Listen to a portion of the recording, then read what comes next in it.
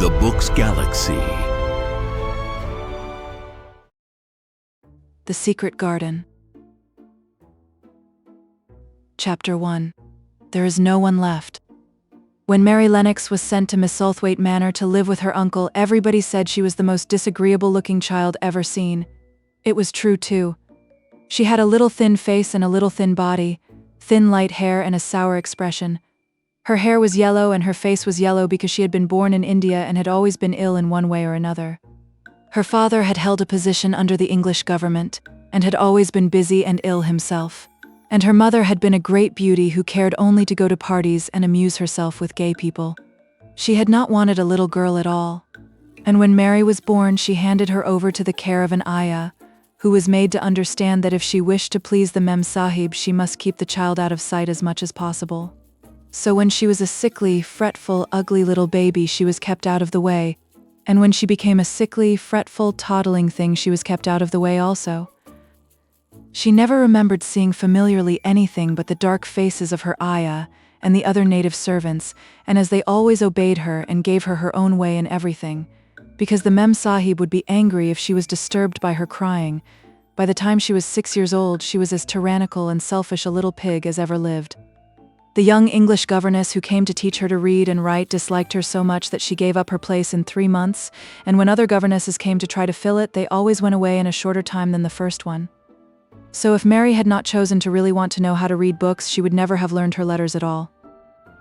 One frightfully hot morning, when she was about 9 years old, she awakened feeling very cross, and she became crosser still when she saw that the servant who stood by her bedside was not her ayah. "Why did you come?" she said to the strange woman. "I will not let you stay. Send my ayah to me." The woman looked frightened, but she only stammered that the ayah could not come. And when Mary threw herself into a passion and beat and kicked her, she looked only more frightened and repeated that it was not possible for the ayah to come to Missi Sahib. There was something mysterious in the air that morning. Nothing was done in its regular order, and several of the native servants seemed missing, while those whom Mary saw slunk or hurried about with ashy and scared faces. But no one would tell her anything, and her ayah did not come. She was actually left alone as the morning went on, and at last she wandered out into the garden and began to play by herself under a tree near the veranda. She pretended that she was making a flower bed, and she stuck big scarlet hibiscus blossoms into little heaps of earth, all the time growing more and more angry and muttering to herself the things she would say and the names she would call Sadie when she returned. "Pig, pig, daughter of pigs," she said, because to call a native a pig is the worst insult of all. She was grinding her teeth and saying this over and over again when she heard her mother come out on the veranda with someone. She was with a fair young man, and they stood talking together in low, strange voices. Mary knew the fair young man who looked like a boy. She had heard that he was a very young officer who had just come from England. The child stared at him, but she stared most at her mother. She always did this when she had a chance to see her, because the Mem Sahib, Mary used to call her that oftener than anything else, was such a tall, slim, pretty person, and wore such lovely clothes. Her hair was like curly silk, and she had a delicate little nose which seemed to be disdaining things, and she had large laughing eyes. All her clothes were thin and floating, and Mary said they were full of lace. They looked fuller of lace than ever this morning, but her eyes were not laughing at all. They were large and scared and lifted imploringly to the fair boy officer's face. "Is it so very bad?" "Oh, is it?" Mary heard her say. "Awfully," the young man answered in a trembling voice. "Awfully, Mrs. Lennox. You ought to have gone to the hills 2 weeks ago." The Mem Sahib wrung her hands. "Oh, I know I ought," she cried. "I only stayed to go to that silly dinner party. What a fool I was." At that very moment, such a loud sound of wailing broke out from the servants' quarters that she clutched the young man's arm, and Mary stood shivering from head to foot. The wailing grew wilder and wilder. "What is it? What is it?" Mrs. Lennox gasped. "Someone has died," answered the boy officer. "You did not say it had broken out among your servants." "I did not know," the Mem Sahib cried. "Come with me. Come with me." And she turned and ran into the house. After that, appalling things happened, and the mysteriousness of the morning was explained to Mary. The cholera had broken out in its most fatal form, and people were dying like flies. The ayah had been taken ill in the night, and it was because she had just died that the servants had wailed in the huts. Before the next day, 3 other servants were dead, and others had run away in terror. There was panic on every side, and dying people in all the bungalows. During the confusion and bewilderment of the second day, Mary hid herself in the nursery and was forgotten by everyone. Nobody thought of her, nobody wanted her, and strange things happened of which she knew nothing. Mary alternately cried and slept through the hours. She only knew that people were ill and that she heard mysterious and frightening sounds. Once she crept into the dining room and found it empty, though a partly finished meal was on the table and chairs and plates looked as if they had been hastily pushed back when the diners rose suddenly for some reason. The child ate some fruit and biscuits, and being thirsty she drank a glass of wine which stood nearly filled. It was sweet, and she did not know how strong it was. Very soon it made her intensely drowsy, and she went back to her nursery and shut herself in again, frightened by cries she heard in the huts and by the hurrying sound of feet. The wine made her so sleepy that she could scarcely keep her eyes open, and she lay down on her bed and knew nothing more for a long time. Many things happened during the hours in which she slept so heavily, but she was not disturbed by the wails and the sound of things being carried in and out of the bungalow. When she awakened, she lay and stared at the wall. The house was perfectly still. She had never known it to be so silent before. She heard neither voices nor footsteps, and wondered if everybody had got well of the cholera and all the trouble was over. She wondered also who would take care of her now her ayah was dead. There would be a new ayah, and perhaps she would know some new stories. Mary had been rather tired of the old ones. She did not cry because her nurse had died. She was not an affectionate child and had never cared much for anyone. The noise and hurrying about and wailing over the cholera had frightened her, and she had been angry because no one seemed to remember that she was alive. Everyone was too panic-stricken to think of a little girl no one was fond of. When people had the cholera, it seemed that they remembered nothing but themselves. But if everyone had got well again, surely someone would remember and come to look for her. But no one came, and as she lay waiting, the house seemed to grow more and more silent. She heard something rustling on the matting, and when she looked down, she saw a little snake gliding along and watching her with eyes like jewels. She was not frightened, because he was a harmless little thing who would not hurt her, and he seemed in a hurry to get out of the room. He slipped under the door as she watched him. "How queer and quiet it is," she said.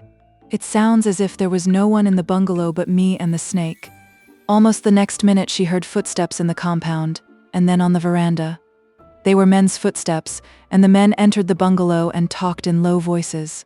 No one went to meet or speak to them, and they seemed to open doors and look into rooms.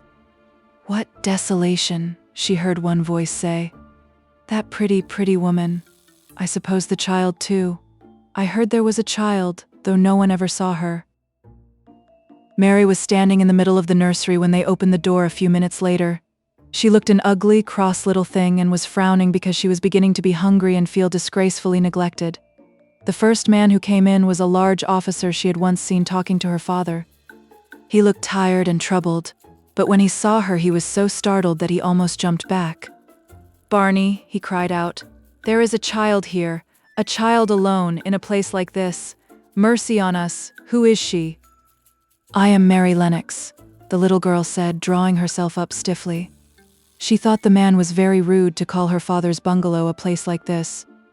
"I fell asleep when everyone had the cholera and I have only just wakened up. Why does nobody come?" "It is the child no one ever saw," exclaimed the man, turning to his companions. "She has actually been forgotten." "Why was I forgotten?" Mary said, stamping her foot. "Why does nobody come?" The young man, whose name was Barney, looked at her very sadly. Mary even thought she saw him wink his eyes as if to wink tears away. "Poor little kid," he said. "There is nobody left to come."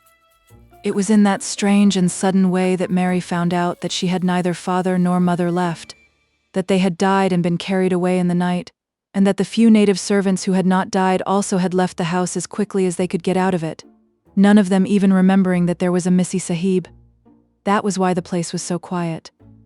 It was true that there was no one in the bungalow but herself and the little rustling snake. Chapter 2. Mistress Mary, quite contrary. Mary had liked to look at her mother from a distance, and she had thought her very pretty. But as she knew very little of her, she could scarcely have been expected to love her or to miss her very much when she was gone. She did not miss her at all, in fact, and as she was a self-absorbed child, she gave her entire thought to herself, as she had always done.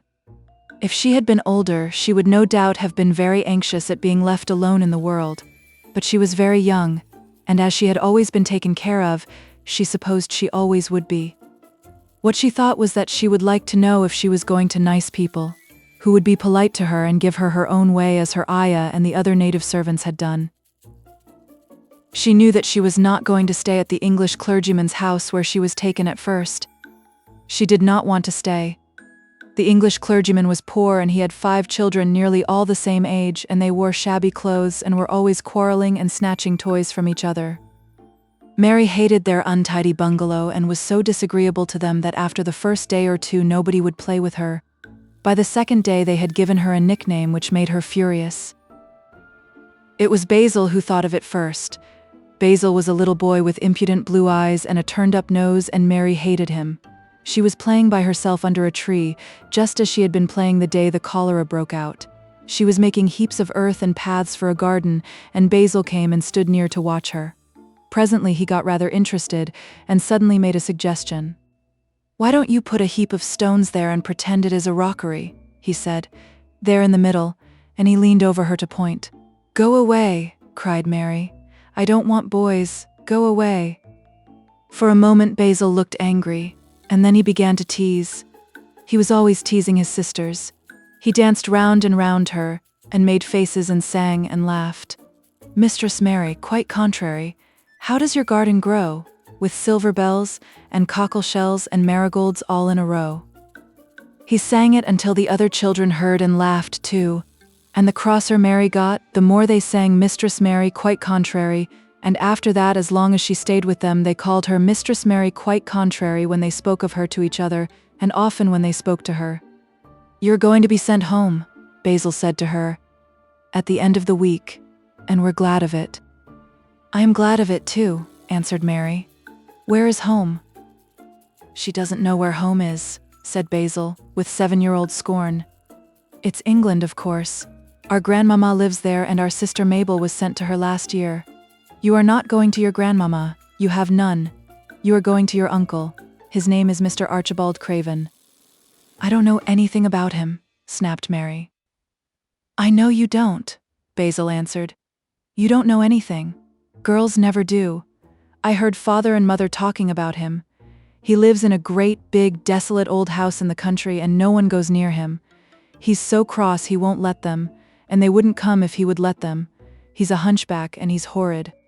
"I don't believe you," said Mary, and she turned her back and stuck her fingers in her ears, because she would not listen any more. But she thought over it a great deal afterward, and when Mrs. Crawford told her that night that she was going to sail away to England in a few days and go to her uncle, Mr. Archibald Craven, who lived at Misselthwaite Manor, she looked so stony and stubbornly uninterested that they did not know what to think about her. They tried to be kind to her, but she only turned her face away when Mrs. Crawford attempted to kiss her, and held herself stiffly when Mr. Crawford patted her shoulder. "She is such a plain child," Mrs. Crawford said pityingly afterward. "And her mother was such a pretty creature. She had a very pretty manner too, and Mary has the most unattractive ways I ever saw in a child. The children call her Mistress Mary, quite contrary, and though it's naughty of them, one can't help understanding it. Perhaps if her mother had carried her pretty face and her pretty manners oftener into the nursery, Mary might have learned some pretty ways too. It is very sad, now the poor beautiful thing is gone, to remember that many people never even knew that she had a child at all. I believe she scarcely ever looked at her," sighed Mrs. Crawford. "When her ayah was dead there was no one to give a thought to the little thing. Think of the servants running away and leaving her all alone in that deserted bungalow. Colonel McGrew said he nearly jumped out of his skin when he opened the door and found her standing by herself in the middle of the room." Mary made the long voyage to England under the care of an officer's wife who was taking her children to leave them in a boarding school. She was very much absorbed in her own little boy and girl, and was rather glad to hand the child over to the woman Mr. Archibald Craven sent to meet her, in London. The woman was his housekeeper at Misselthwaite Manor, and her name was Mrs. Medlock. She was a stout woman, with very red cheeks and sharp black eyes. She wore a very purple dress, a black silk mantle with jet fringe on it, and a black bonnet with purple velvet flowers which stuck up and trembled when she moved her head. Mary did not like her at all, but as she very seldom liked people, there was nothing remarkable in that, besides which it was very evident Mrs. Medlock did not think much of her. "My word, she's a plain little piece of goods," she said, "and we'd heard that her mother was a beauty. She hasn't handed much of it down, has she, ma'am?" "Perhaps she will improve as she grows older," the officer's wife said good-naturedly. "If she were not so sallow and had a nicer expression, her features are rather good. Children alter so much." "She'll have to alter a good deal," answered Mrs. Medlock. "And there's nothing likely to improve children at Misselthwaite, if you ask me." They thought Mary was not listening because she was standing a little apart from them at the window of the private hotel they had gone to. She was watching the passing buses and cabs and people, but she heard quite well and was made very curious about her uncle and the place he lived in.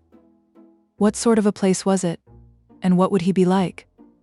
What was a hunchback? She had never seen one. Perhaps there were none in India. Since she had been living in other people's houses and had had no ayah, she had begun to feel lonely and to think queer thoughts which were new to her. She had begun to wonder why she had never seemed to belong to anyone even when her father and mother had been alive. Other children seemed to belong to their fathers and mothers, but she had never seemed to really be anyone's little girl. She had had servants and food and clothes, but no one had taken any notice of her. She did not know that this was because she was a disagreeable child, but then of course she did not know she was disagreeable. She often thought that other people were, but she did not know that she was so herself. She thought Mrs. Medlock the most disagreeable person she had ever seen, with her common, highly colored face and her common fine bonnet. When the next day they set out on their journey to Yorkshire, she walked through the station to the railway carriage with her head up and trying to keep as far away from her as she could, because she did not want to seem to belong to her. It would have made her very angry to think people imagined she was her little girl. But Mrs. Medlock was not in the least disturbed by her and her thoughts. She was the kind of woman who would stand no nonsense from young ones. At least, that is what she would have said if she had been asked. She had not wanted to go to London just when her sister Maria's daughter was going to be married, but she had a comfortable, well-paid place as housekeeper at Misselthwaite Manor, and the only way in which she could keep it was to do at once what Mr. Archibald Craven told her to do. She never dared even to ask a question. "Captain Lennox and his wife died of the cholera," Mr. Craven had said in his short, cold way. "Captain Lennox was my wife's brother, and I am their daughter's guardian. The child is to be brought here. You must go to London and bring her yourself." So she packed her small trunk and made the journey. Mary sat in her corner of the railway carriage and looked plain and fretful. She had nothing to read or to look at, and she had folded her thin little black-gloved hands in her lap. Her black dress made her look yellower than ever, and her limp light hair straggled from under her black crepe hat. A more marred-looking young one I never saw in my life, Mrs. Medlock thought. Marred is a Yorkshire word and means spoiled and pettish. She had never seen a child who sat so still without doing anything, and at last she got tired of watching her and began to talk in a brisk, hard voice. "I suppose I may as well tell you something about where you are going to," she said. "Do you know anything about your uncle?" "No," said Mary. "Never heard your father and mother talk about him?" "No," said Mary, frowning. She frowned because she remembered that her father and mother had never talked to her about anything in particular. Certainly they had never told her things. "Humph!" muttered Mrs. Medlock, staring at her queer, unresponsive little face. She did not say any more for a few moments, and then she began again. "I suppose you might as well be told something to prepare you. You are going to a queer place." Mary said nothing at all, and Mrs. Medlock looked rather discomfited by her apparent indifference. But, after taking a breath, she went on. "Not but that it's a grand big place in a gloomy way, and Mr. Craven's proud of it in his way, and that's gloomy enough too. The house is 600 years old and it's on the edge of the moor, and there's near 100 rooms in it, though most of them's shut up and locked. And there's pictures and fine old furniture and things that's been there for ages. And there's a big park round it and gardens and trees with branches trailing to the ground. Some of them. She paused and took another breath. But there's nothing else, she ended suddenly. Mary had begun to listen in spite of herself. It all sounded so unlike India, and anything new rather attracted her. But she did not intend to look as if she were interested. That was one of her unhappy, disagreeable ways, so she sat still. "Well," said Mrs. Medlock. "What do you think of it?" "Nothing," she answered. "I know nothing about such places." That made Mrs. Medlock laugh, a short sort of laugh. "Eh?" she said. "But you are like an old woman. Don't you care?" "It doesn't matter," said Mary, "whether I care or not." "You are right enough there," said Mrs. Medlock. "It doesn't. What you're to be kept at Misselthwaite Manor for I don't know, unless because it's the easiest way. He's not going to trouble himself about you, that's sure and certain. He never troubles himself about no one."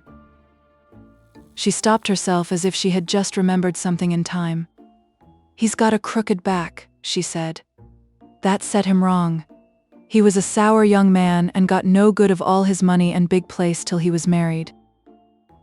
Mary's eyes turned toward her in spite of her intention not to seem to care. She had never thought of the hunchbacks being married, and she was a trifle surprised. Mrs. Medlock saw this, and as she was a talkative woman, she continued with more interest. This was one way of passing some of the time, at any rate. She was a sweet, pretty thing, and he'd have walked the world over to get her a blade o' grass she wanted. Nobody thought she'd marry him, but she did, and people said she married him for his money. But she didn't, positively, when she died. Mary gave a little involuntary jump. "Oh, did she die?" she exclaimed, quite without meaning to. She had just remembered a French fairy story she had once read called Riquet à la Houppe.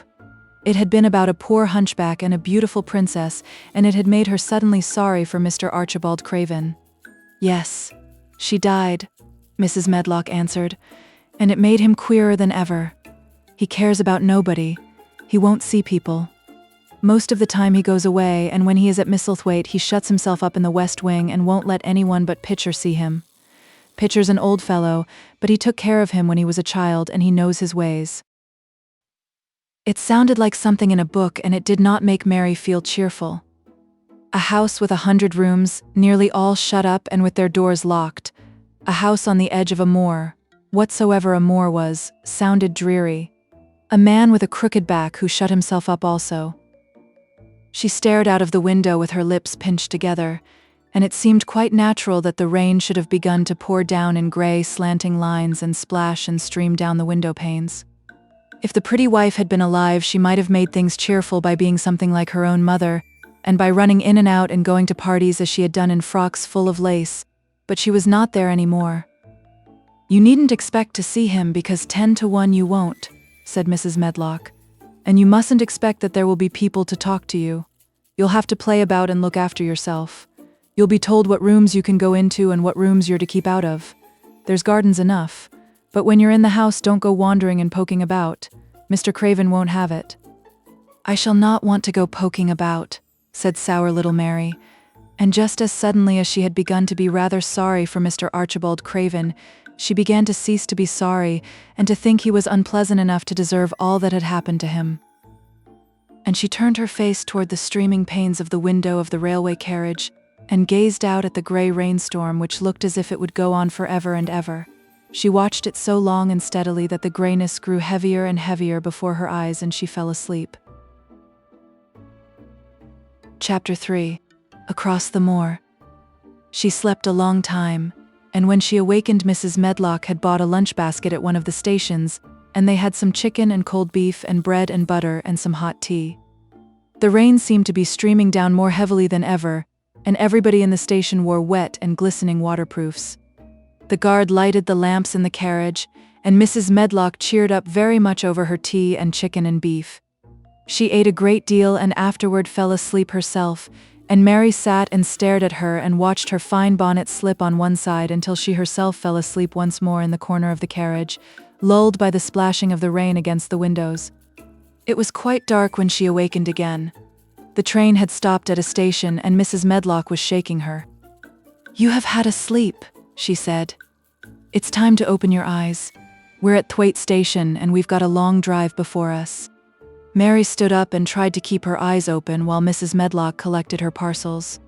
The little girl did not offer to help her, because in India native servants always picked up or carried things, and it seemed quite proper that other people should wait on one.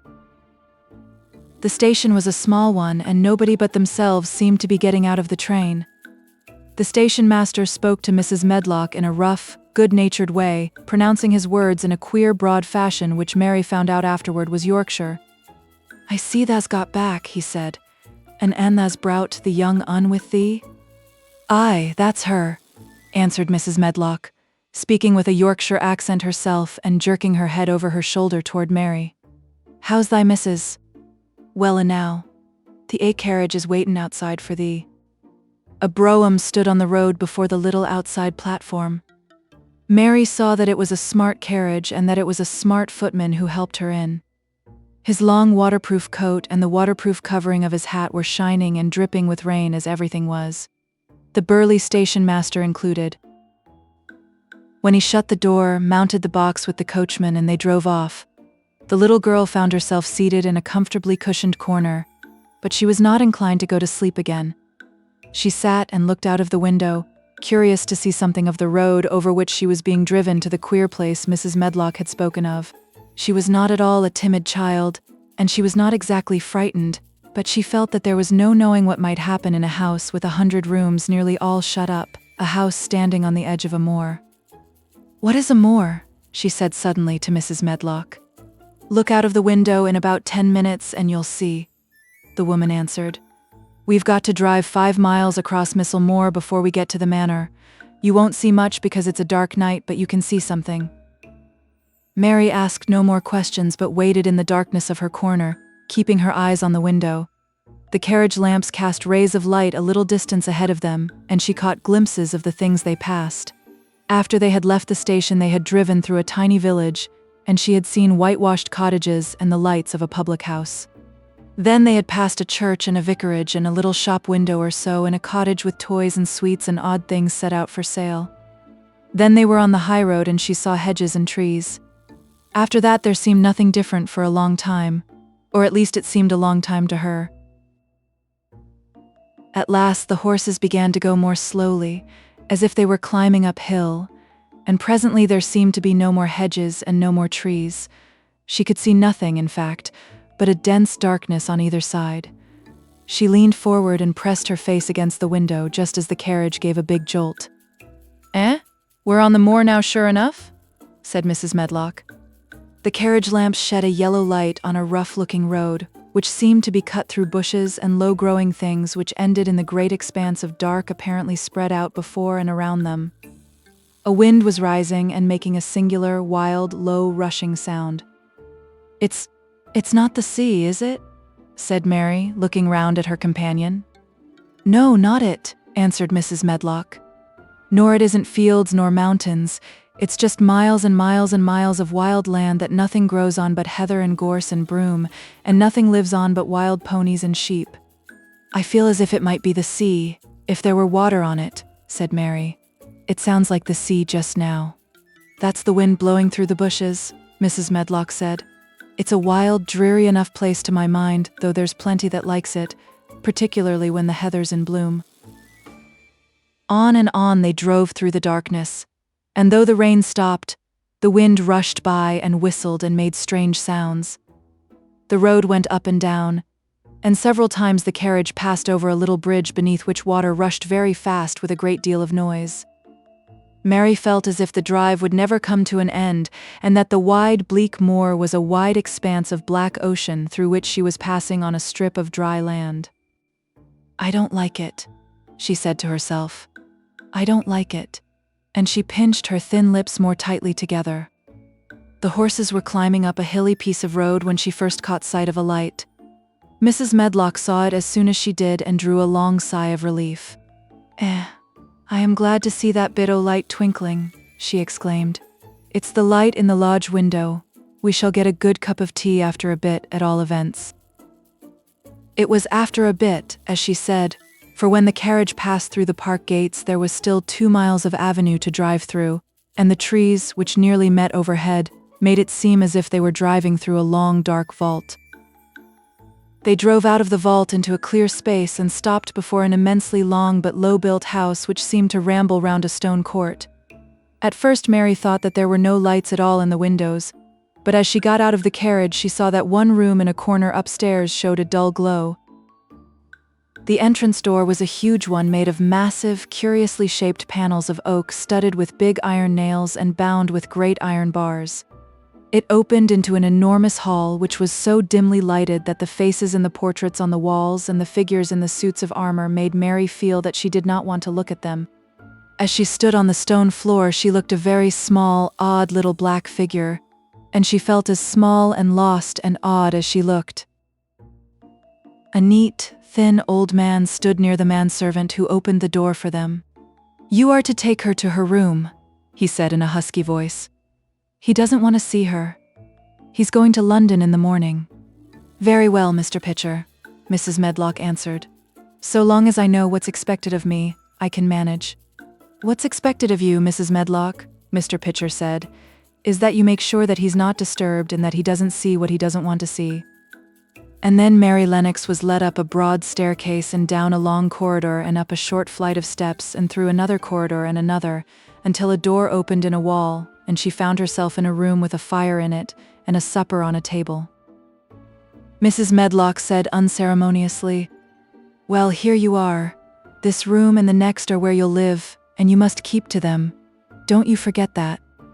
It was in this way Mistress Mary arrived at Misselthwaite Manor, and she had perhaps never felt quite so contrary in all her life.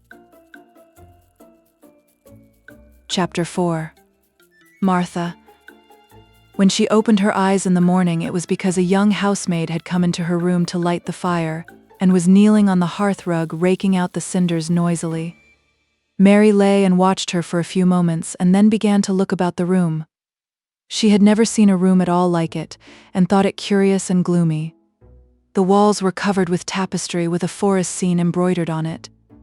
There were fantastically dressed people under the trees, and in the distance there was a glimpse of the turrets of a castle. There were hunters and horses and dogs and ladies. Mary felt as if she were in the forest with them. Out of a deep window she could see a great climbing stretch of land which seemed to have no trees on it, and to look rather like an endless, dull, purplish sea. "What is that?" she said, pointing out of the window. Martha, the young housemaid, who had just risen to her feet, looked and pointed also. "That there?" she said. "Yes. That's the MOOR," with a good-natured grin. "Does thou like it?" "No," answered Mary. "I hate it." "That's because thou'rt not used to it," Martha said, going back to her hearth. "Thou thinks it's too big and bare now, but thou will like it." "Do you?" inquired Mary. "Aye, that I do," answered Martha, cheerfully polishing away at the grate. "I just love it. It's none bare. It's covered with growing things as smells sweet. It's fair lovely in spring and summer when the gorse and broom and heather's in flower. It smells o' honey and there's such a lot o' fresh air, and the sky looks so high and the bees and skylarks make such a nice noise hummin' and singin'. I wouldn't live away from the moor for anythin'." Mary listened to her with a grave, puzzled expression. The native servants she had been used to in India were not in the least like this. They were obsequious and servile, and did not presume to talk to their masters as if they were their equals. They made salams and called them protector of the poor and names of that sort. Indian servants were commanded to do things, not asked. It was not the custom to say please and thank you, and Mary had always slapped her ayah in the face when she was angry. She wondered a little what this girl would do if one slapped her in the face. She was a round, rosy, good-natured looking creature, but she had a sturdy way which made Mistress Mary wonder if she might not even slap back, if the person who slapped her was only a little girl. "You are a strange servant," she said from her pillows, rather haughtily. Martha sat up on her heels, with her blacking brush in her hand, and laughed, without seeming the least out of temper. I know that," she said. "If there was a grand missus at Misselthwaite, I should never have been even one of the under-housemaids. I might have been let to be scullery maid, but I'd never have been let upstairs. I'm too common and I talk too much Yorkshire, but this is a funny house for all it's so grand. Seems like there's neither master nor mistress except Mr. Pitcher and Mrs. Medlock. Mr. Craven, he won't be troubled about anything when he's here, and he's nearly always away. Mrs. Medlock gave me the place out of kindness. She told me she could never have done it if Misselthwaite had been like other big houses. Are you going to be my servant? Mary asked, still in her imperious little Indian way. Martha began to rub her grate again. I'm Mrs. Medlock's servant, she said stoutly. And she's Mr. Craven's, but I'm to do the housemaid's work up here and wait on you a bit. But you won't need much waiting on. Who is going to dress me? Demanded Mary. Martha sat up on her heels again and stared. She spoke in broad Yorkshire in her amazement. Canna the dress thysen, she said. What do you mean? I don't understand your language, said Mary. Eh? I forgot, Martha said. Mrs. Medlock told me I'd have to be careful, or you wouldn't know what I was saying. I mean, can't you put on your own clothes? No, answered Mary, quite indignantly. I never did in my life. My ayah dressed me, of course. Well, said Martha, evidently not in the least aware that she was impudent. It's time thou should learn. Thou cannot begin younger. It'll do thee good to wait on thysen a bit. My mother always said she couldn't see why grand people's children didn't turn out fair fools, what with nurses and bein' washed and dressed and took out to walk as if they was puppies. It is different in India, said Mistress Mary disdainfully. She could scarcely stand this. But Martha was not at all crushed. I can see it's different, she answered almost sympathetically. I dare say it's because there's such a lot of blacks there instead of respectable white people. When I heard you was coming from India, I thought you was a black too. Mary sat up in bed, furious. What? She said. What? You thought I was a native? You daughter of a pig? Martha stared and looked hot. Who are you calling names? She said. You needn't be so vexed. That's not the way for a young lady to talk. I've nothing against the blacks. When you read about 'em in tracts, they're always very religious. You always read as a black's a man and a brother. I've never seen a black, and I was fair pleased to think I was going to see one close. When I come in to light your fire this mornin', I crept up to your bed and pulled the cover back careful to look at you. And there you was, disappointedly, no more black than me, for all you're so yeller. Mary did not even try to control her rage and humiliation. You thought I was a native. You dared. You don't know anything about natives. They are not people, they're servants who must salaam to you. You know nothing about India. You know nothing about anything. She was in such a rage and felt so helpless before the girl's simple stare, and somehow she suddenly felt so horribly lonely and far away from everything she understood and which understood her, that she threw herself face downward on the pillows and burst into passionate sobbing. She sobbed so unrestrainedly that good-natured Yorkshire Martha was a little frightened and quite sorry for her. She went to the bed and bent over her. You mustn't cry like that there, she begged. You mustn't for sure. I didn't know you'd be vexed. I don't know anything about anything. Just like you said. I beg your pardon, miss. Do stop crying. There was something comforting and really friendly in her queer Yorkshire speech and sturdy way, which had a good effect on Mary. She gradually ceased crying and became quiet. Martha looked relieved. It's time for thee to get up now, she said. Mrs. Medlock said I was to carry the breakfast and tea and dinner into the room next to this. It's been made into a nursery for thee. I'll help thee on with thy clothes if thou'll get out o' bed. If the buttons are at the back, thou cannot button them up thyself.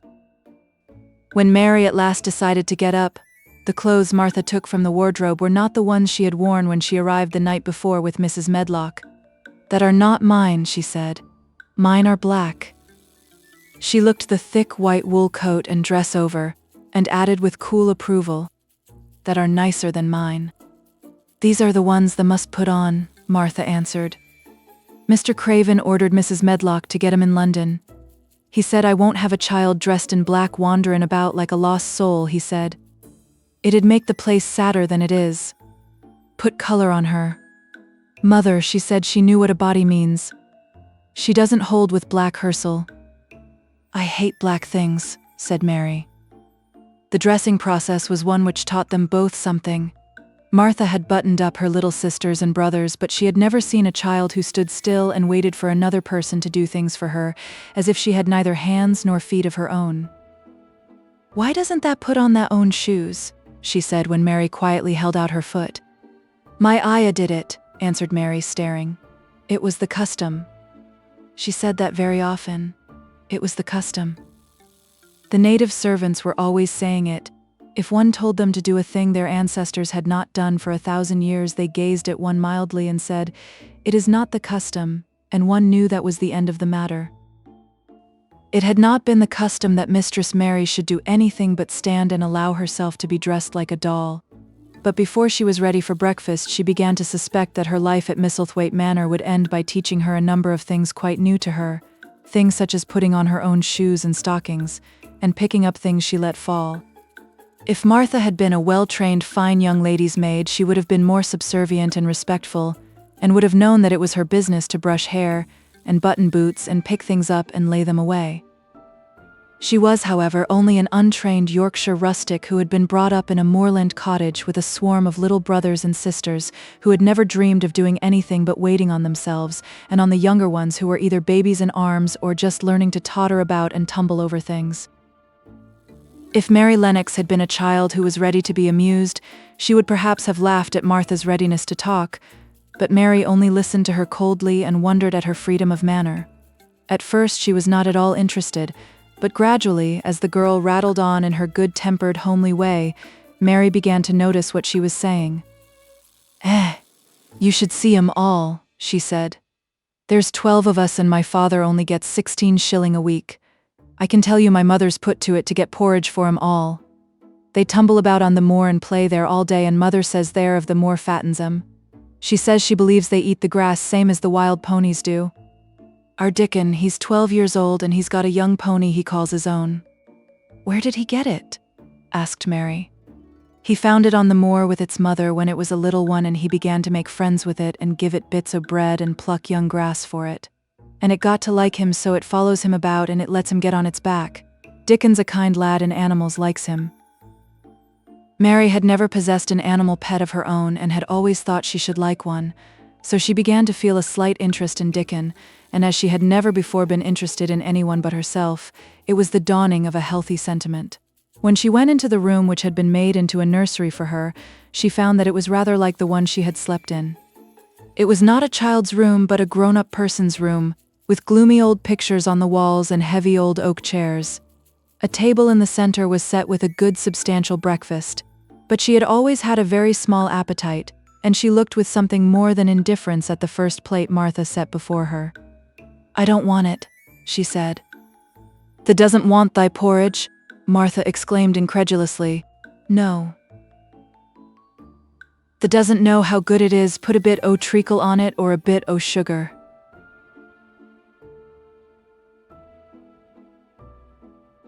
"I don't want it," repeated Mary. "Eh?" said Martha. "I can't abide to see good victuals go to waste. If our children was at this table, they'd clean it bare in 5 minutes." "Why?" said Mary coldly. "Why?" echoed Martha. "Because they scarce ever had their stomachs full in their lives. They're as hungry as young hawks and foxes." "I don't know what it is to be hungry," said Mary, with the indifference of ignorance. Martha looked indignant. "Well, it would do thee good to try it. I can see that plain enough," she said outspokenly. "I've no patience with folk as sits and just stares at good bread and meat. My word, don't I wish Dickon and Phil and Jane and the rest of 'em had what's here under their pinafores." "Why don't you take it to them?" suggested Mary. "It's not mine," answered Martha stoutly. "And this isn't my day out. I get my day out once a month, same as the rest. Then I go home and clean up for mother and give her a day's rest." Mary drank some tea and ate a little toast and some marmalade. "You wrap up warm and run out and play, you," said Martha. "It'll do you good and give you some stomach for your meat." Mary went to the window. There were gardens and paths and big trees, but everything looked dull and wintry. Out? Why should I go out on a day like this? "Well, if that doesn't go out, thou'lt have to stay in, and what has that got to do?" Mary glanced about her. There was nothing to do. When Mrs. Medlock had prepared the nursery, she had not thought of amusement. Perhaps it would be better to go and see what the gardens were like. "Who will go with me?" she inquired. Martha stared. "You'll go by yourself," she answered. "You'll have to learn to play like other children does when they haven't got sisters and brothers. Our Dickon goes off on the moor by himself and plays for hours. That's how he made friends with Tony. He's got sheep on the moor that knows him, and birds as comes and eats out of his hand. However little there is to eat, he always saves a bit o' his bread to coax his pets." It was really this mention of Dickon which made Mary decide to go out, though she was not aware of it. There would be birds outside, though there would not be ponies or sheep. They would be different from the birds in India, and it might amuse her to look at them. Martha found her coat and hat for her, and a pair of stout little boots, and she showed her her way downstairs. "If that goes round that way, they'll come to the gardens," she said, pointing to a gate in a wall of shrubbery. "There's lots o' flowers in summertime, but there's nothin' bloomin' now." She seemed to hesitate a second before she added, "One of the gardens is locked up. No one has been in it for 10 years. "Why?" asked Mary in spite of herself. Here was another locked door added to the 100 in the strange house. Mr. Craven had it shut when his wife died so sudden. He won't let no one go inside. It was her garden. He locked the door and dug a hole and buried the key. There's Mrs. Medlock's bell ringing. I must run. After she was gone, Mary turned down the walk which led to the door in the shrubbery. She could not help thinking about the garden which no one had been into for 10 years. She wondered what it would look like and whether there were any flowers still alive in it. When she had passed through the shrubbery gate, she found herself in great gardens, with wide lawns and winding walks with clipped borders. There were trees and flower beds and evergreens clipped into strange shapes, and a large pool with an old grey fountain in its midst. But the flower beds were bare and wintry, and the fountain was not playing. This was not the garden which was shut up. How could a garden be shut up? You could always walk into a garden. She was just thinking this when she saw that, at the end of the path she was following, there seemed to be a long wall, with ivy growing over it. She was not familiar enough with England to know that she was coming upon the kitchen gardens where the vegetables and fruit were growing. She went toward the wall and found that there was a green door in the ivy, and that it stood open. This was not the closed garden, evidently, and she could go into it. She went through the door and found that it was a garden with walls all round it, and that it was only one of several walled gardens which seemed to open into one another. She saw another open green door, revealing bushes and pathways between beds containing winter vegetables. Fruit trees were trained flat against the wall, and over some of the beds there were glass frames. The place was bare and ugly enough, Mary thought, as she stood and stared about her. It might be nicer in summer when things were green, but there was nothing pretty about it now. Presently an old man with a spade over his shoulder walked through the door leading from the second garden. He looked startled when he saw Mary and then touched his cap. He had a surly old face and did not seem at all pleased to see her, but then she was displeased with his garden and wore her quite contrary expression, and certainly did not seem at all pleased to see him. "What is this place?" she asked. "One o' the kitchen gardens," he answered. "What is that?" said Mary, pointing through the other green door. "Another of 'em shortly. There's another on t'other side o' th' wall, and there's th' orchard t'other side o' that." "Can I go in them?" asked Mary. "If thou likes. But there's nowt to see." Mary made no response. She went down the path and through the second green door. There she found more walls and winter vegetables and glass frames, but in the second wall there was another green door, and it was not open. Perhaps it led into the garden which no one had seen for 10 years. As she was not at all a timid child and always did what she wanted to do, Mary went to the green door and turned the handle. She hoped the door would not open because she wanted to be sure she had found the mysterious garden. But it did open quite easily, and she walked through it and found herself in an orchard. There were walls all round it also, and trees trained against them, and there were bare fruit trees growing in the winter-browned grass, but there was no green door to be seen anywhere. Mary looked for it, and yet when she had entered the upper end of the garden, she had noticed that the wall did not seem to end with the orchard, but to extend beyond it as if it enclosed a place at the other side. She could see the tops of trees above the wall, and when she stood still, she saw a bird with a bright red breast sitting on the topmost branch of one of them, and suddenly he burst into his winter song, almost as if he had caught sight of her and was calling to her. She stopped and listened to him, and somehow his cheerful, friendly little whistle gave her a pleased feeling. Even a disagreeable little girl may be lonely, and the big closed house and big bare moor and big bare gardens had made this one feel as if there was no one left in the world but herself. If she had been an affectionate child, who had been used to being loved, she would have broken her heart. But even though she was Mistress Mary quite contrary, she was desolate, and the bright-breasted little bird brought a look into her sour little face which was almost a smile. She listened to him until he flew away. He was not like an Indian bird, and she liked him and wondered if she should ever see him again. Perhaps he lived in the mysterious garden and knew all about it. Perhaps it was because she had nothing whatever to do that she thought so much of the deserted garden. She was curious about it and wanted to see what it was like. Why had Mr. Archibald Craven buried the key? If he had liked his wife so much, why did he hate her garden? She wondered if she should ever see him, but she knew that if she did, she should not like him, and he would not like her, and that she should only stand and stare at him and say nothing, though she should be wanting dreadfully to ask him why he had done such a queer thing. People never like me, and I never like people, she thought. And I never can talk as the Crawford children could. They were always talking and laughing and making noises. She thought of the robin and of the way he seemed to sing his song at her, and as she remembered the treetop he perched on, she stopped rather suddenly on the path. I believe that tree was in the secret garden. I feel sure it was, she said. There was a wall round the place and there was no door. She walked back into the first kitchen garden she had entered and found the old man digging there. She went and stood beside him and watched him a few moments in her cold little way. He took no notice of her, and so at last she spoke to him. I have been into the other gardens, she said. There was nothing to prevent thee, he answered crustily. I went into the orchard. There was no dog at the door to bite thee, he answered. There was no door there into the other garden, said Mary. What garden? He said in a rough voice, stopping his digging for a moment. The one on the other side of the wall, answered Mistress Mary. There are trees there, I saw the tops of them. A bird with a red breast was sitting on one of them, and he sang. To her surprise, the surly old weather-beaten face actually changed its expression. A slow smile spread over it, and the gardener looked quite different. It made her think that it was curious how much nicer a person looked when he smiled.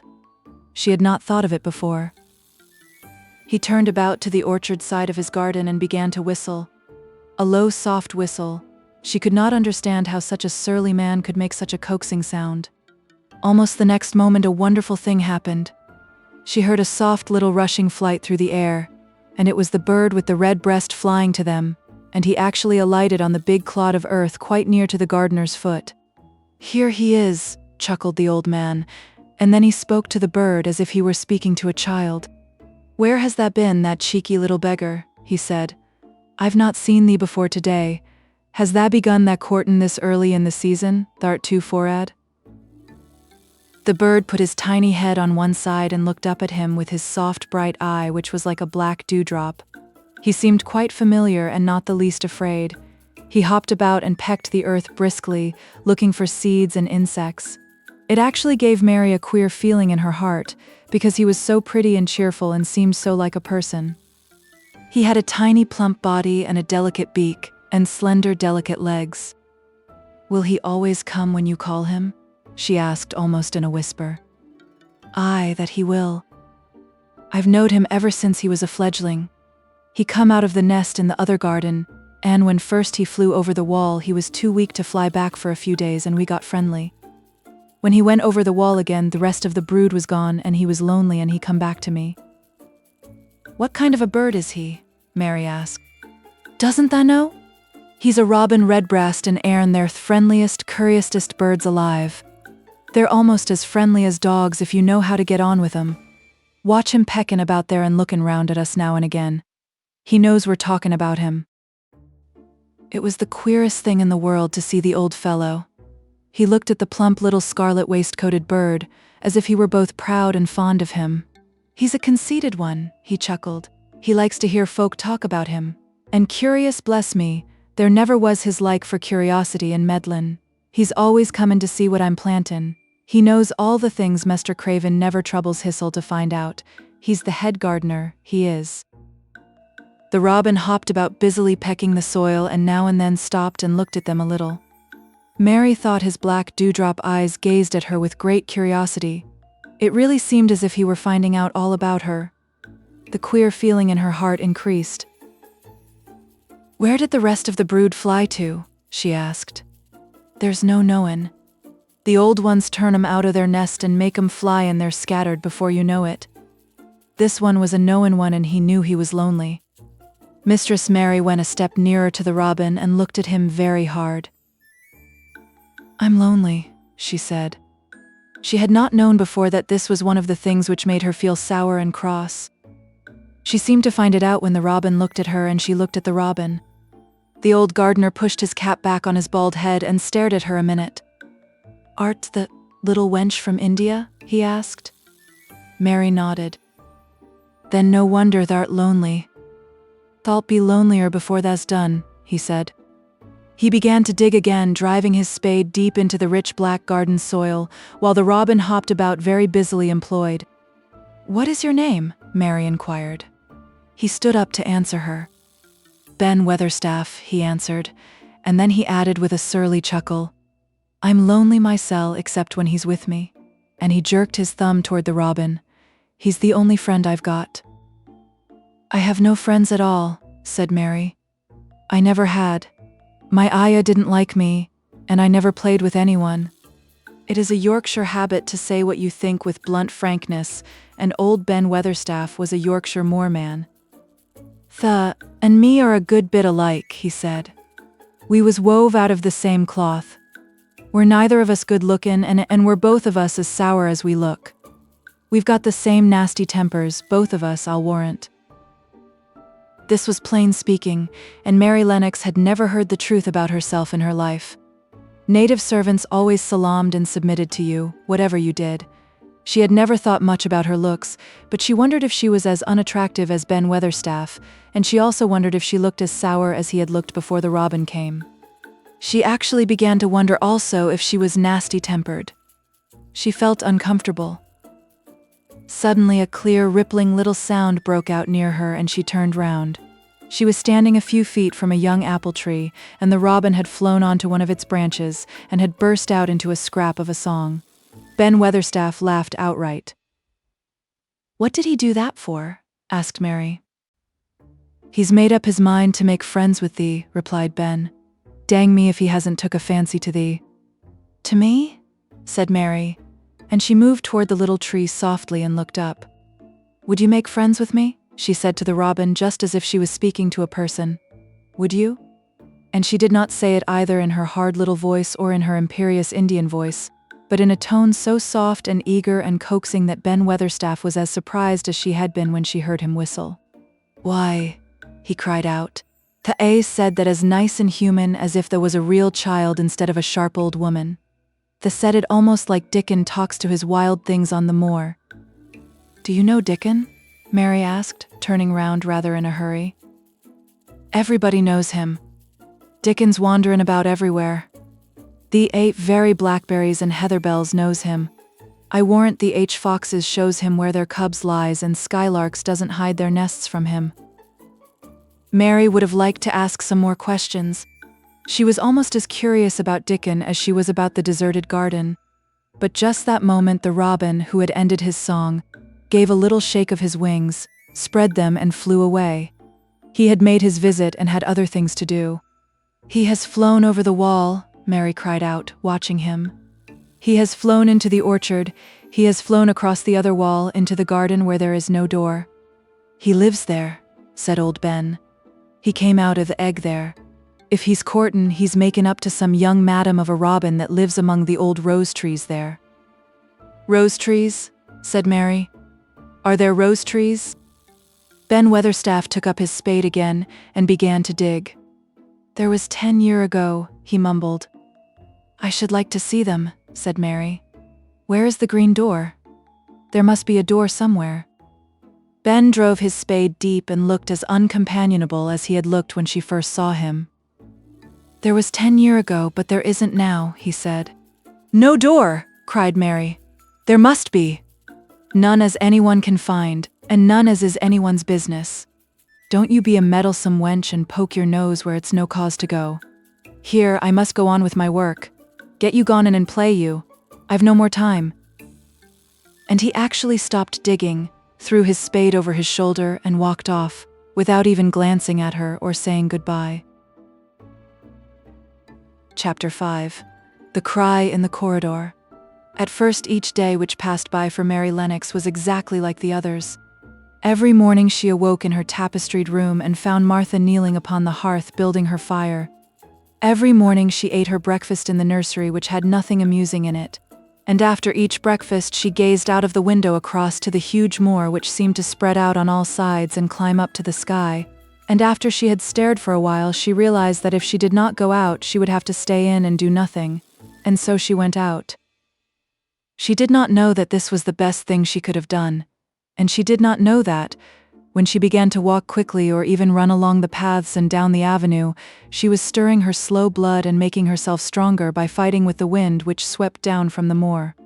She ran only to make herself warm, and she hated the wind which rushed at her face and roared and held her back as if it were some giant she could not see. But the big breaths of rough, fresh air blown over the heather filled her lungs with something which was good for her whole thin body, and whipped some red color into her cheeks and brightened her dull eyes when she did not know anything about it. But after a few days spent almost entirely out of doors, she wakened one morning knowing what it was to be hungry. And when she sat down to her breakfast, she did not glance disdainfully at her porridge and push it away, but took up her spoon and began to eat it, and went on eating it until her bowl was empty. "Tha got on well enough with that this morning, didn't tha?" said Martha. "It tastes nice today," said Mary, feeling a little surprised herself. "It's the air of the moor that's given thee stomach for tha victuals," answered Martha. "It's lucky for thee that tha's got victuals as well as appetite. There's been 12 in our cottage as had the stomach and nothing to put in it. You go on playin' you out o' doors every day, and you'll get some flesh on your bones and you won't be so yeller." "I don't play," said Mary. "I have nothing to play with." "Nothing to play with," exclaimed Martha. "Our children plays with sticks and stones. They just runs about and shouts and looks at things." Mary did not shout, but she looked at things. There was nothing else to do. She walked round and round the gardens and wandered about the paths in the park. Sometimes she looked for Ben Weatherstaff, but though several times she saw him at work, he was too busy to look at her or was too surly. Once, when she was walking toward him, he picked up his spade and turned away as if he did it on purpose. One place she went to oftener than to any other. It was the long walk outside the gardens with the walls round them. There were bare flower beds on either side of it, and against the walls ivy grew thickly. There was one part of the wall where the creeping dark green leaves were more bushy than elsewhere. It seemed as if for a long time that part had been neglected. The rest of it had been clipped and made to look neat, but at this lower end of the walk it had not been trimmed at all. A few days after she had talked to Ben Weatherstaff, Mary stopped to notice this and wondered why it was so. She had just paused and was looking up at a long spray of ivy swinging in the wind when she saw a gleam of scarlet and heard a brilliant chirp, and there on the top of the wall perched Ben Weatherstaff's robin redbreast, tilting forward to look at her with his small head on one side. "Oh," she cried out, "is it you? Is it you?" And it did not seem at all queer to her that she spoke to him as if she was sure that he would understand and answer her. He did answer. He twittered and chirped and hopped along the wall as if he were telling her all sorts of things.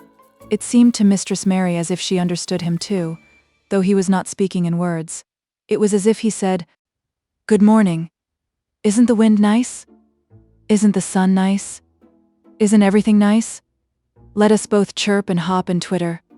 Come on, come on."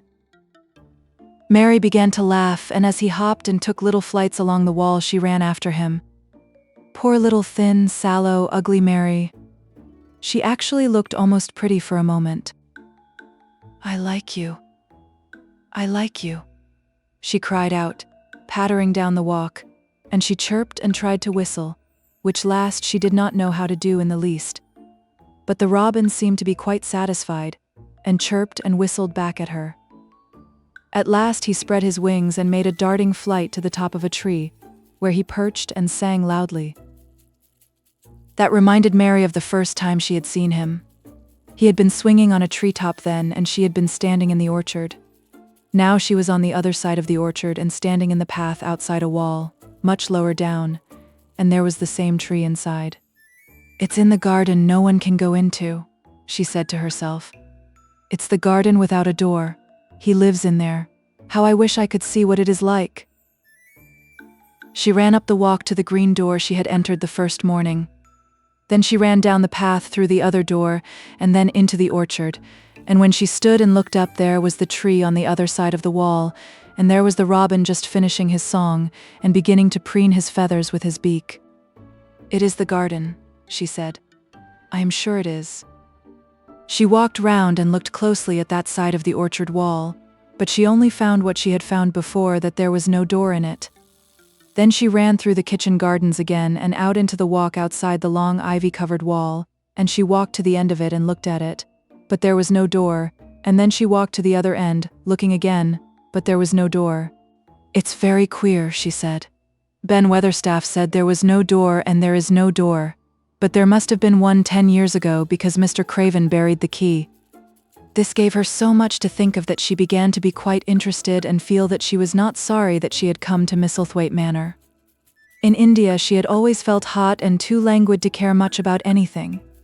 The fact was that the fresh wind from the moor had begun to blow the cobwebs out of her young brain and to waken her up a little.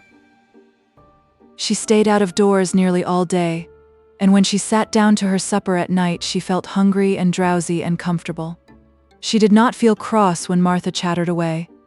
She felt as if she rather liked to hear her, and at last she thought she would ask her a question. She asked it after she had finished her supper and had sat down on the hearthrug before the fire. "Why did Mr. Craven hate the garden?" she said. She had made Martha stay with her, and Martha had not objected at all. She was very young and used to a crowded cottage full of brothers and sisters, and she found it dull in the great servants' hall downstairs, where the footmen and upper housemaids made fun of her Yorkshire speech and looked upon her as a common little thing, and sat and whispered among themselves. Martha liked to talk, and the strange child who had lived in India and been waited upon by blacks was novelty enough to attract her. She sat down on the hearth herself without waiting to be asked. "Art tha thinkin' about that garden yet?" she said. "I knew thou would. That was just the way with me when I first heard about it." "Why did he hate it?" Mary persisted. Martha tucked her feet under her and made herself quite comfortable. "Listen to the wind wutherin' round the house," she said. "You could bear stand up on the moor if you was out on it tonight." Mary did not know what wutherin' meant until she listened, and then she understood. It must mean that hollow, shuddering sort of roar which rushed round and round the house as if the giant no one could see were buffeting it and beating at the walls and windows to try to break in. But one knew he could not get in, and somehow it made one feel very safe and warm inside a room with a red coal fire. "But why did he hate it so?" she asked, after she had listened. She intended to know if Martha did. Then Martha gave up her store of knowledge. "Mind," she said. "Mrs. Medlock said it's not to be talked about. There's lots o' things in this place that's not to be talked over. That's Mr. Craven's orders. His troubles are none servant's business, he says, but for their garden he wouldn't be like he is." It was Mrs. Craven's garden that she had made when first they were married, and she just loved it, and they used to tend the flowers themselves, and none o' the gardeners was ever let to go in. Him and her used to go in and shut the door, and stay there hours and hours, readin' and talkin'. And she was just a bit of a girl, and there was an old tree with a branch bent like a seat on it, and she made roses grow over it, and she used to sit there. But one day when she was sittin' there, the branch broke, and she fell on the ground and was hurt so bad that next day she died. The doctors thought he'd go out o' his mind and die too. That's why he hates it. No one's never gone in since, and he won't let anyone talk about it." Mary did not ask any more questions. She looked at the red fire and listened to the wind wutherin'. It seemed to be wutherin' louder than ever. At that moment, a very good thing was happening to her. 4 good things had happened to her, in fact, since she came to Misselthwaite Manor. She had felt as if she had understood a robin and that he had understood her. She had run in the wind until her blood had grown warm. She had been healthily hungry for the first time in her life, and she had found out what it was to be sorry for someone. She was getting on. But as she was listening to the wind, she began to listen to something else. She did not know what it was, because at first she could scarcely distinguish it from the wind itself. It was a curious sound. It seemed almost as if a child were crying somewhere. Sometimes the wind sounded rather like a child crying, but presently Mistress Mary felt quite sure that this sound was inside the house, not outside it. It was far away, but it was inside. She turned round and looked at Martha. "Do you hear anyone crying?" she said. Martha suddenly looked confused. "No," she answered. "It's the wind. Sometimes it sounds like as if someone was lost on the moor in Wayland. It's got all sorts of sounds." "But listen," said Mary. "It's in the house, down one of those long corridors." And at that very moment a door must have been opened somewhere downstairs. For a great rushing draught blew along the passage, and the door of the room they sat in was blown open with a crash. And as they both jumped to their feet, the light was blown out, and the crying sound was swept down the far corridor so that it was to be heard more plainly than ever. "There," said Mary. "I told you so. It is someone crying, and it isn't a grown-up person." Martha ran and shut the door and turned the key. But before she did it, they both heard the sound of a door in some far passage shutting with a bang. And then everything was quiet, for even the wind ceased wuthering for a few moments. "It was the wind," said Martha stubbornly. "And if it wasn't, it was little Betty Butterworth, the scullery maid. She's had toothache all day." But something troubled and awkward in her manner made Mistress Mary stare very hard at her. She did not believe she was speaking the truth. Chapter 6. There was someone crying, there was. The next day the rain poured down in torrents again, and when Mary looked out of her window, the moor was almost hidden by grey mist and cloud. There could be no going out today. "What do you do in your cottage when it rains like this?" she asked Martha. "Try to keep from under each other's feet mostly," Martha answered. There does seem a lot of us then. Mother's a good-tempered woman, but she gets fair moithered. The biggest ones goes out in the cowshed and plays there. Dickon, he doesn't mind the wet. He goes out just the same as if the sun was shinin'. He says he sees things on rainy days as doesn't show when it's fair weather. He once found a little fox cub half drowned in its hole, and he brought it home in the bosom of his shirt to keep it warm. Its mother had been killed nearby, and the hole was swum out and the rest of the litter was dead. He's got it at home now. He found a half-drowned young crow another time, and he brought it home too and tamed it. It's named Soot because it's so black, and it hops and flies about with him everywhere. The time had come when Mary had forgotten to resent Martha's familiar talk. She had even begun to find it interesting, and to be sorry when she stopped or went away. The stories she had been told by her ayah when she lived in India had been quite unlike those Martha had to tell about the moorland cottage, which held 14 people who lived in 4 little rooms and never had quite enough to eat. The children seemed to tumble about and amuse themselves like a litter of rough, good-natured collie puppies. Mary was most attracted by the mother and Dickon. When Martha told stories of what mother said or did, they always sounded comfortable. "If I had a raven or a fox cub, I could play with it," said Mary. "But I have nothing." Martha looked perplexed. "Can tha knit?" she asked. "No," answered Mary. "Can tha sew?" "No." "Can tha read?" "Yes." "Then why doesn't tha read somethin', or learn a bit o' spellin'? Tha'st old enough to be learnin' thy book a good bit now." "I haven't any books," said Mary.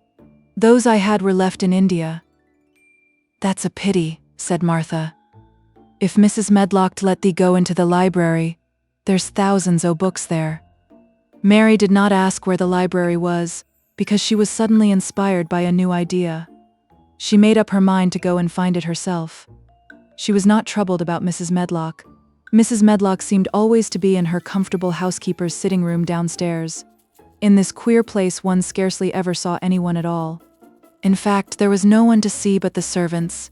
and when their master was away they lived a luxurious life below stairs, where there was a huge kitchen hung about with shining brass and pewter, and a large servants' hall where there were 4 or 5 abundant meals eaten every day, and where a great deal of lively romping went on when Mrs. Medlock was out of the way.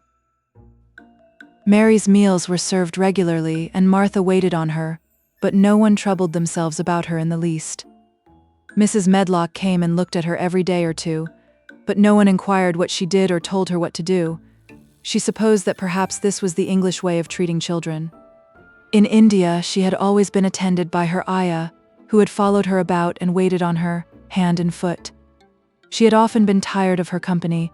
Now she was followed by nobody and was learning to dress herself because Martha looked as though she thought she was silly and stupid when she wanted to have things handed to her and put on. "Hasn't that got good sense?" she said once, when Mary had stood waiting for her to put on her gloves for her. "Our Susan Ann is twice as sharp as thee, and she's only 4-year-old. Sometimes thou looks fair soft in the head."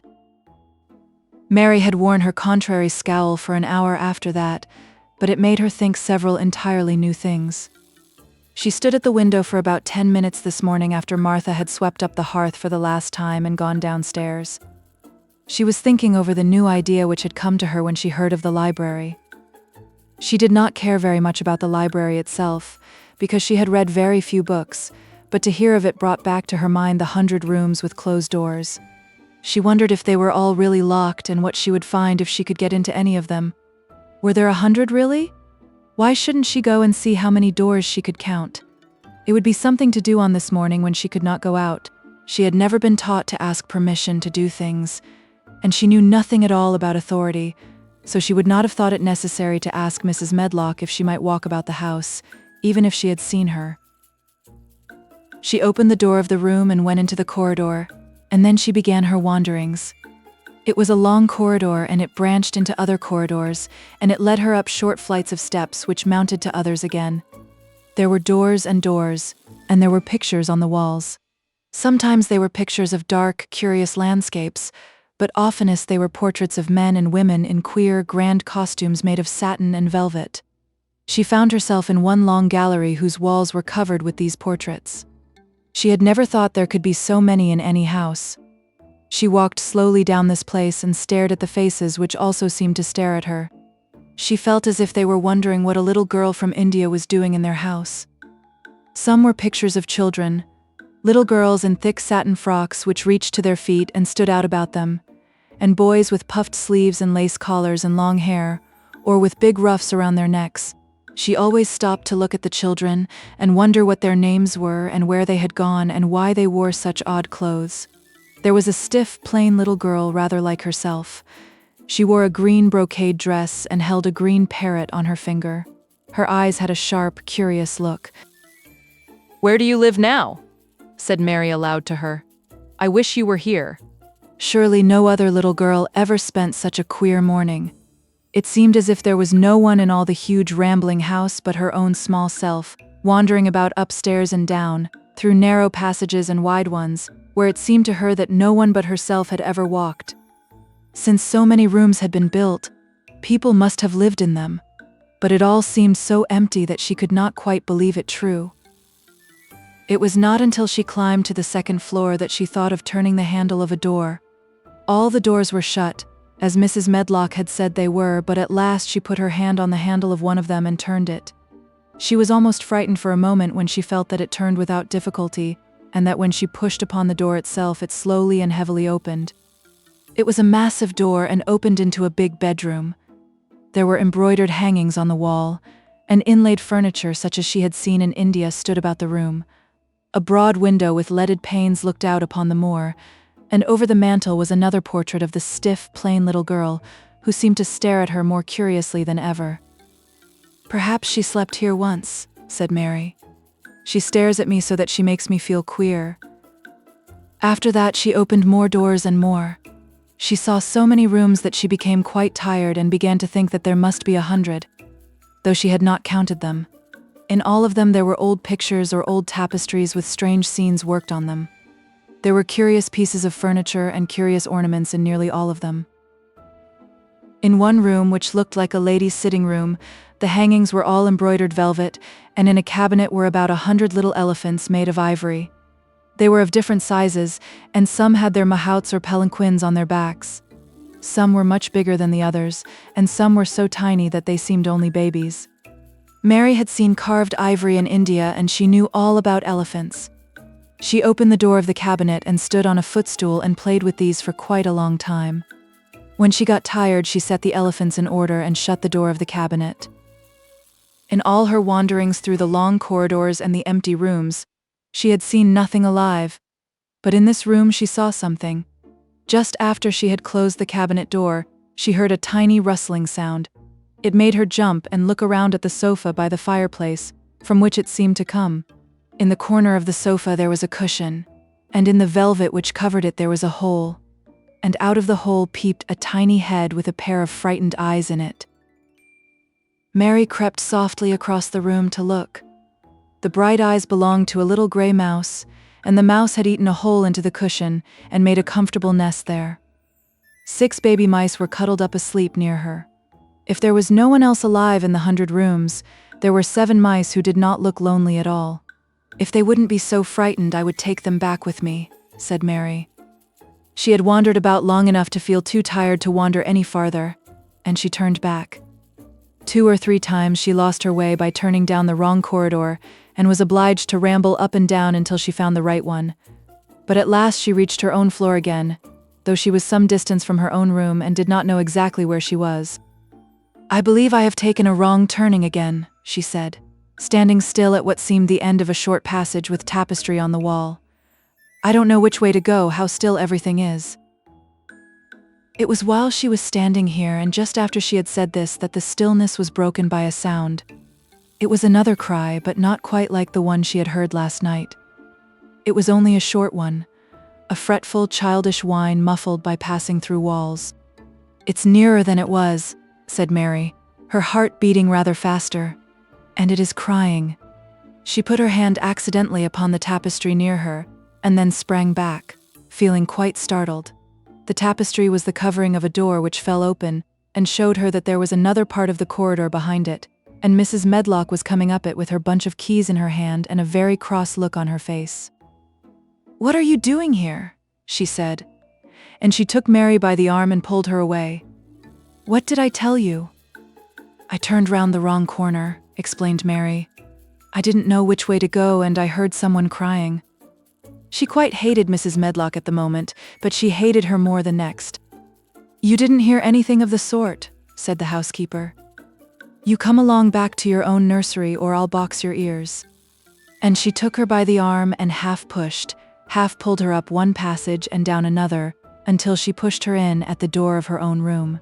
"Now," she said, "you stay where you're told to stay or you'll find yourself locked up. The master had better get you a governess, same as he said he would. You're one that needs someone to look sharp after you. I've got enough to do." She went out of the room and slammed the door after her, and Mary went and sat on the hearth rug, pale with rage. She did not cry but ground her teeth. There was someone crying, there was, she said to herself. She had heard it twice now, and sometime she would find out. She had found out a great deal this morning.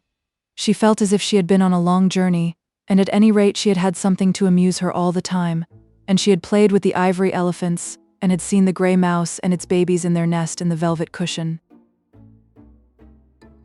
Chapter 7. The Key of the Garden. 2 days after this, when Mary opened her eyes, she sat upright in bed immediately and called to Martha. "Look at the moor! Look at the moor!" The rainstorm had ended, and the gray mist and clouds had been swept away in the night by the wind. The wind itself had ceased, and a brilliant, deep blue sky arched high over the moorland. Never had Mary dreamed of a sky so blue. In India, skies were hot and blazing.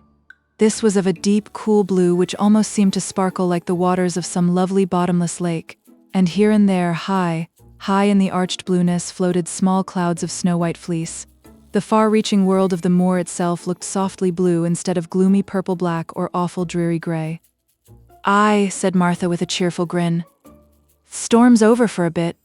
It does like this at this time o' the year." It goes off in a night like it was pretendin' it had never been here and never meant to come again. That's because the springtime's on its way. It's a long way off yet, but it's comin'. I thought perhaps it always rained or looked dark in England, Mary said. No, said Martha, sitting up on her heels among her black lead brushes. Nout oath sort. What does that mean?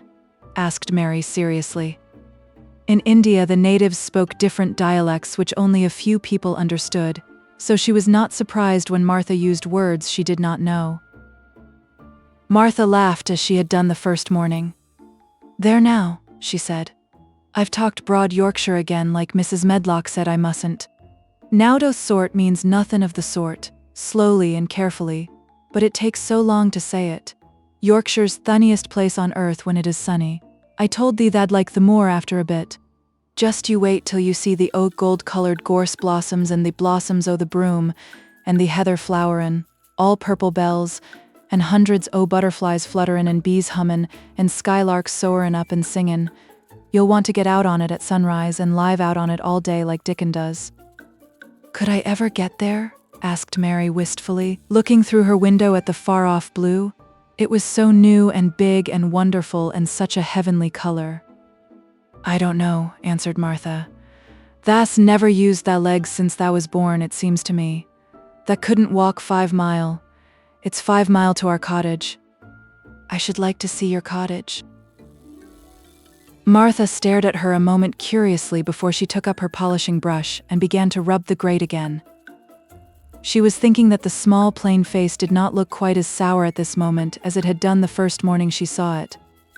It looked just a trifle like little Susan Ann's when she wanted something very much. I'll ask my mother about it, she said. She's one o' them that nearly always sees a way to do things. It's my day out today and I'm goin' home, eh? I am glad. Mrs. Medlock thinks a lot o' mother. Perhaps she could talk to her. I like your mother, said Mary. I should think tha did, agreed Martha, polishing away. I've never seen her, said Mary. No, tha hasn't, replied Martha. She sat up on her heels again and rubbed the end of her nose with the back of her hand as if puzzled for a moment, but she ended quite positively. Well, she's that sensible and hard-workin' and good-natured and clean that no one could help likin' her whether they'd seen her or not. When I'm goin' home to her on my day out, I just jump for joy when I'm crossin' the moor. I like Dickon, added Mary, and I've never seen him. Well, said Martha stoutly, I've told thee that the very birds likes him and the rabbits and wild sheep and ponies and foxes themselves. I wonder, staring at her reflectively, what Dickon would think of thee. He wouldn't like me, said Mary in her stiff, cold little way. No one does. Martha looked reflective again. How does thou like thyself? She inquired. Really quite as if she were curious to know. Mary hesitated a moment and thought it over. Not at all, really, she answered. But I never thought of that before. Martha grinned a little as if at some homely recollection. Mother said that to me once, she said. She was at her washtub and I was in a bad temper and talkin' ill of folk, and she turns round on me and says, "The young vixen, there the stands sayin' that doesn't like this one and that doesn't like that one. How does that like thyself?"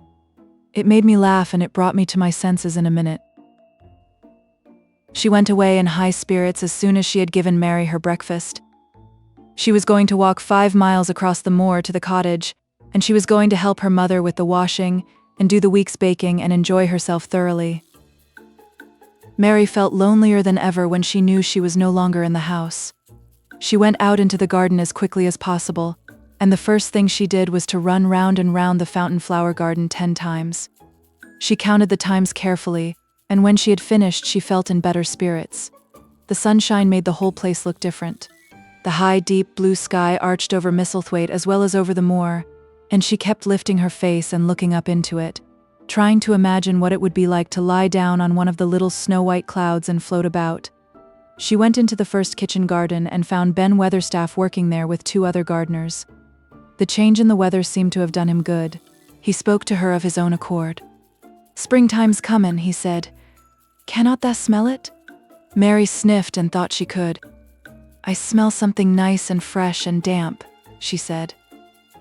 "That's to good rich earth," he answered, digging away. "It's in a good humor makin' ready to grow things. It's glad when plantin' time comes. It's dull in the winter when it's got nowt to do. In the flower gardens out there, things will be stirrin' down below in the dark. The sun's warmin' 'em.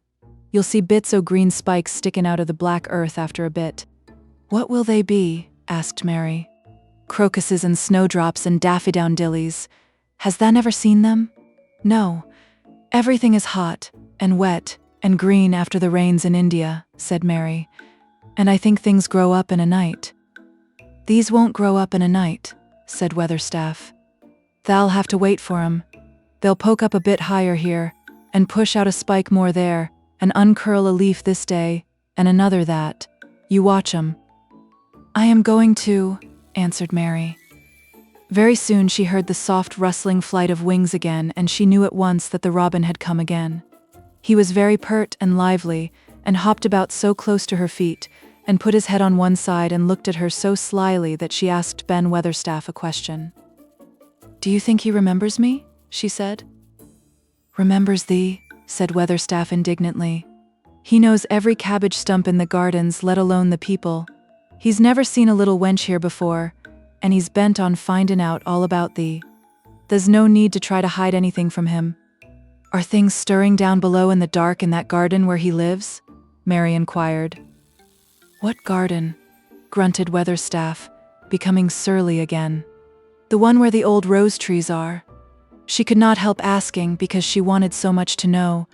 "Are all the flowers dead, or do some of them come again in the summer? Are there ever any roses?" "Ask him," said Ben Weatherstaff, hunching his shoulders toward the robin. "He's the only one as knows. No one else has seen inside it for 10 years. 10 years was a long time, Mary thought. She had been born 10 years ago. She walked away, slowly thinking. She had begun to like the garden just as she had begun to like the robin and Dickon and Martha's mother. She was beginning to like Martha too. That seemed a good many people to like when you were not used to liking. She thought of the robin as one of the people. She went to her walk outside the long, ivy-covered wall over which she could see the treetops. And the second time she walked up and down, the most interesting and exciting thing happened to her. And it was all through Ben Weatherstaff's robin. She heard a chirp and a twitter, and when she looked at the bare flower bed at her left side, there he was hopping about and pretending to peck things out of the earth to persuade her that he had not followed her. But she knew he had followed her, and the surprise so filled her with delight that she almost trembled a little. "You do remember me," she cried out. "You do! You are prettier than anything else in the world." She chirped and talked and coaxed, and he hopped and flirted his tail and twittered. It was as if he were talking. His red waistcoat was like satin, and he puffed his tiny breast out and was so fine and so grand and so pretty that it was really as if he were showing her how important and like a human person a robin could be. Mistress Mary forgot that she had ever been contrary in her life when he allowed her to draw closer and closer to him and bend down and talk and try to make something like robin sounds. Oh, to think that he should actually let her come as near to him as that. He knew nothing in the world would make her put out her hand toward him or startle him in the least tiniest way. He knew it because he was a real person, only nicer than any other person in the world. She was so happy that she scarcely dared to breathe. The flower bed was not quite bare. It was bare of flowers because the perennial plants had been cut down for their winter rest, but there were tall shrubs and low ones which grew together at the back of the bed, and as the robin hopped about under them, she saw him hop over a small pile of freshly turned up earth. He stopped on it to look for a worm. The earth had been turned up because a dog had been trying to dig up a mole, and he had scratched quite a deep hole. Mary looked at it, not really knowing why the hole was there, and as she looked, she saw something almost buried in the newly turned soil. It was something like a ring of rusty iron or brass, and when the robin flew up into a tree nearby, she put out her hand and picked the ring up. It was more than a ring, however. It was an old key which looked as if it had been buried a long time. Mistress Mary stood up and looked at it with an almost frightened face as it hung from her finger. "Perhaps it has been buried for 10 years, she said in a whisper. Perhaps it is the key to the garden. Chapter 8. The Robin Who Showed the Way. She looked at the key quite a long time. She turned it over and over, and thought about it. As I have said before, she was not a child who had been trained to ask permission or consult her elders about things. All she thought about the key was that if it was the key to the closed garden, and she could find out where the door was, she could perhaps open it and see what was inside the walls, and what had happened to the old rose trees. It was because it had been shut up so long that she wanted to see it. It seemed as if it must be different from other places, and that something strange must have happened to it during 10 years. Besides that, if she liked it, she could go into it every day and shut the door behind her, and she could make up some play of her own and play it quite alone, because nobody would ever know where she was, but would think the door was still locked and the key buried in the earth. The thought of that pleased her very much. Living, as it were, all by herself in a house with 100 mysteriously closed rooms and having nothing whatever to do to amuse herself, had set her inactive brain to working and was actually awakening her imagination. There is no doubt that the fresh, strong, pure air from the moor had a great deal to do with it. Just as it had given her an appetite, and fighting with the wind had stirred her blood, so the same things had stirred her mind. In India, she had always been too hot and languid and weak to care much about anything, but in this place she was beginning to care and to want to do new things. Already she felt less contrary, though she did not know why. She put the key in her pocket and walked up and down her walk. No one but herself ever seemed to come there, so she could walk slowly and look at the wall, or rather at the ivy growing on it. The ivy was the baffling thing. Howsoever carefully she looked, she could see nothing but thickly growing, glossy dark green leaves. She was very much disappointed. Something of her contrariness came back to her as she paced the walk and looked over it at the treetops inside. It seemed so silly, she said to herself, to be near it and not be able to get in. She took the key in her pocket when she went back to the house, and she made up her mind that she would always carry it with her when she went out, so that if she ever should find the hidden door, she would be ready. Mrs. Medlock had allowed Martha to sleep all night at the cottage, but she was back at her work in the morning with cheeks redder than ever and in the best of spirits. "I got up at 4 o'clock, she said. It was pretty on the moor with der birds gettin' up and the rabbits scamperin' about in the sun risin'. I didn't walk all the way. A man gave me a ride in his cart, and I can tell you I did enjoy myself." She was full of stories of the delights of her day out. Her mother had been glad to see her, and they had got the baking and washing all out of the way. She had even made each of the children a dough cake with a bit of brown sugar in it.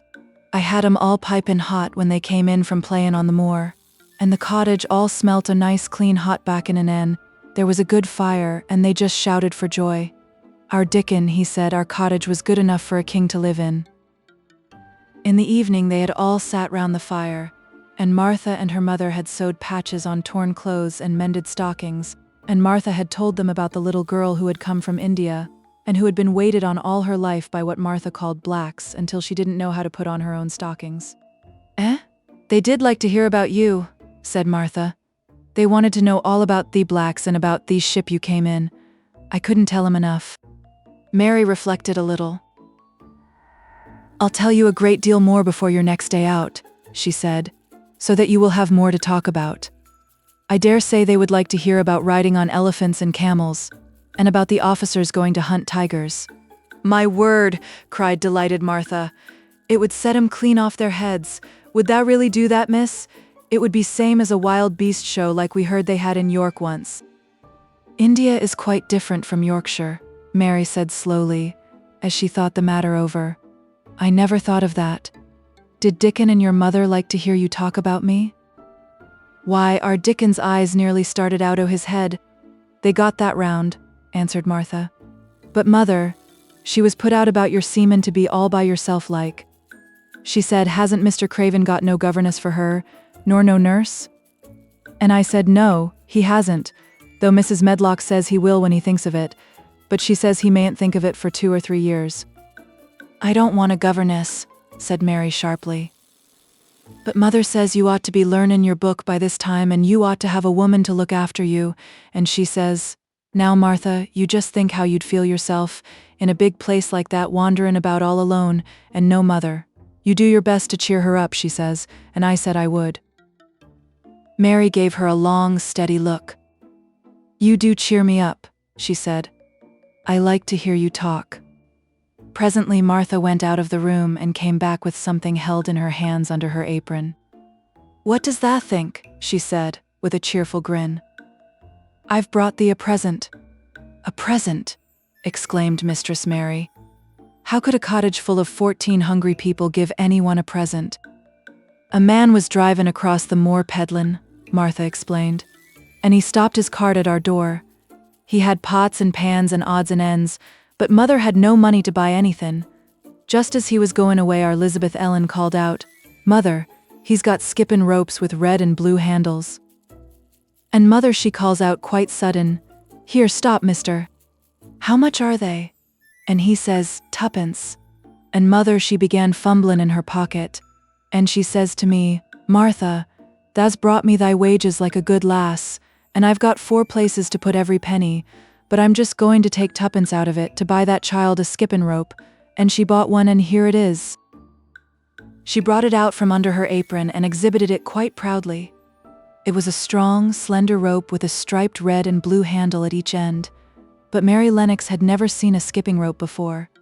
She gazed at it with a mystified expression. What is it for? She asked curiously. For, cried out Martha. Does that mean that they've not got skippin' ropes in India, for all they've got elephants and tigers and camels? No wonder most of 'em's black. This is what it's for, just watch me.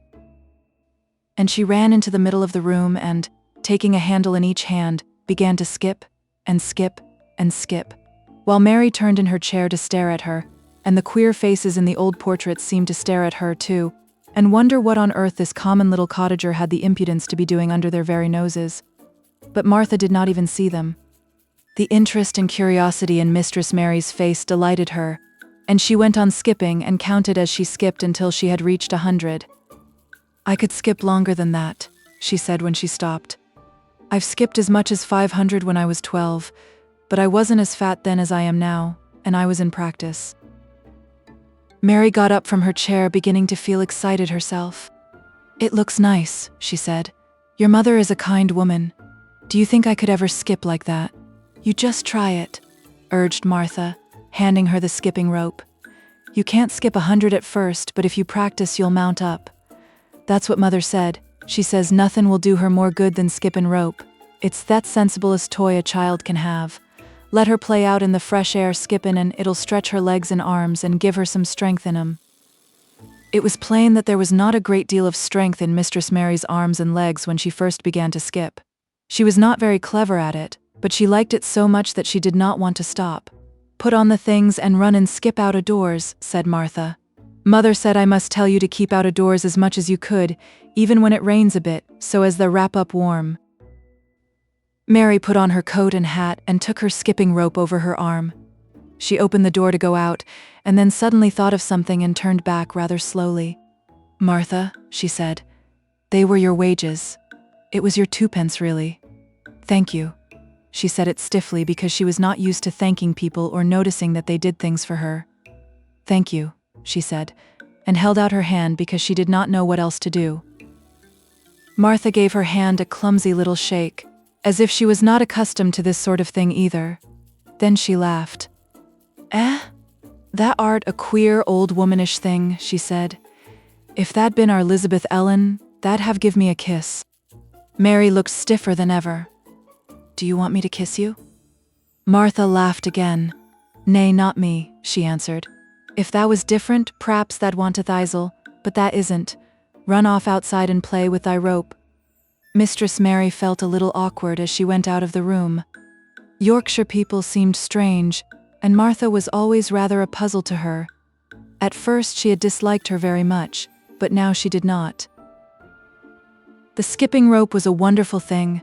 She counted and skipped and counted, until her cheeks were quite red, and she was more interested than she had ever been since she was born. The sun was shining and a little wind was blowing, not a rough wind, but one which came in delightful little gusts and brought a fresh scent of newly turned earth with it. She skipped round the fountain garden, and up one walk and down another. She skipped at last into the kitchen garden and saw Ben Weatherstaff digging and talking to his robin, which was hopping about him. She skipped down the walk toward him, and he lifted his head and looked at her with a curious expression. She had wondered if he would notice her. She really wanted him to see her skip. "Well," he exclaimed, "upon my word. P'raps thou art a young un after all, and p'raps thou's got child's blood in thy veins instead of sour buttermilk. Thou's skipped red into thy cheeks as sure as my name's Ben Weatherstaff. I wouldn't have believed thou could do it." "I never skipped before," Mary said. "I'm just beginning. I can only go up to 20. "The keep on," said Ben. "The shape's well enough at it for a young un that's lived with heathen. Just see how he's watchin' thee," jerking his head toward the robin. "He followed after thee yesterday. He'll be at it again today. He'll be bound to find out what skippin' rope is. He's never seen one." Shaking his head at the bird. "The curiosity will be death of thee sometime if that doesn't look sharp." Mary skipped round all the gardens and round the orchard, resting every few minutes. At length she went to her own special walk and made up her mind to try if she could skip the whole length of it. It was a good long skip, and she began slowly, but before she had gone halfway down the path she was so hot and breathless that she was obliged to stop. She did not mind much because she had already counted up to 30. She stopped with a little laugh of pleasure, and there, lo and behold, was the robin swaying on a long branch of ivy. He had followed her, and he greeted her with a chirp. As Mary had skipped toward him, she felt something heavy in her pocket strike against her at each jump, and when she saw the robin she laughed again. "You showed me where the key was yesterday," she said. "You ought to show me the door today, but I don't believe you know." The robin flew from his swinging spray of ivy onto the top of the wall, and he opened his beak and sang a loud, lovely trill merely to show off. Nothing in the world is quite as adorably lovely as a robin when he shows off, and they are nearly always doing it. Mary Lennox had heard a great deal about magic in her ayah's stories, and she always said that what happened almost at that moment was magic. One of the nice little gusts of wind rushed down the walk, and it was a stronger one than the rest. It was strong enough to wave the branches of the trees, and it was more than strong enough to sway the trailing sprays of untrimmed ivy hanging from the wall. Mary had stepped close to the robin, and suddenly the gust of wind swung aside some loose ivy trails, and more suddenly still she jumped toward it and caught it in her hand. This she did because she had seen something under it, a round knob which had been covered by the leaves hanging over it. It was the knob of a door. She put her hands under the leaves and began to pull and push them aside. Thick as the ivy hung, it nearly all was a loose and swinging curtain, though some had crept over wood and iron. Mary's heart began to thump and her hands to shake a little in her delight and excitement. The robin kept singing and twittering away and tilting his head on one side, as if he were as excited as she was. What was this under her hands which was square and made of iron and which her fingers found a hole in? It was the lock of the door which had been closed 10 years, and she put her hand in her pocket, drew out the key and found it fitted the keyhole. She put the key in and turned it. It took 2 hands to do it, but it did turn. And then she took a long breath and looked behind her up the long walk to see if anyone was coming. No one was coming. No one ever did come, it seemed. And she took another long breath, because she could not help it, and she held back the swinging curtain of ivy and pushed back the door, which opened slowly, slowly. Then she slipped through it and shut it behind her and stood with her back against it, looking about her and breathing quite fast with excitement and wonder and delight. She was standing inside the secret garden. Chapter 9. The strangest house anyone ever lived in. It was the sweetest, most mysterious-looking place anyone could imagine. The high walls which shut it in were covered with the leafless stems of climbing roses which were so thick that they were matted together. Mary Lennox knew they were roses because she had seen a great many roses in India. All the ground was covered with grass of a wintry brown, and out of it grew clumps of bushes which were surely rose bushes if they were alive. There were numbers of standard roses which had so spread their branches that they were like little trees. There were other trees in the garden, And one of the things which made the place look strangest and loveliest was that climbing roses had run all over them and swung down long tendrils which made light swaying curtains, and here and there they had caught at each other or at a far-reaching branch, and had crept from one tree to another and made lovely bridges of themselves. There were neither leaves nor roses on them now, and Mary did not know whether they were dead or alive, but their thin gray or brown branches and sprays looked like a sort of hazy mantle spreading over everything, walls and trees and even brown grass, where they had fallen from their fastenings and run along the ground. It was this hazy tangle from tree to tree which made it all look so mysterious. Mary had thought it must be different from other gardens which had not been left all by themselves so long, and indeed it was different from any other place she had ever seen in her life. "How still it is," she whispered. "How still." Then she waited a moment and listened at the stillness. The robin who had flown to his treetop was still as all the rest. He did not even flutter his wings. He sat without stirring and looked at Mary. "No wonder it is still," she whispered again. "I am the first person who has spoken in here for 10 years.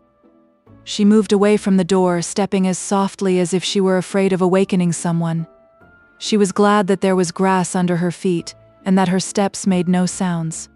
She walked under one of the fairy-like gray arches between the trees, and looked up at the sprays and tendrils which formed them. "I wonder if they are all quite dead," she said. "Is it all a quite dead garden? I wish it wasn't." If she had been Ben Weatherstaff, she could have told whether the wood was alive by looking at it, but she could only see that there were only gray or brown sprays and branches, and none showed any signs of even a tiny leaf bud anywhere. But she was inside the wonderful garden, and she could come through the door under the ivy any time, and she felt as if she had found a world all her own. The sun was shining inside the 4 walls, and the high arch of blue sky over this particular piece of Misselthwaite seemed even more brilliant and soft than it was over the moor. The robin flew down from his treetop and hopped about or flew after her from one bush to another. He chirped a good deal and had a very busy air, as if he were showing her things. Everything was strange and silent, and she seemed to be hundreds of miles away from anyone, but somehow she did not feel lonely at all. All that troubled her was her wish that she knew whether all the roses were dead, or if perhaps some of them had lived and might put out leaves and buds as the weather got warmer. She did not want it to be a quite dead garden. If it were a quite alive garden, how wonderful it would be, and what thousands of roses would grow on every side. Her skipping rope had hung over her arm when she came in, and after she had walked about for a while, she thought she would skip round the whole garden, stopping when she wanted to look at things. There seemed to have been grass paths here and there, and in 1 or 2 corners there were alcoves of evergreen with stone seats or tall moss-covered flower urns in them. As she came near the second of these alcoves, she stopped skipping. There had once been a flower bed in it, and she thought she saw something sticking out of the black earth, some sharp little pale green points. She remembered what Ben Weatherstaff had said, and she knelt down to look at them. "Yes, they are tiny growing things, and they might be crocuses or snowdrops or daffodils," she whispered. She bent very close to them and sniffed the fresh scent of the damp earth. She liked it very much. "Perhaps there are some other ones coming up in other places," she said. "I will go all over the garden and look." She did not skip, but walked. She went slowly and kept her eyes on the ground. She looked in the old border beds and among the grass, and after she had gone round trying to miss nothing, she had found ever so many more sharp, pale green points, and she had become quite excited again. "It isn't a quite dead garden," she cried out softly to herself. "Even if the roses are dead, there are other things alive."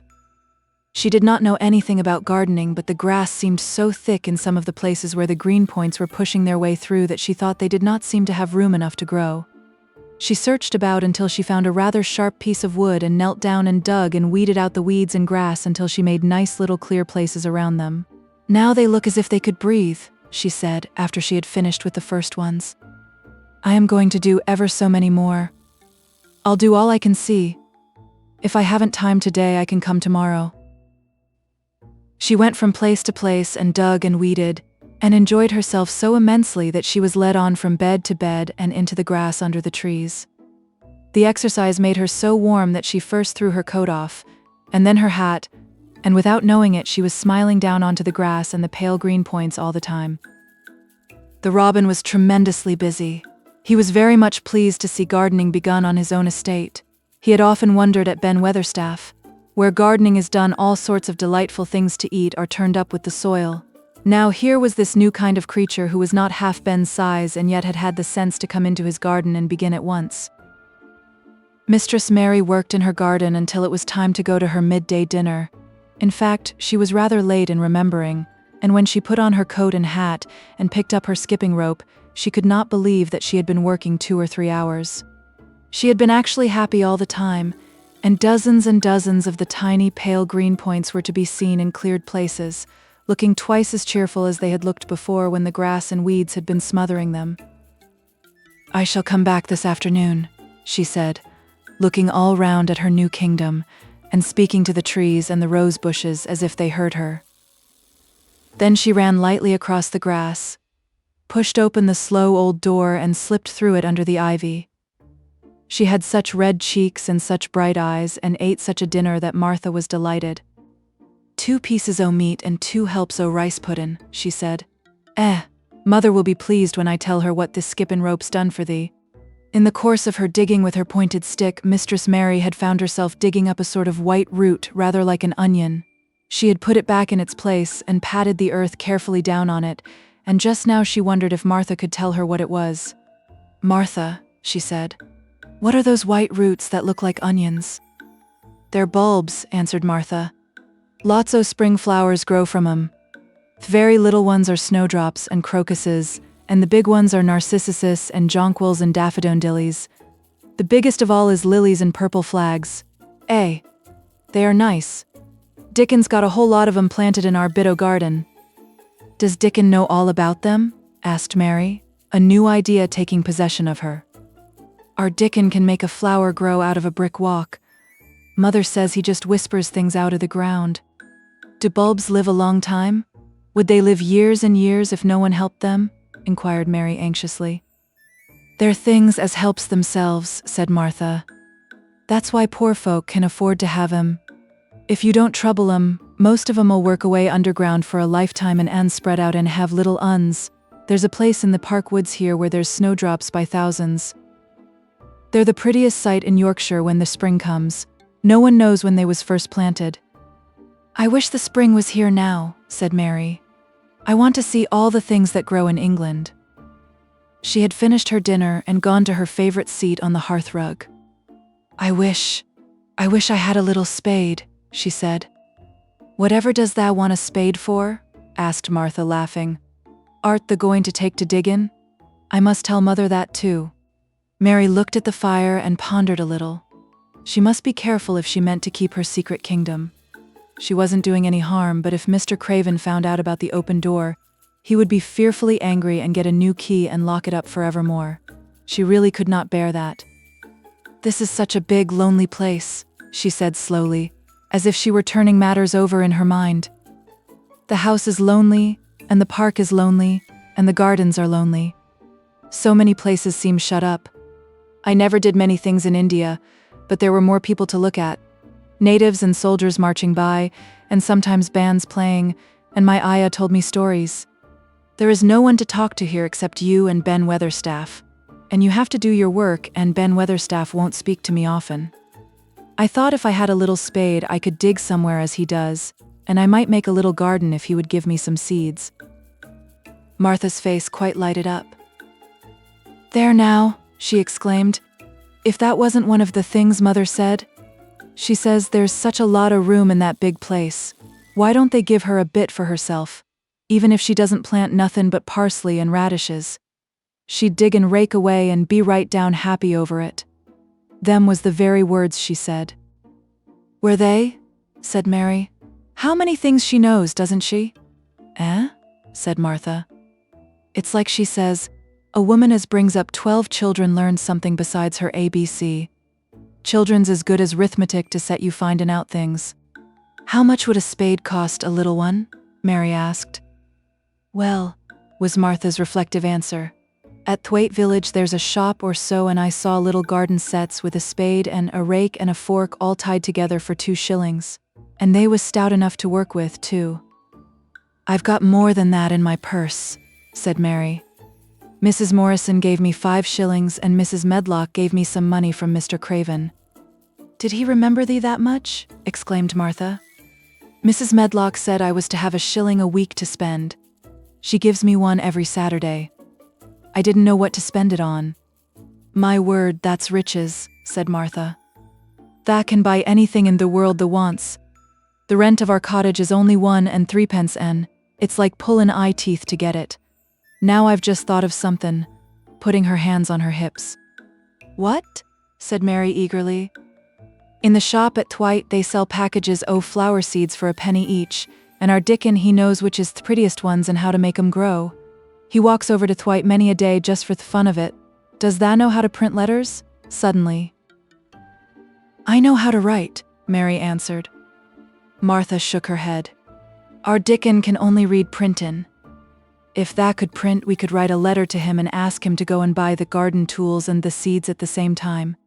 Oh, you're a good girl, Mary cried. You are really. I didn't know you were so nice. I know I can print letters if I try. Let's ask Mrs. Medlock for a pen and ink and some paper. I've got some of my own, said Martha. I bought 'em so I could print a bit of a letter to Mother of a Sunday. I'll go and get it. She ran out of the room and Mary stood by the fire and twisted her thin little hands together with sheer pleasure.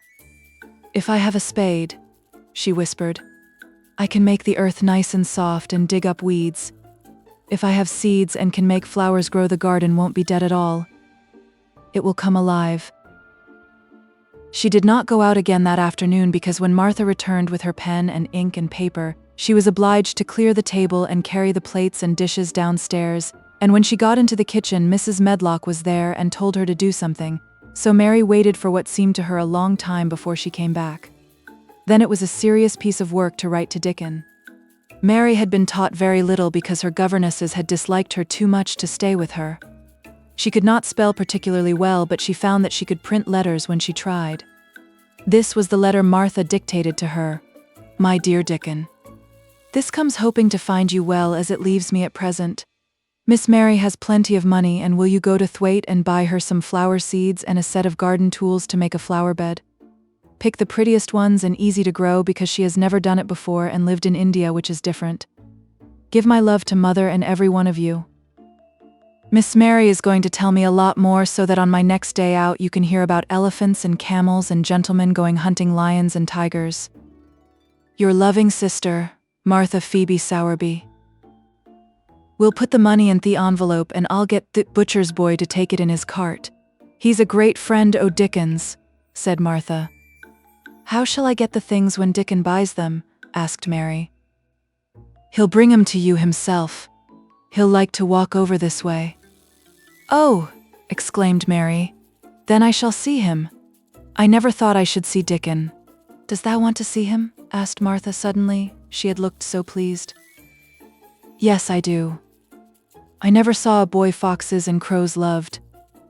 I want to see him very much. Martha gave a little start, as if she suddenly remembered something. Now to think, she broke out, to think o' me forgettin' that there, and I thought I was going to tell you first thing this mornin'. I asked Mother and she said she'd ask Mrs. Medlock her own self. Do you mean, Mary began? What I said Tuesday?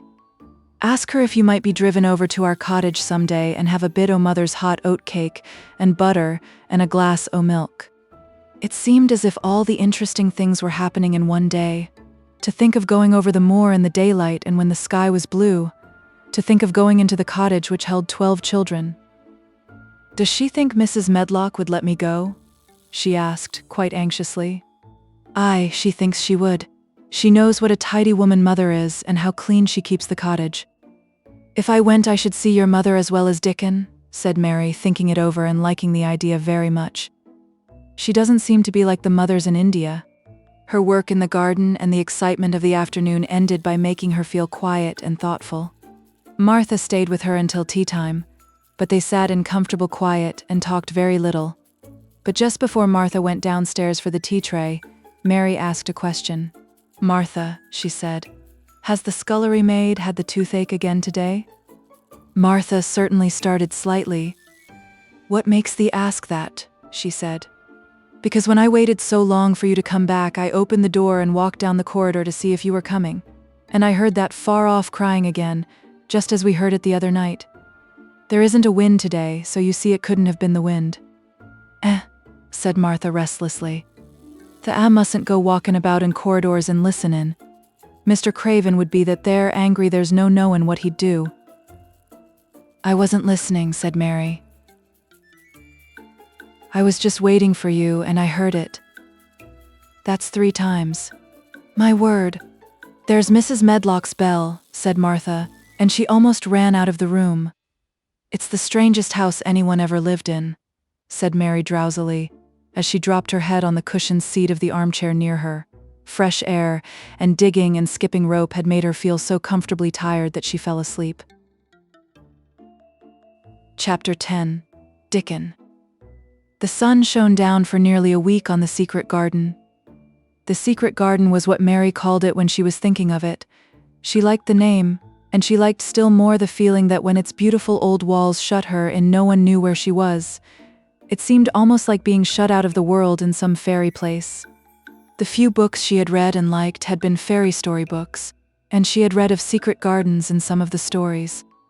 Sometimes people went to sleep in them for 100 years, which she had thought must be rather stupid. She had no intention of going to sleep, and, in fact, she was becoming wider awake every day which passed at Misselthwaite. She was beginning to like to be out of doors. She no longer hated the wind but enjoyed it. She could run faster and longer, and she could skip up to 100. The bulbs in the secret garden must have been much astonished. Such nice, clear places were made round them that they had all the breathing space they wanted, and really, if Mistress Mary had known it, they began to cheer up under the dark earth and work tremendously. The sun could get at them and warm them, and when the rain came down it could reach them at once, so they began to feel very much alive. Mary was an odd, determined little person, and now she had something interesting to be determined about. She was very much absorbed indeed. She worked and dug and pulled up weeds steadily, only becoming more pleased with her work every hour instead of tiring of it. It seemed to her like a fascinating sort of play. She found many more of the sprouting pale green points than she had ever hoped to find. They seemed to be starting up everywhere, and each day she was sure she found tiny new ones, some so tiny that they barely peeped above the earth. There were so many that she remembered what Martha had said about the snowdrops by the thousands, and about bulbs spreading and making new ones. These had been left to themselves for 10 years, and perhaps they had spread, like the snowdrops, into thousands. She wondered how long it would be before they showed that they were flowers. Sometimes she stopped digging to look at the garden, and try to imagine what it would be like when it was covered with thousands of lovely things in bloom. During that week of sunshine, she became more intimate with Ben Weatherstaff. She surprised him several times by seeming to start up beside him as if she sprang out of the earth. The truth was that she was afraid that he would pick up his tools and go away if he saw her coming, so she always walked toward him as silently as possible. But in fact, he did not object to her as strongly as he had at first. Perhaps he was secretly rather flattered by her evident desire for his elderly company. Then also she was more civil than she had been. He did not know that when she first saw him she spoke to him as she would have spoken to a native, and had not known that a cross, sturdy old Yorkshire man was not accustomed to salaam to his masters, and be merely commanded by them to do things. "Thart like Throbbin," he said to her one morning when he lifted his head and saw her standing by him. "I never knows when I shall see thee or which side thou'll come from." "He's friends with me now," said Mary. "That's like him," snapped Ben Weatherstaff. "Makin' up to they women folk just for vanity and flightiness. There's nothin' he wouldn't do for the sake o' showin' off and flirtin' his tail feathers. He's as full o' pride as an egg's full o' meat." He very seldom talked much, and sometimes did not even answer Mary's questions except by a grunt. But this morning he said more than usual. He stood up and rested one hobnailed boot on the top of his spade while he looked her over. "How long has tha been here?" he jerked out. "I think it's about a month," she answered. "Thie's beginnin' to do Misselthwaite credit," he said. "Thie's a bit fatter than tha was, and tha's not quite so yeller." Thea looked like a young plucked crow when they first came into this garden.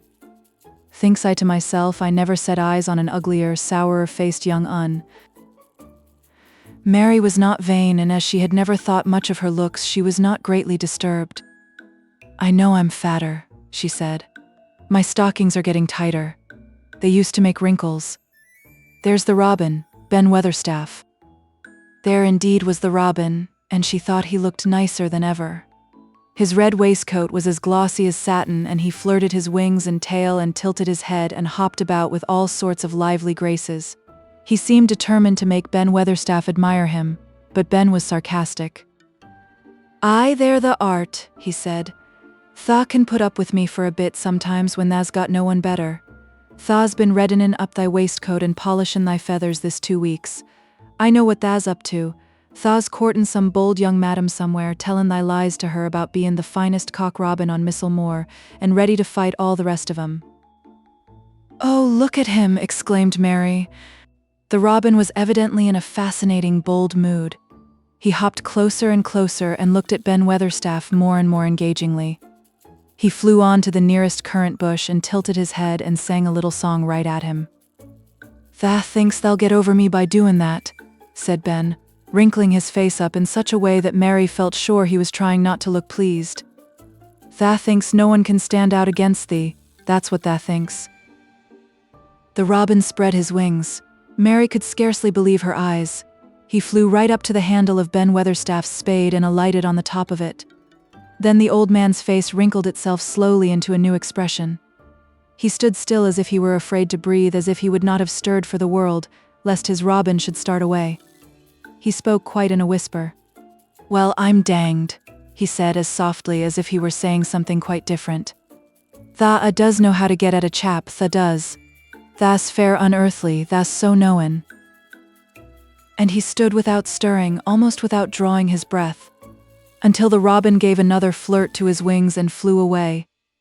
Then he stood looking at the handle of the spade as if there might be magic in it. And then he began to dig again and said nothing for several minutes.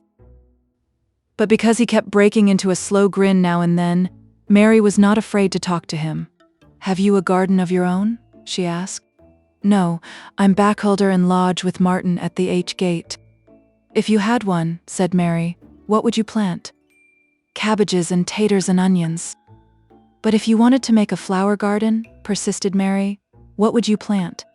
"Bulbs and sweet-smellin' things, but mostly roses." Mary's face lighted up. "Do you like roses?" she said. Ben Weatherstaff rooted up a weed and threw it aside before he answered. "Well, yes, I do. I was learned that by a young lady I was gardener to. She had a lot in a place she was fond of, and she loved 'em like they was children or robins. I've seen her bend over and kiss 'em." He dragged out another weed and scowled at it. "That were as much as 10 years ago." "Where is she now?" asked Mary, much interested. "Heaven," he answered, and drove his spade deep into the soil, according to what parson says. "What happened to the roses?" Mary asked again, more interested than ever. "They was left to themselves." Mary was becoming quite excited. "Did they quite die?" "Do roses quite die when they are left to themselves?" she ventured. "Well, I'd got to like 'em, and I liked her, and she liked 'em," Ben Weatherstaff admitted reluctantly. "Once or twice a year I'd go and work at 'em a bit, prune 'em and dig about th roots. They run wild, but they was in rich soil, so some of 'em lived. When they have no leaves and look gray and brown and dry, how can you tell whether they are dead or alive?" inquired Mary. "Wait till the spring gets at 'em. Wait till the sun shines on the rain, and the rain falls on the sunshine, and then thou'll find out." How?" cried Mary, forgetting to be careful. "Look along the twigs and branches, and if thou sees a bit of a brown lump swelling here and there, watch it after the warm rain and see what happens." He stopped suddenly and looked curiously at her eager face. "Why does that care so much about roses and such, all of a sudden?" he demanded. Mistress Mary felt her face grow red. She was almost afraid to answer. I want to play that I have a garden of my own," she stammered. There is nothing for me to do. I have nothing, and no one." "Well," said Ben Weatherstaff slowly as he watched her, "that's true. Tha hasn't. He said it in such an odd way that Mary wondered if he was actually a little sorry for her. She had never felt sorry for herself. She had only felt tired and cross, because she disliked people and things so much. But now the world seemed to be changing and getting nicer. If no one found out about the secret garden, she should enjoy herself always. She stayed with him for 10 or 15 minutes longer and asked him as many questions as she dared. He answered every one of them in his queer grunting way, and he did not seem really cross and did not pick up his spade and leave her. He said something about roses just as she was going away, and it reminded her of the ones he had said he had been fond of. "Do you go and see those other roses now?" she asked. "Not been this year. My rheumatics has made me too stiff in the joints." He said it in his grumbling voice, and then quite suddenly he seemed to get angry with her, though she did not see why he should. "Now look here," he said sharply. "Don't tha ask so many questions? Th'art the worst wench for askin' questions I've ever come across. Get thee gone and play thee. I've done talkin' for today." And he said it so crossly that she knew there was not the least use in staying another minute. She went skipping slowly down the outside walk, thinking him over and saying to herself that, queer as it was, here was another person whom she liked in spite of his crossness. She liked old Ben Weatherstaff. Yes, she did like him. She always wanted to try to make him talk to her. Also, she began to believe that he knew everything in the world about flowers. There was a laurel-hedged walk which curved round the secret garden and ended at a gate which opened into a wood in the park. She thought she would skip round this walk and look into the wood and see if there were any rabbits hopping about. She enjoyed the skipping very much, and when she reached the little gate, she opened it and went through because she heard a low, peculiar whistling sound and wanted to find out what it was. It was a very strange thing indeed. She quite caught her breath as she stopped to look at it. A boy was sitting under a tree, with his back against it, playing on a rough wooden pipe. He was a funny-looking boy about 12. He looked very clean, and his nose turned up, and his cheeks were as red as poppies, and never had Mistress Mary seen such round and such blue eyes in any boy's face. And on the trunk of the tree he leaned against, a brown squirrel was clinging and watching him, and from behind a bush nearby a cock pheasant was delicately stretching his neck to peep out. And quite near him were 2 rabbits sitting up and sniffing with tremulous noses. And actually it appeared as if they were all drawing near to watch him and listen to the strange low little call his pipe seemed to make. When he saw Mary, he held up his hand and spoke to her in a voice almost as low as, and rather like his piping. "Don't the move," he said. "It'd flight 'em." Mary remained motionless. He stopped playing his pipe and began to rise from the ground. He moved so slowly that it scarcely seemed as though he were moving at all. But at last he stood on his feet, and then the squirrel scampered back up into the branches of his tree. The pheasant withdrew his head, and the rabbits dropped on all fours and began to hop away, though not at all as if they were frightened. "I'm Dickon," the boy said. "I know th'art Miss Mary." Then Mary realized that somehow she had known at first that he was Dickon. Who else could have been charming rabbits and pheasants as the natives charm snakes in India? He had a wide, red, curving mouth, and his smile spread all over his face. "I got up slow," he explained, "because if tha makes a quick move, it startles 'em. A body is to move gentle and speak low when wild things is about." He did not speak to her as if they had never seen each other before, but as if he knew her quite well.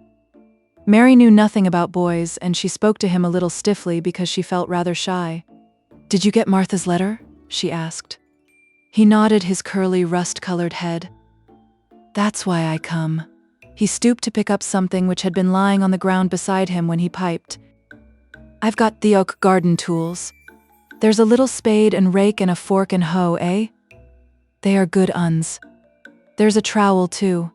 And a woman in the shop threw in a packet o' white poppy and one o' blue larkspur when I bought the other seeds." "Will you show the seeds to me?" Mary said. She wished she could talk as he did. His speech was so quick and easy. It sounded as if he liked her and was not the least afraid she would not like him, though he was only a common Moor boy, in patched clothes and with a funny face and a rough, rusty red head. As she came closer to him, she noticed that there was a clean, fresh scent of heather and grass and leaves about him, almost as if he were made of them. She liked it very much, and when she looked into his funny face with the red cheeks and round blue eyes, she forgot that she had felt shy. "Let us sit down on this log and look at them," she said. They sat down, and he took a clumsy little brown paper package out of his coat pocket. He untied the string, and inside there were ever so many neater and smaller packages with a picture of a flower on each one. "There's a lot o' mignonette and poppies," he said. "Mignonette's thweetest smellin' thing as grows, and it'll grow wherever you cast it, same as poppies will. Them as'll come up and bloom if you just whistle to 'em. Them's nicest of all." He stopped and turned his head quickly, his poppy-cheeked face lighting up. "Where's that robin as is callin' us?" he said. The chirp came from a thick holly bush, bright with scarlet berries, and Mary thought she knew whose it was. "Is it really calling us?" she asked. "Aye," said Dickon, as if it was the most natural thing in the world. "He's callin' someone he's friends with. That's same as sayin', 'Here I am. Look at me. I wants a bit of a chat.' There he is in the bush. Whose is he?" "He's Ben Weatherstaff's, but I think he knows me a little," answered Mary. "Aye, he knows thee," said Dickon in his low voice again. "And he likes thee. He's took thee on. He'll tell me all about thee in a minute." He moved quite close to the bush with the slow movement Mary had noticed before, and then he made a sound almost like the robin's own twitter. The robin listened a few seconds, intently, and then answered quite as if he were replying to a question. "Aye, he's a friend o' yours," chuckled Dickon. "Do you think he is?" cried Mary eagerly. She did so want to know. "Do you think he really likes me?" "He wouldn't come near thee if he didn't," answered Dickon. "Birds is rare choosers, and a robin can flout a body worse than a man. See, he's making up to thee now. Cannot tha see a chap, he's sayin'?" And it really seemed as if it must be true. He so sidled and twittered and tilted as he hopped on his bush. "Do you understand everything birds say?" said Mary. Dickon's grin spread until he seemed all wide, red, curving mouth, and he rubbed his rough head. "I think I do, and they think I do," he said. "I've lived on th' moor with 'em so long. I've watched 'em break shell and come out and fledge and learn to fly and begin to sing, till I think I'm one of 'em. Sometimes I think p'raps I'm a bird or a fox or a rabbit or a squirrel or even a beetle, and I don't know it." He laughed and came back to the log and began to talk about the flower seeds again. He told her what they looked like when they were flowers. He told her how to plant them and watch them and feed and water them. "See here," he said suddenly, turning round to look at her. "I'll plant them for thee myself. Where is that garden?" Mary's thin hands clutched each other as they lay on her lap.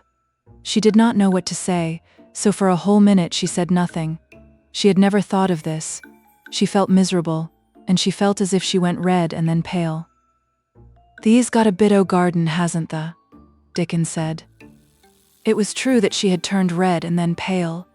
Dickon saw her do it, and as she still said nothing, he began to be puzzled. "Wouldn't they give thee a bit?" he asked. "Hasn't tha got any yet?"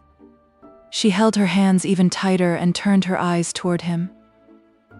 "I don't know anything about boys," she said slowly. "Could you keep a secret if I told you one?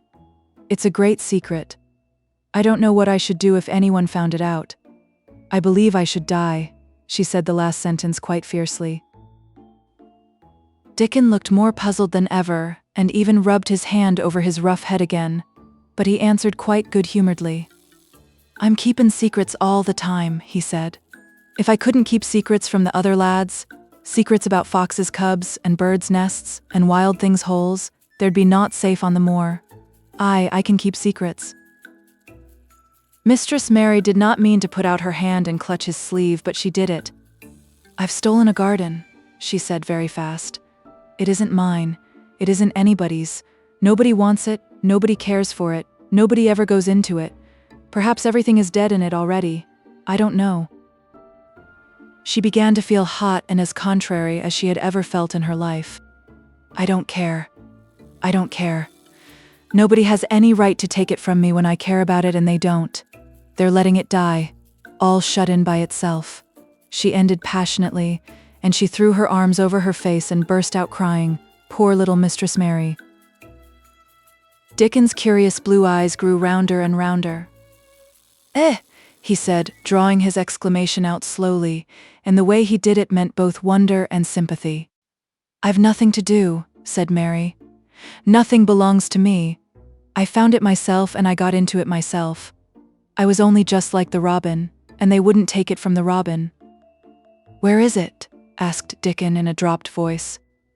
Mistress Mary got up from the log at once. She knew she felt contrary again, and obstinate, and she did not care at all. She was imperious and Indian, and at the same time hot and sorrowful. "Come with me and I'll show you," she said. She led him round the laurel path and to the walk where the ivy grew so thickly. Dickon followed her with a queer, almost pitying, look on his face. He felt as if he were being led to look at some strange bird's nest and must move softly. When she stepped to the wall and lifted the hanging ivy, he started. There was a door and Mary pushed it slowly open and they passed in together, and then Mary stood and waved her hand round defiantly. "It's this," she said. "It's a secret garden, and I'm the only one in the world who wants it to be alive." Dickon looked round and round about it, and round again. "Eh?" he almost whispered. "It is a queer, pretty place. It's like as if a body was in a dream." Chapter 11. The Nest of the Missel Thrush. For 2 or 3 minutes he stood looking round him, while Mary watched him, and then he began to walk about softly, even more lightly than Mary had walked the first time she had found herself inside the 4 walls. His eyes seemed to be taking in everything.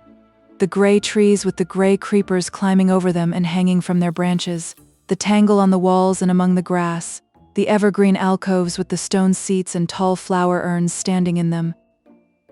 "I never thought I'd see this place," he said at last in a whisper. "Did you know about it?" asked Mary. She had spoken aloud and he made a sign to her. "We must talk low," he said, "or someone will hear us and wonder what's to do in here." "Oh, I forgot," said Mary, feeling frightened and putting her hand quickly against her mouth. "Did you know about the garden?" she asked again when she had recovered herself. Dickon nodded. "Martha told me there was one as no one ever went inside," he answered. "Us used to wonder what it was like." He stopped and looked round at the lovely gray tangle about him, and his round eyes looked queerly happy. "Eh? The nests as'll be here come springtime," he said. "It'd be safest nestin' place in England. No one never comin' near and tangles o' trees and roses to build in. I wonder all the birds on the moor don't build here." Mistress Mary put her hand on his arm again without knowing it. "Will there be roses?" she whispered. "Can you tell? I thought perhaps they were all dead." "Eh, no, not them. Not all of 'em," he answered. "Look here." He stepped over to the nearest tree, an old one with gray lichen all over its bark, but upholding a curtain of tangled sprays and branches. He took a thick knife out of his pocket and opened one of its blades. "There's lots o' dead wood as ought to be cut out," he said, "and there's a lot o' old wood, but it made some new last year. This here's a new bit," and he touched a shoot which looked brownish green instead of hard, dry gray. Mary touched it herself in an eager, reverent way.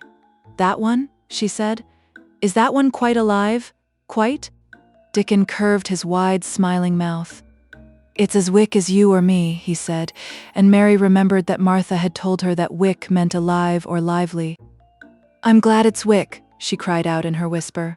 "I want them all to be wick. Let us go round the garden and count how many wick ones there are." She quite panted with eagerness, and Dickon was as eager as she was. They went from tree to tree and from bush to bush. Dickon carried his knife in his hand and showed her things which she thought wonderful. "They've run wild," he said, "but the strongest ones has fair thrived on it. The delicatest ones has died out, but the others has growed and spread till they's a wonder. See here," and he pulled down a thick gray, dry-looking branch. "A body might think this was dead wood, but I don't believe it is down to the root. I'll cut it low down and see."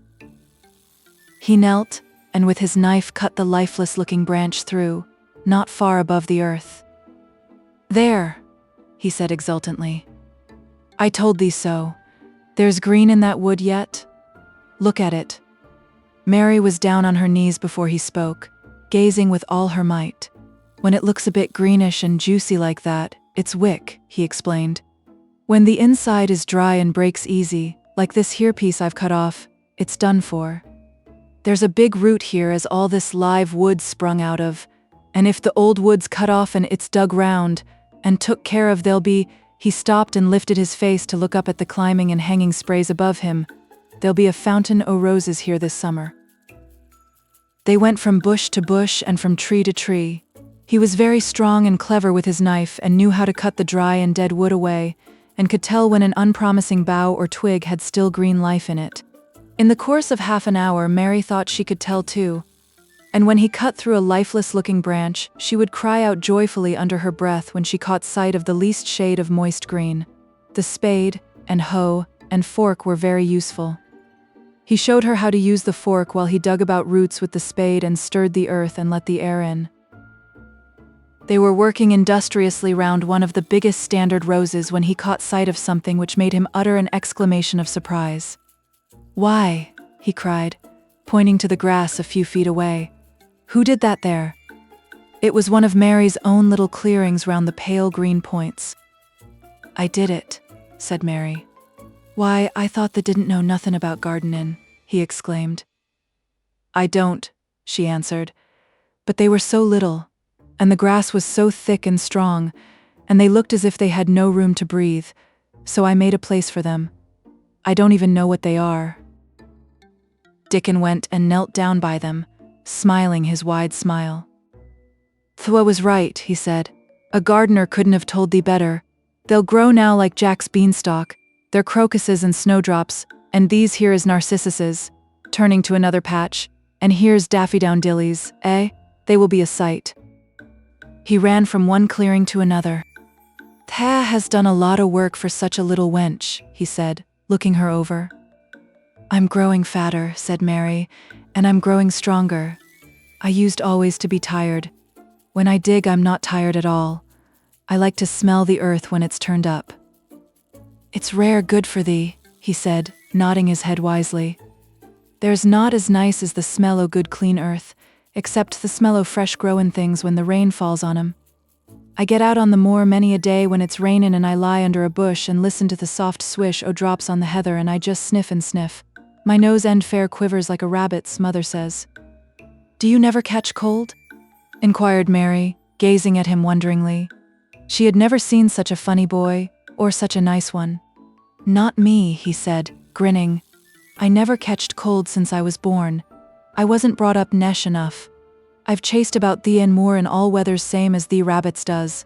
Mother says I've sniffed up too much fresh air for 12 year to ever get to sniffin' with cold. I'm as tough as a white-thorn knobstick." He was working all the time he was talking, and Mary was following him and helping him with her fork or the trowel. "There's a lot of work to do here," he said once, looking about quite exultantly. "Will you come again and help me to do it?" Mary begged. "I'm sure I can help too. I can dig and pull up weeds and do whatever you tell me. Oh, do come, Dickon." "I'll come every day if thou wants me, rain or shine," he answered stoutly. "It's the best fun I ever had in my life, shut in here and wakenin' up a garden." "If you will come," said Mary. "If you will help me to make it alive, I don't know what I'll do," she ended helplessly. "What could you do for a boy like that?" "I'll tell thee what thou'll do," said Dickon with his happy grin. "Thou'll get fat, and thou'll get as hungry as a young fox, and thou'll learn how to talk to Throbbing same as I do. We'll have a lot o' fun." He began to walk about, looking up in the trees and at the walls and bushes with a thoughtful expression.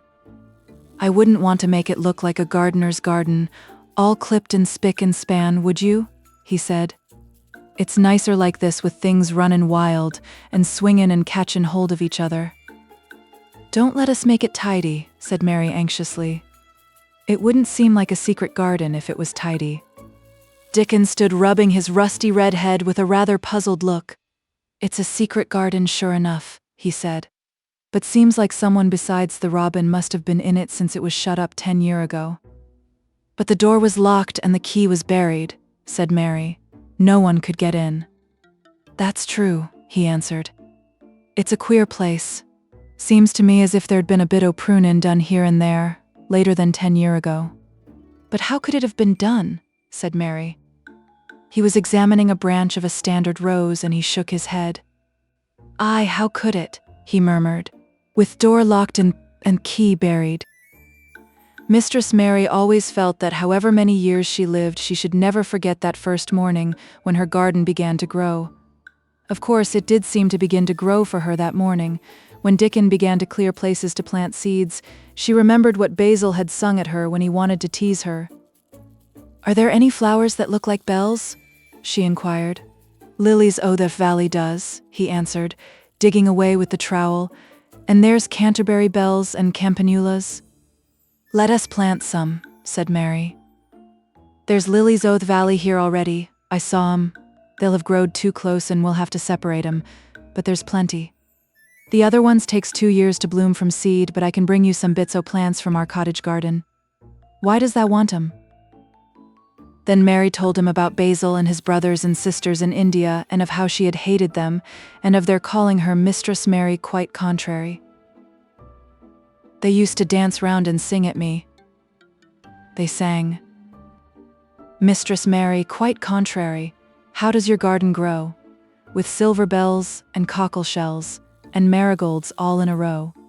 I just remembered it and it made me wonder if there were really flowers like silver bells.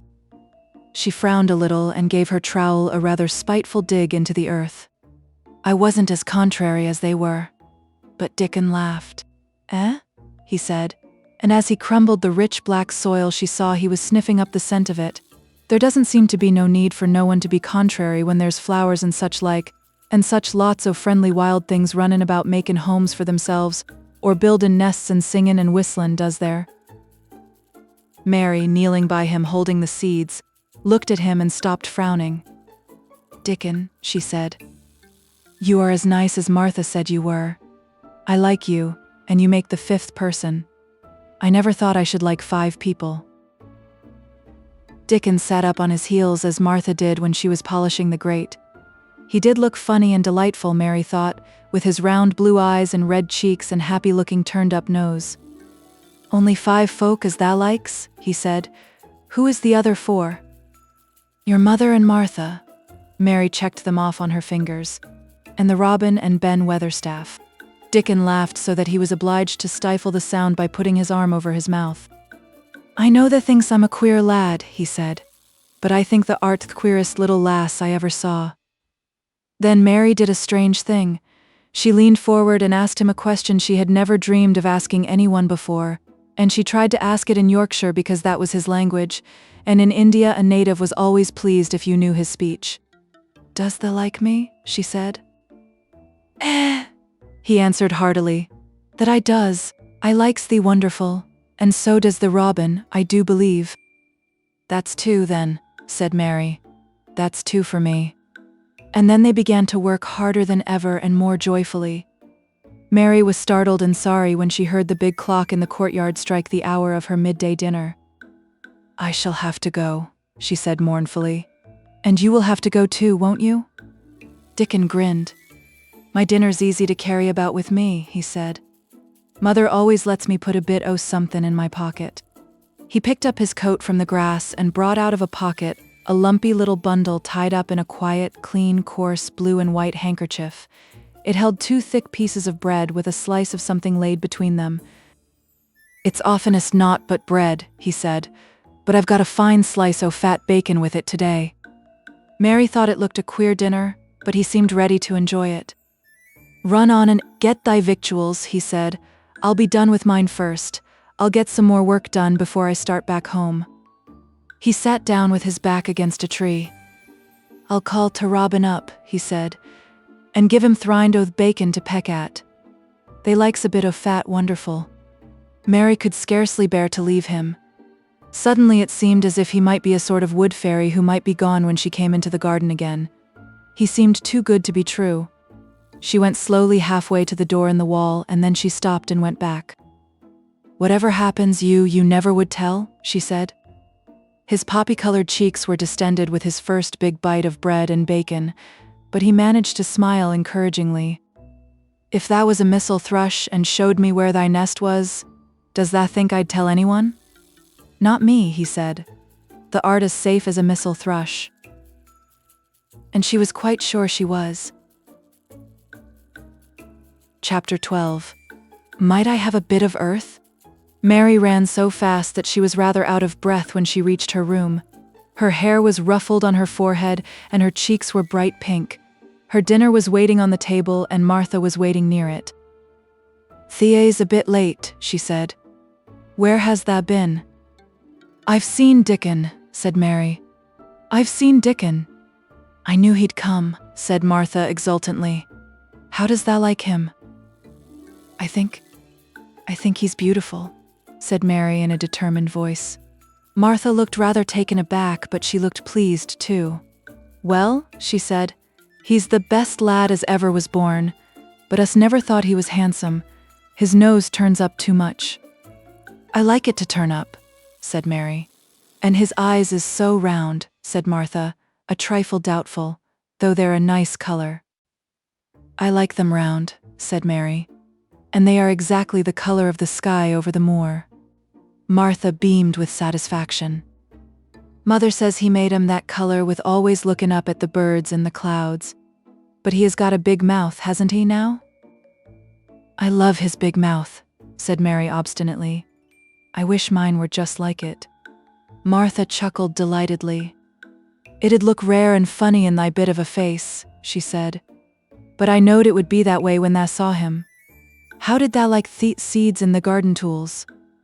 "How did you know he brought them?" asked Mary. I never thought of him not bringing 'em. He'd be sure to bring 'em if they was in Yorkshire. He's such a trusty lad." Mary was afraid that she might begin to ask difficult questions, but she did not. She was very much interested in the seeds and gardening tools, and there was only one moment when Mary was frightened. This was when she began to ask where the flowers were to be planted. "Who did that ask about it?" she inquired. "I haven't asked anybody yet," said Mary, hesitating. "Well, I wouldn't ask the head gardener. He's too grand, Mr. Roach is." "I've never seen him," said Mary. "I've only seen under gardeners and Ben Weatherstaff." "If I was you, I'd ask Ben Weatherstaff," advised Martha. "He's not half as bad as he looks, for all he's so crabbed. Mr. Craven lets him do what he likes because he was here when Mrs. Craven was alive, and he used to make her laugh. She liked him. Perhaps he'd find you a corner somewhere out of the way." "If it was out of the way and no one wanted it, no one could mind my having it, could they?"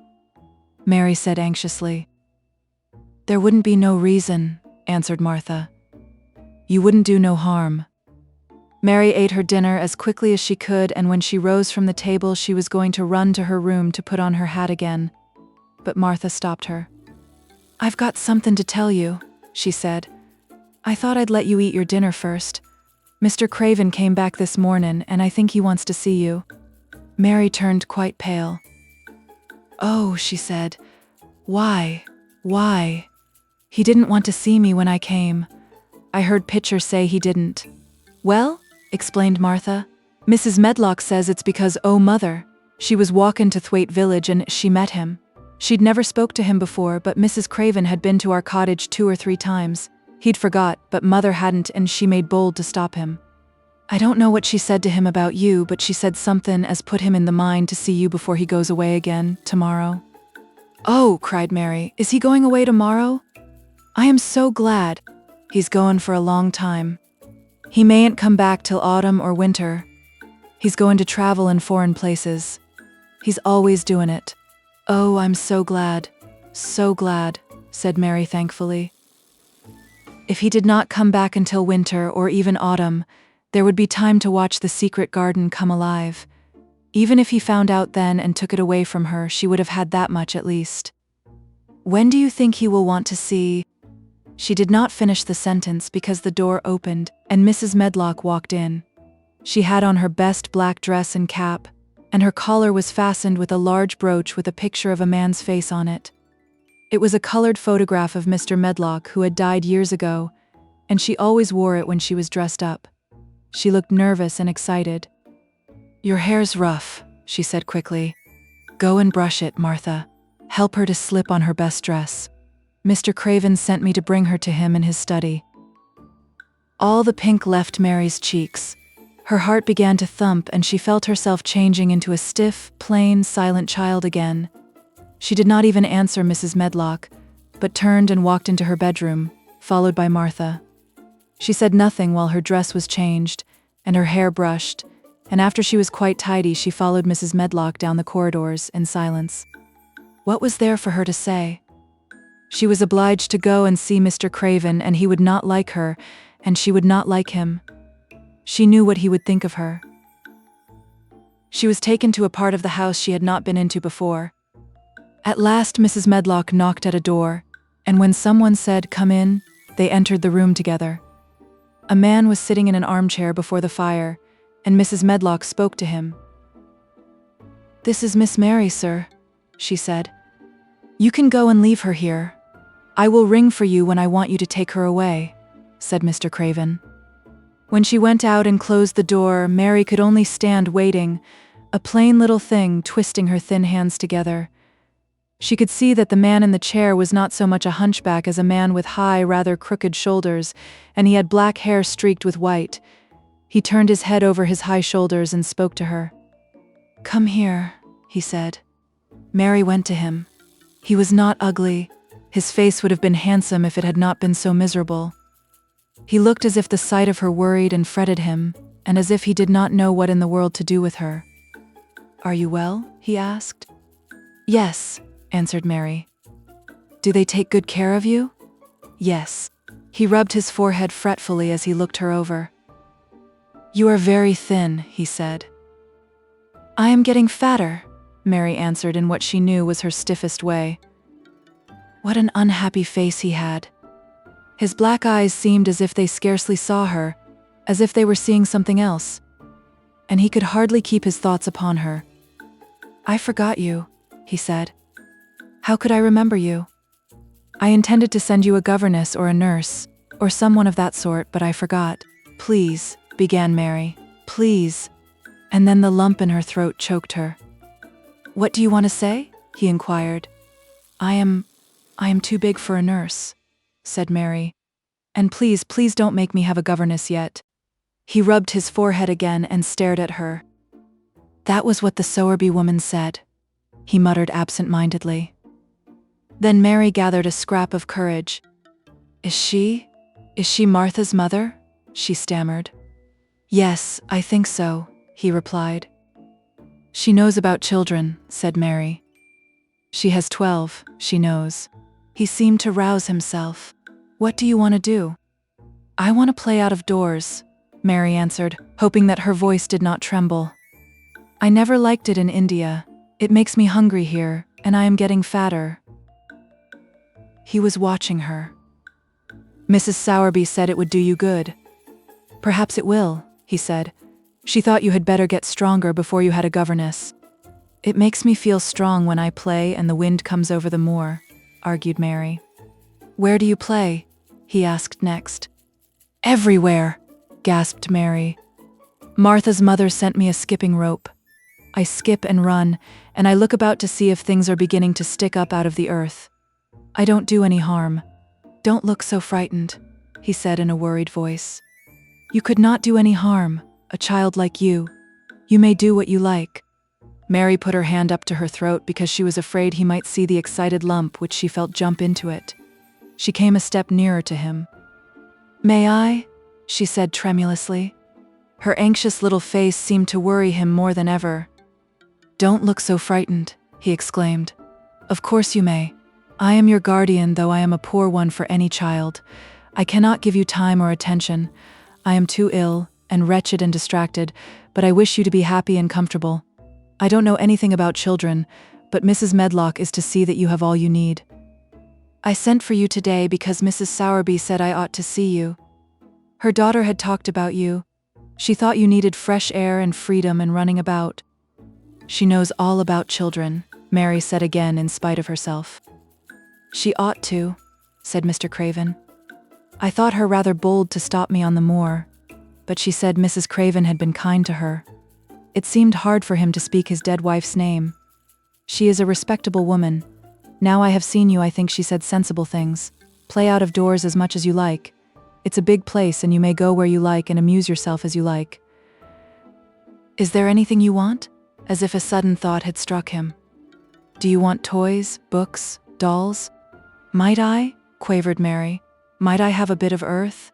In her eagerness, she did not realize how queer the words would sound and that they were not the ones she had meant to say. Mr. Craven looked quite startled. Earth, he repeated. What do you mean? To plant seeds in, to make things grow, to see them come alive, Mary faltered. He gazed at her a moment and then passed his hand quickly over his eyes. Do you care about gardens so much? He said slowly. I didn't know about them in India, said Mary. I was always ill and tired and it was too hot. I sometimes made little beds in the sand and stuck flowers in them. But here it is different. Mr. Craven got up and began to walk slowly across the room. A bit of earth, he said to himself. And Mary thought that somehow she must have reminded him of something. When he stopped and spoke to her, his dark eyes looked almost soft and kind. You can have as much earth as you want, he said. You remind me of someone else who loved the earth and things that grow. When you see a bit of earth you want, with something like a smile, take it, child, and make it come alive.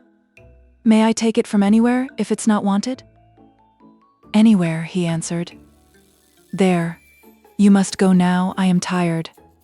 He touched the bell to call Mrs. Medlock. Goodbye. I shall be away all summer. Mrs. Medlock came so quickly that Mary thought she must have been waiting in the corridor. Mrs. Medlock, Mr. Craven said to her, now I have seen the child, I understand what Mrs. Sowerby meant. She must be less delicate before she begins lessons. Give her simple, healthy food. Let her run wild in the garden. Don't look after her too much. She needs liberty and fresh air and romping about. Mrs. Sowerby is to come and see her now and then, and she may sometimes go to the cottage. Mrs. Medlock looked pleased. She was relieved to hear that she need not look after Mary too much.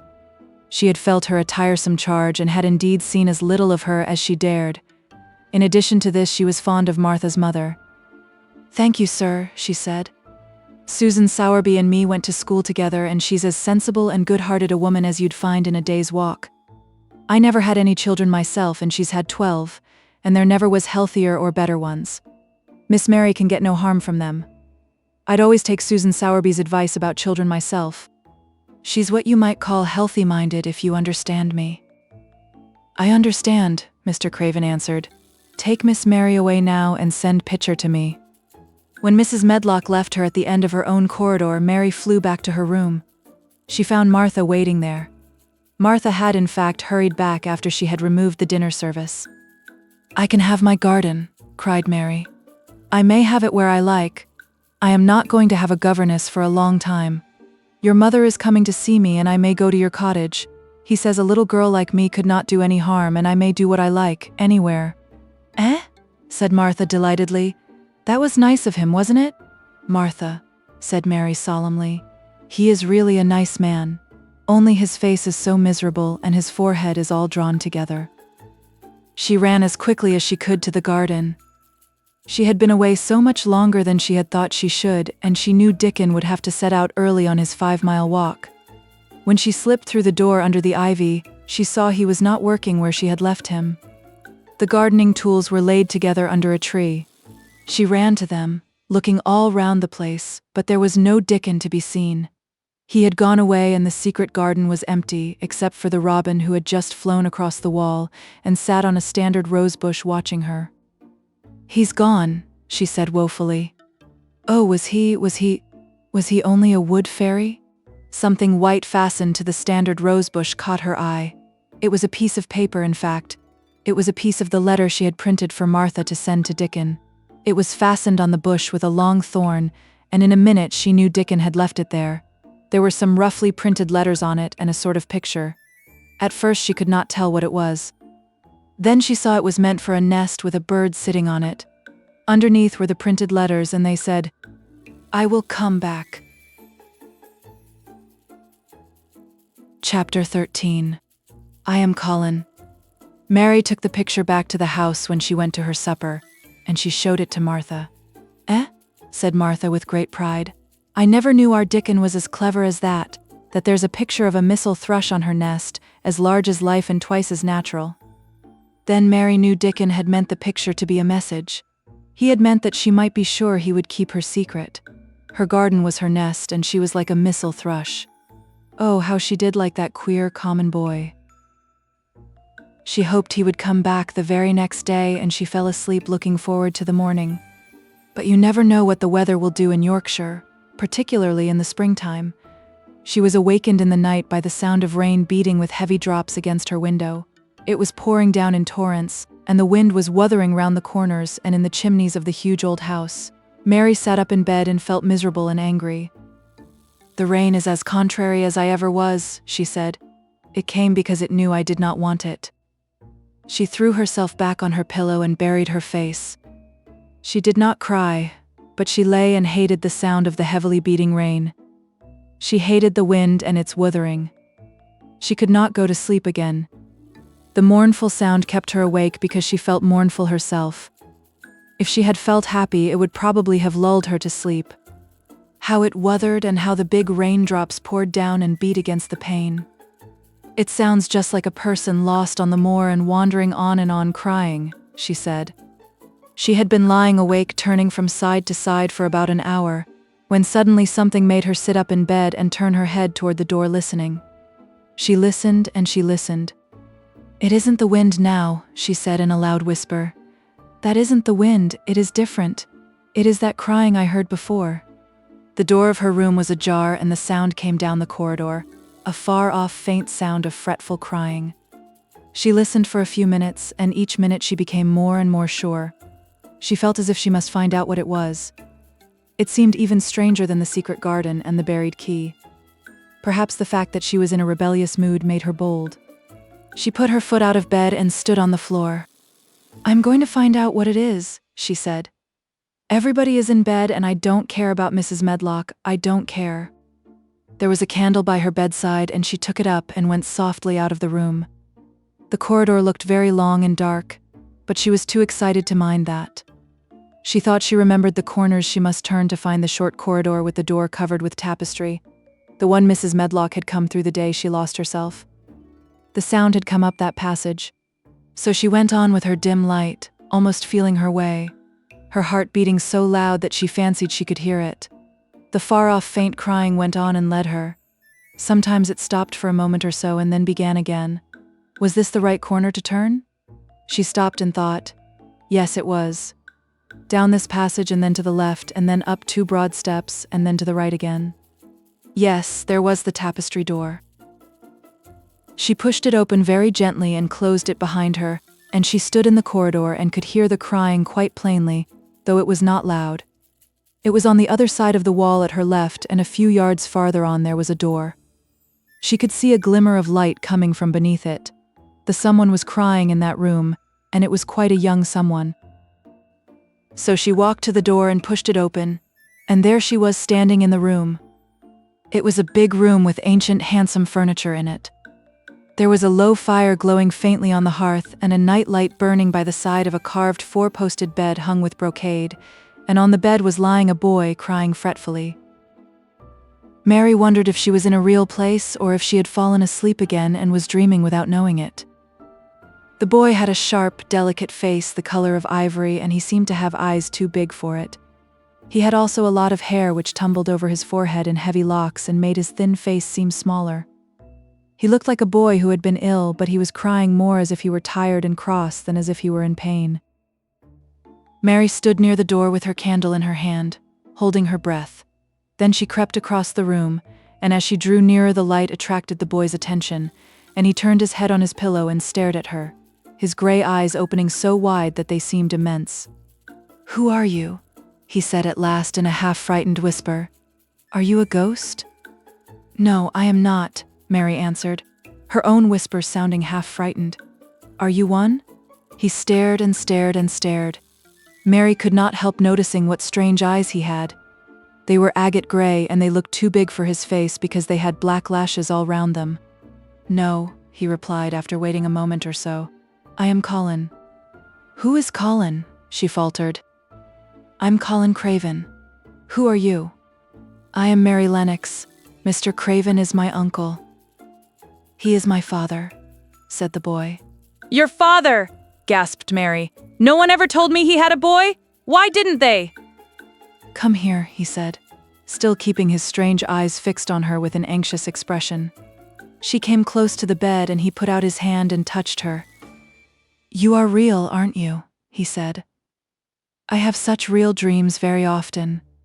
You might be one of them. Mary had slipped on a woolen wrapper before she left her room, and she put a piece of it between his fingers. Rub that and see how thick and warm it is, she said. I will pinch you a little if you like, to show you how real I am. For a minute I thought you might be a dream too. Where did you come from? He asked. From my own room. The wind wuthered so I couldn't go to sleep, and I heard someone crying and wanted to find out who it was. What were you crying for? Because I couldn't go to sleep either and my head ached. Tell me your name again. Mary Lennox. Did no one ever tell you I had come to live here? He was still fingering the fold of her wrapper, but he began to look a little more as if he believed in her reality. No, he answered. They daren't. Why? Asked Mary. Because I should have been afraid you would see me. I won't let people see me and talk me over. Why? Mary asked again, feeling more mystified every moment. Because I am like this, always ill and having to lie down. My father won't let people talk me over either. The servants are not allowed to speak about me. If I live, I may be a hunchback, but I shan't live. My father hates to think I may be like him. Oh, what a queer house this is, Mary said. What a queer house. Everything is a kind of secret. Rooms are locked up and gardens are locked up. And you? Have you been locked up? No. I stay in this room because I don't want to be moved out of it. It tires me too much. Does your father come and see you? Mary ventured. Sometimes. Generally when I'm asleep. He doesn't want to see me. Why? Mary could not help asking again. A sort of angry shadow passed over the boy's face. My mother died when I was born, and it makes him wretched to look at me. He thinks I don't know, but I've heard people talking. He almost hates me. He hates the garden, because she died, said Mary, half speaking to herself. What garden? The boy asked. Oh, just a garden she used to like, Mary stammered. Have you been here always? Nearly always. Sometimes I have been taken to places at the seaside, but I won't stay because people stare at me. I used to wear an iron thing to keep my back straight, but a grand doctor came from London to see me and said it was stupid. He told them to take it off and keep me out in the fresh air. I hate fresh air and I don't want to go out. I didn't when first I came here, said Mary. Why do you keep looking at me like that? Because of the dreams that are so real, he answered rather fretfully. Sometimes when I open my eyes, I don't believe I'm awake. We're both awake, said Mary. She glanced round the room with its high ceiling and shadowy corners and dim firelight. It looks quite like a dream, and it's the middle of the night, and everybody in the house is asleep. Everybody but us. We are wide awake. I don't want it to be a dream, the boy said restlessly. Mary thought of something all at once. If you don't like people to see you, she began, do you want me to go away? He still held the fold of her wrapper and he gave it a little pull. No, he said. I should be sure you were a dream if you went. If you are real, sit down on that big footstool and talk. I want to hear about you. Mary put down her candle on the table near the bed and sat down on the cushioned stool. She did not want to go away at all. She wanted to stay in the mysterious hidden-away room and talk to the mysterious boy. What do you want me to tell you? She said. He wanted to know how long she had been at Misselthwaite. He wanted to know which corridor her room was on. He wanted to know what she had been doing, if she disliked the moor as he disliked it, where she had lived before she came to Yorkshire. She answered all these questions and many more, and he lay back on his pillow and listened. He made her tell him a great deal about India and about her voyage across the ocean. She found out that because he had been an invalid, he had not learned things as other children had. One of his nurses had taught him to read when he was quite little, and he was always reading and looking at pictures in splendid books. Though his father rarely saw him when he was awake, he was given all sorts of wonderful things to amuse himself with. He never seemed to have been amused, however. He could have anything he asked for, and was never made to do anything he did not like to do. "Everyone is obliged to do what pleases me," he said indifferently. "It makes me ill to be angry. No one believes I shall live to grow up." He said it as if he was so accustomed to the idea that it had ceased to matter to him at all. He seemed to like the sound of Mary's voice. As she went on talking, he listened in a drowsy, interested way. Once or twice she wondered if he were not gradually falling into a doze. But at last he asked a question which opened up a new subject. "How old are you?" he asked. "I am 10, answered Mary, forgetting herself for the moment. "And so are you." "How do you know that?" he demanded in a surprised voice. "Because when you were born the garden door was locked and the key was buried, and it has been locked for 10 years. Colin half sat up, turning toward her, leaning on his elbows. "What garden door was locked? Who did it? Where was the key buried?" he exclaimed as if he were suddenly very much interested. It was the garden Mr. Craven hates," said Mary nervously. "He locked the door. No one knew where he buried the key." "What sort of a garden is it?" Colin persisted eagerly. "No one has been allowed to go into it for 10 years, was Mary's careful answer.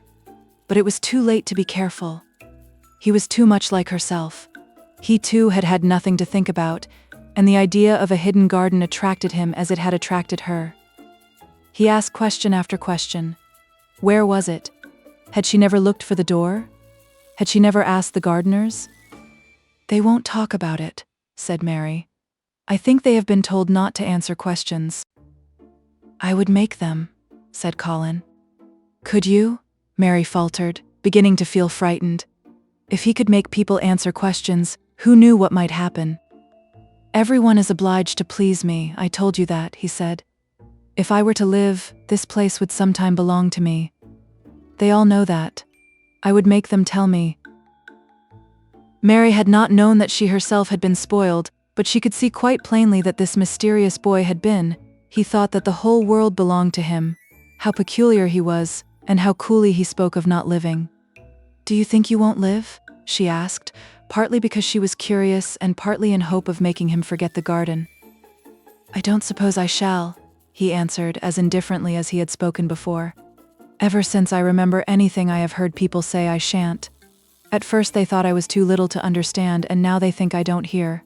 But I do. My doctor is my father's cousin. He is quite poor, and if I die he will have all Misselthwaite when my father is dead." "I should think he wouldn't want me to live." "Do you want to live?" inquired Mary. "No," he answered, in a cross, tired fashion. "But I don't want to die. When I feel ill, I lie here and think about it until I cry and cry." "I have heard you crying 3 times, Mary said, "but I did not know who it was. Were you crying about that?" She did so want him to forget the garden. "I dare say," he answered. "Let us talk about something else. Talk about that garden. Don't you want to see it?" "Yes," answered Mary, in quite a low voice. "I do," he went on persistently. "I don't think I ever really wanted to see anything before, but I want to see that garden. I want the key dug up. I want the door unlocked. I would let them take me there in my chair. That would be getting fresh air. I'm going to make them open the door."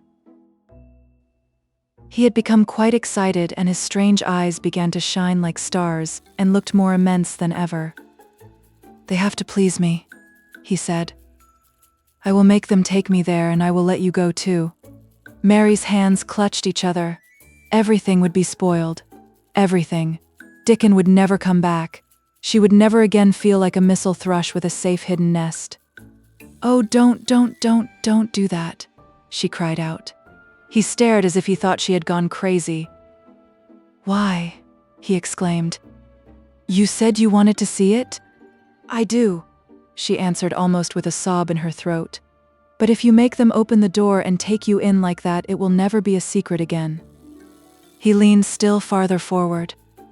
"A secret," he said. "What do you mean? Tell me." Mary's words almost tumbled over one another. You see, she panted. "If no one knows but ourselves, if there was a door hidden somewhere under the ivy, if there was and we could find it, and if we could slip through it together and shut it behind us, and no one knew anyone was inside, and we called it our garden and pretended that we were MISSEL thrushes and it was our nest. And if we played there almost every day and dug and planted seeds and made it all come alive. Is it dead? He interrupted her. It soon will be if no one cares for it, she went on. The bulbs will live, but the roses. He stopped her again, as excited as she was herself. What are bulbs? He put in quickly. They are daffodils and lilies and snowdrops. They are working in the earth now, pushing up pale green points because the spring is coming. Is the spring coming? He said. What is it like? You don't see it in rooms if you are ill. It is the sun shining on the rain and the rain falling on the sunshine, and things pushing up and working under the earth, said Mary.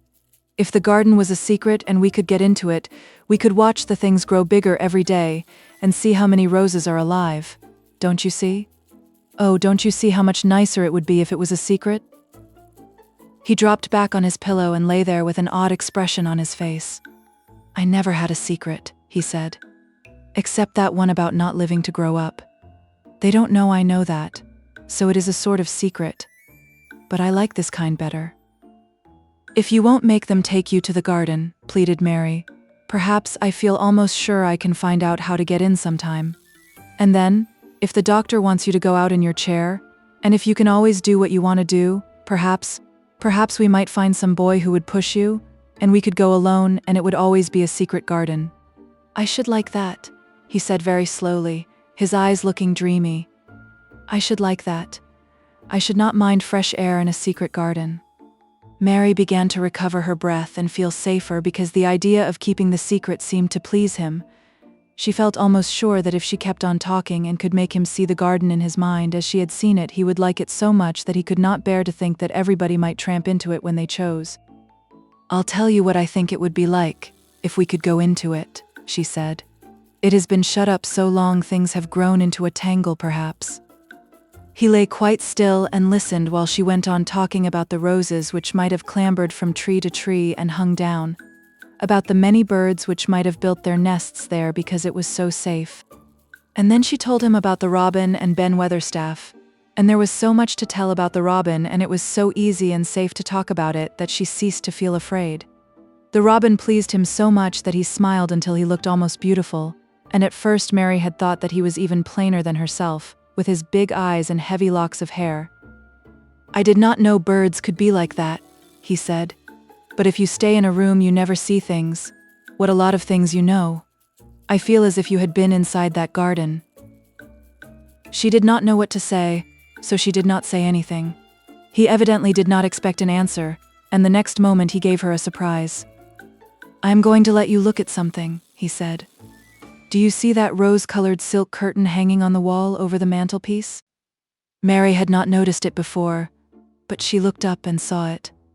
It was a curtain of soft silk hanging over what seemed to be some picture. Yes, she answered. There is a cord hanging from it, said Colin. Go and pull it. Mary got up, much mystified, and found the cord. When she pulled it, the silk curtain ran back on rings, and when it ran back, it uncovered a picture. It was the picture of a girl with a laughing face. She had bright hair tied up with a blue ribbon, and her gay, lovely eyes were exactly like Colin's unhappy ones, agate gray and looking twice as big as they really were because of the black lashes all round them. She is my mother, said Colin complainingly. I don't see why she died. Sometimes I hate her for doing it. How queer, said Mary. If she had lived, I believe I should not have been ill always, he grumbled. I dare say I should have lived too, and my father would not have hated to look at me.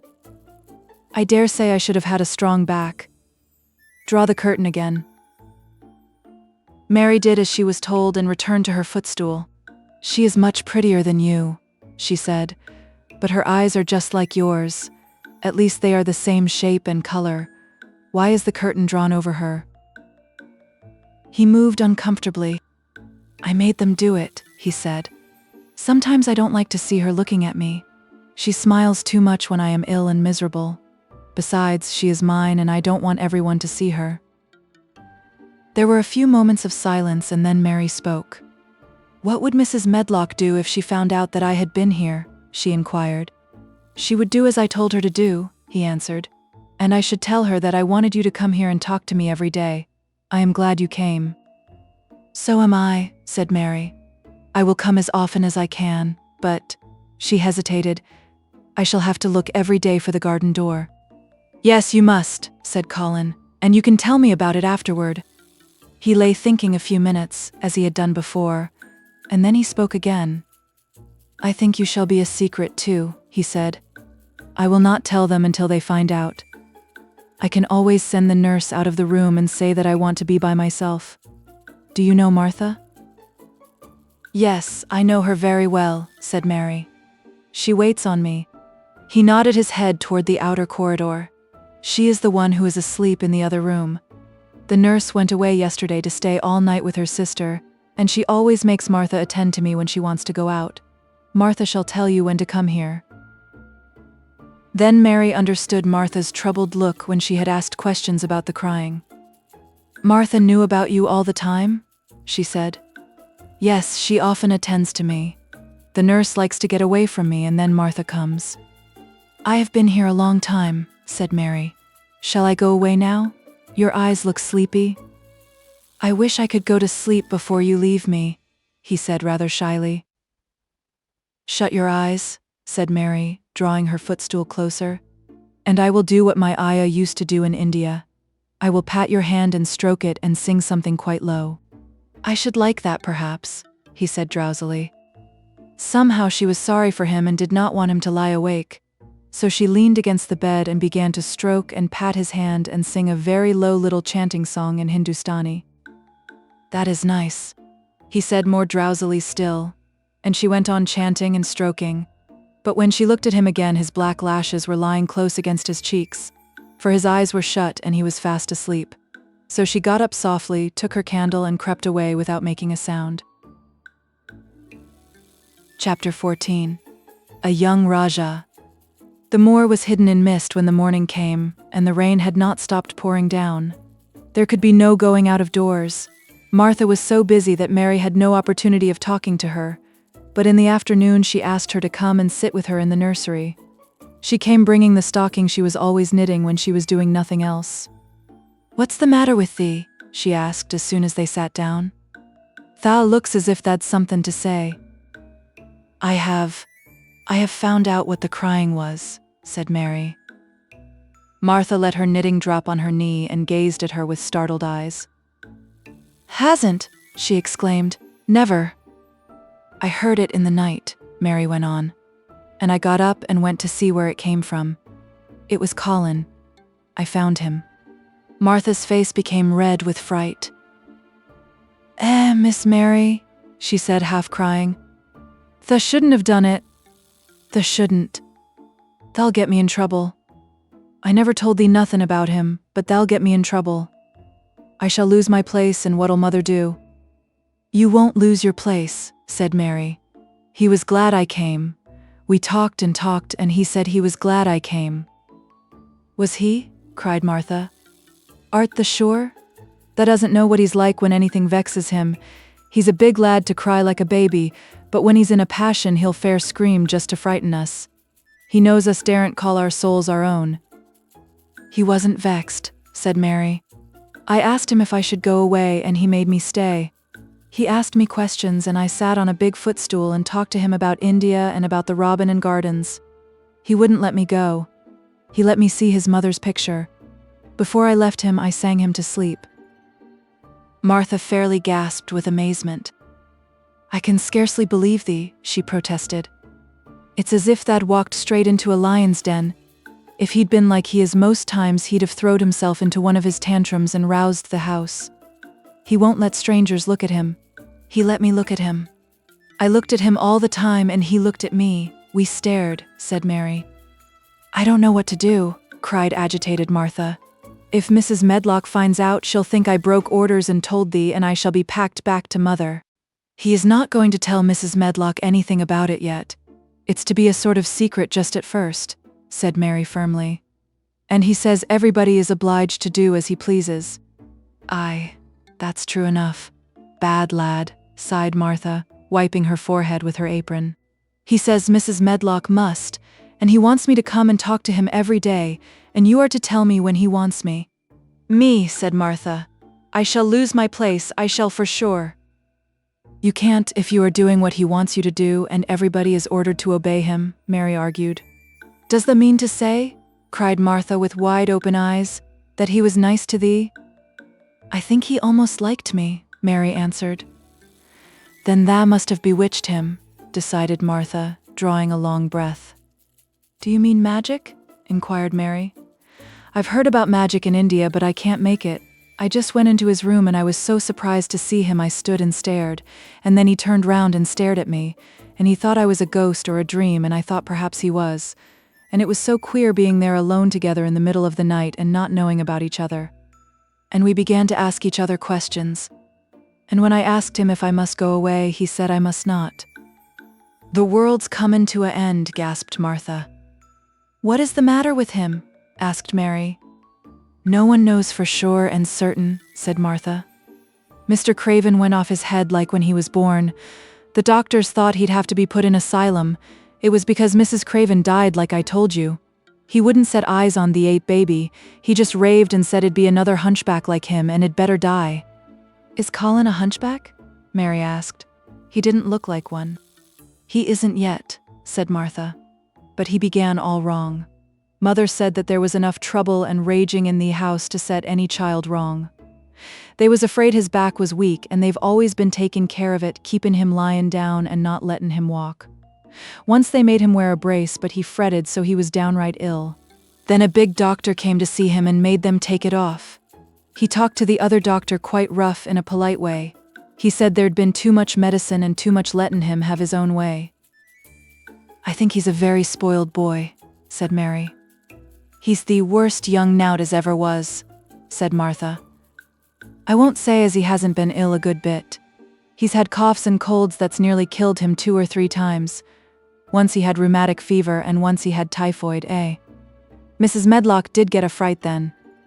He'd been out of his head and she was talking to the nurse, thinking he didn't know nothing, and she said, 'He'll die this time sure enough, and best thing for him and for everybody.' And she looked at him, and there he was with his big eyes open, staring at her as sensible as she was herself. She didn't know what happened, but he just stared at her and says, 'You give me some water and stop talking.'" "Do you think he will die?" asked Mary. "Mother says there's no reason why any child should live that gets no fresh air, and doesn't do nothing but lie on his back and read picture books and take medicine. He's weak and hates the trouble o' being taken out of doors, and he gets cold so easy he says it makes him ill." Mary sat and looked at the fire. "I wonder," she said slowly, "if it would not do him good to go out into a garden and watch things growing. It did me good." "One of the worst fits he ever had," said Martha, "was one time they took him out where the roses is by the fountain. He'd been reading in a paper about people getting something he called rose cold, and he began to sneeze and said he'd got it, and then a new gardener as didn't know the rules passed by and looked at him curious. He threw himself into a passion, and he said he'd looked at him because he was going to be a hunchback. He cried himself into a fever and was ill all night. If he ever gets angry at me, I'll never go and see him again," said Mary. "He'll have thee if he wants thee," said Martha. "Tha may as well know that at the start." Very soon afterward a bell rang and she rolled up her knitting. "I dare say the nurse wants me to stay with him a bit," she said. "I hope he's in a good temper." She was out of the room about 10 minutes, and then she came back with a puzzled expression. "Well, tha has bewitched him," she said. "He's up on his sofa with his picture books. He's told the nurse to stay away until 6 o'clock. I'm to wait in the next room. The minute she was gone, he called me to him and says, 'I want Mary Lennox to come and talk to me. And remember, you're not to tell anyone. You'd better go as quick as you can.'" Mary was quite willing to go quickly. She did not want to see Colin as much as she wanted to see Dickon, but she wanted to see him very much. There was a bright fire on the hearth when she entered his room, and in the daylight she saw it was a very beautiful room indeed. There were rich colors in the rugs and hangings and pictures and books on the walls, which made it look glowing and comfortable even in spite of the gray sky and falling rain. Colin looked rather like a picture himself. He was wrapped in a velvet dressing gown and sat against a big brocaded cushion.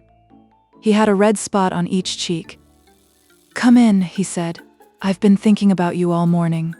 "I've been thinking about you too," answered Mary. "You don't know how frightened Martha is. She says Mrs. Medlock will think she told me about you and then she will be sent away." He frowned. "Go and tell her to come here," he said. "She is in the next room." Mary went and brought her back. Poor Martha was shaking in her shoes. Colin was still frowning.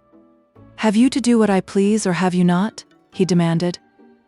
"I have to do what you please, sir," Martha faltered, turning quite red. "Has Medlock to do what I please?" "Everybody has, sir," said Martha.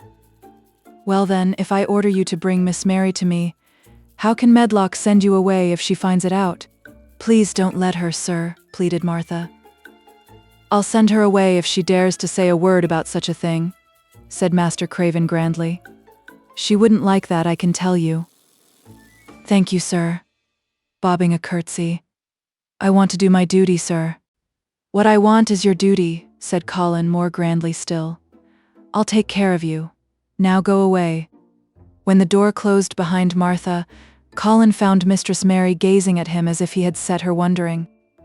"Why do you look at me like that?" he asked her. "What are you thinking about?" "I am thinking about two things." "What are they?" "Sit down and tell me." "This is the first one," said Mary, seating herself on the big stool. "Once in India I saw a boy who was a Rajah. He had rubies and emeralds and diamonds stuck all over him. He spoke to his people just as you spoke to Martha. Everybody had to do everything he told them in a minute. I think they would have been killed if they hadn't." "I shall make you tell me about Rajahs presently," he said. "But first tell me what the second thing was." "I was thinking," said Mary, "how different you are from Dickon." "Who is Dickon?" he said. "What a queer name." She might as well tell him, she thought. She could talk about Dickon without mentioning the secret garden. She had liked to hear Martha talk about him. Besides, she longed to talk about him. It would seem to bring him nearer. "He is Martha's brother. He is 12 years old," she explained. "He is not like anyone else in the world. He can charm foxes and squirrels and birds just as the natives in India charm snakes. He plays a very soft tune on a pipe and they come and listen." There were some big books on a table at his side and he dragged one suddenly toward him. "There is a picture of a snake charmer in this," he exclaimed. "Come and look at it." The book was a beautiful one with superb colored illustrations and he turned to one of them. "Can he do that?" he asked eagerly. "He played on his pipe and they listened," Mary explained. "But he doesn't call it magic. He says it's because he lives on the moor so much and he knows their ways. He says he feels sometimes as if he was a bird or a rabbit himself. He likes them so. I think he asked the robin questions. It seemed as if they talked to each other in soft chirps." Colin lay back on his cushion, and his eyes grew larger and larger and the spots on his cheeks burned. "Tell me some more about him," he said. "He knows all about eggs and nests," Mary went on, "and he knows where foxes and badgers and otters live. He keeps them secret so that other boys won't find their holes and frighten them. He knows about everything that grows or lives on the moor." "Does he like the moor?" said Colin. "How can he when it's such a great, bare, dreary place?" "It's the most beautiful place," protested Mary. "Thousands of lovely things grow on it, and there are thousands of little creatures all busy building nests and making holes and burrows and chippering or singing or squeaking to each other. They are so busy and having such fun under the earth or in the trees or heather. It's their world." "How do you know all that?" said Colin, turning on his elbow to look at her. "I have never been there once, really," said Mary, suddenly remembering. "I only drove over it in the dark. I thought it was hideous. Martha told me about it first and then Dickon. When Dickon talks about it, you feel as if you saw things and heard them, and as if you were standing in the heather with the sun shining and the gorse smelling like honey, and all full of bees and butterflies." "You never see anything if you're ill," said Colin restlessly. He looked like a person listening to a new sound in the distance and wondering what it was. "You can't if you stay in a room," said Mary. "I couldn't go on the moor," he said in a resentful tone. Mary was silent for a minute and then she said something bold. You might, sometime. He moved as if he were startled. Go on the moor. How could I? I am going to die. How do you know? Said Mary unsympathetically. She didn't like the way he had of talking about dying. She did not feel very sympathetic. She felt rather as if he almost boasted about it. Oh, I've heard it ever since I remember, he answered crossly. They are always whispering about it and thinking I don't notice. They wish I would, too. Mistress Mary felt quite contrary. She pinched her lips together. If they wished I would, she said, I wouldn't. Who wishes you would? The servants and of course Dr. Craven, because he would get Misselthwaite and be rich instead of poor. He daren't say so, but he always looks cheerful when I am worse. When I had typhoid fever, his face got quite fat. I think my father wishes it too. I don't believe he does, said Mary quite obstinately. That made Colin turn and look at her again. Don't you? He said. And then he lay back on his cushion and was still, as if he were thinking. And there was quite a long silence. Perhaps they were both of them thinking strange things children do not usually think of.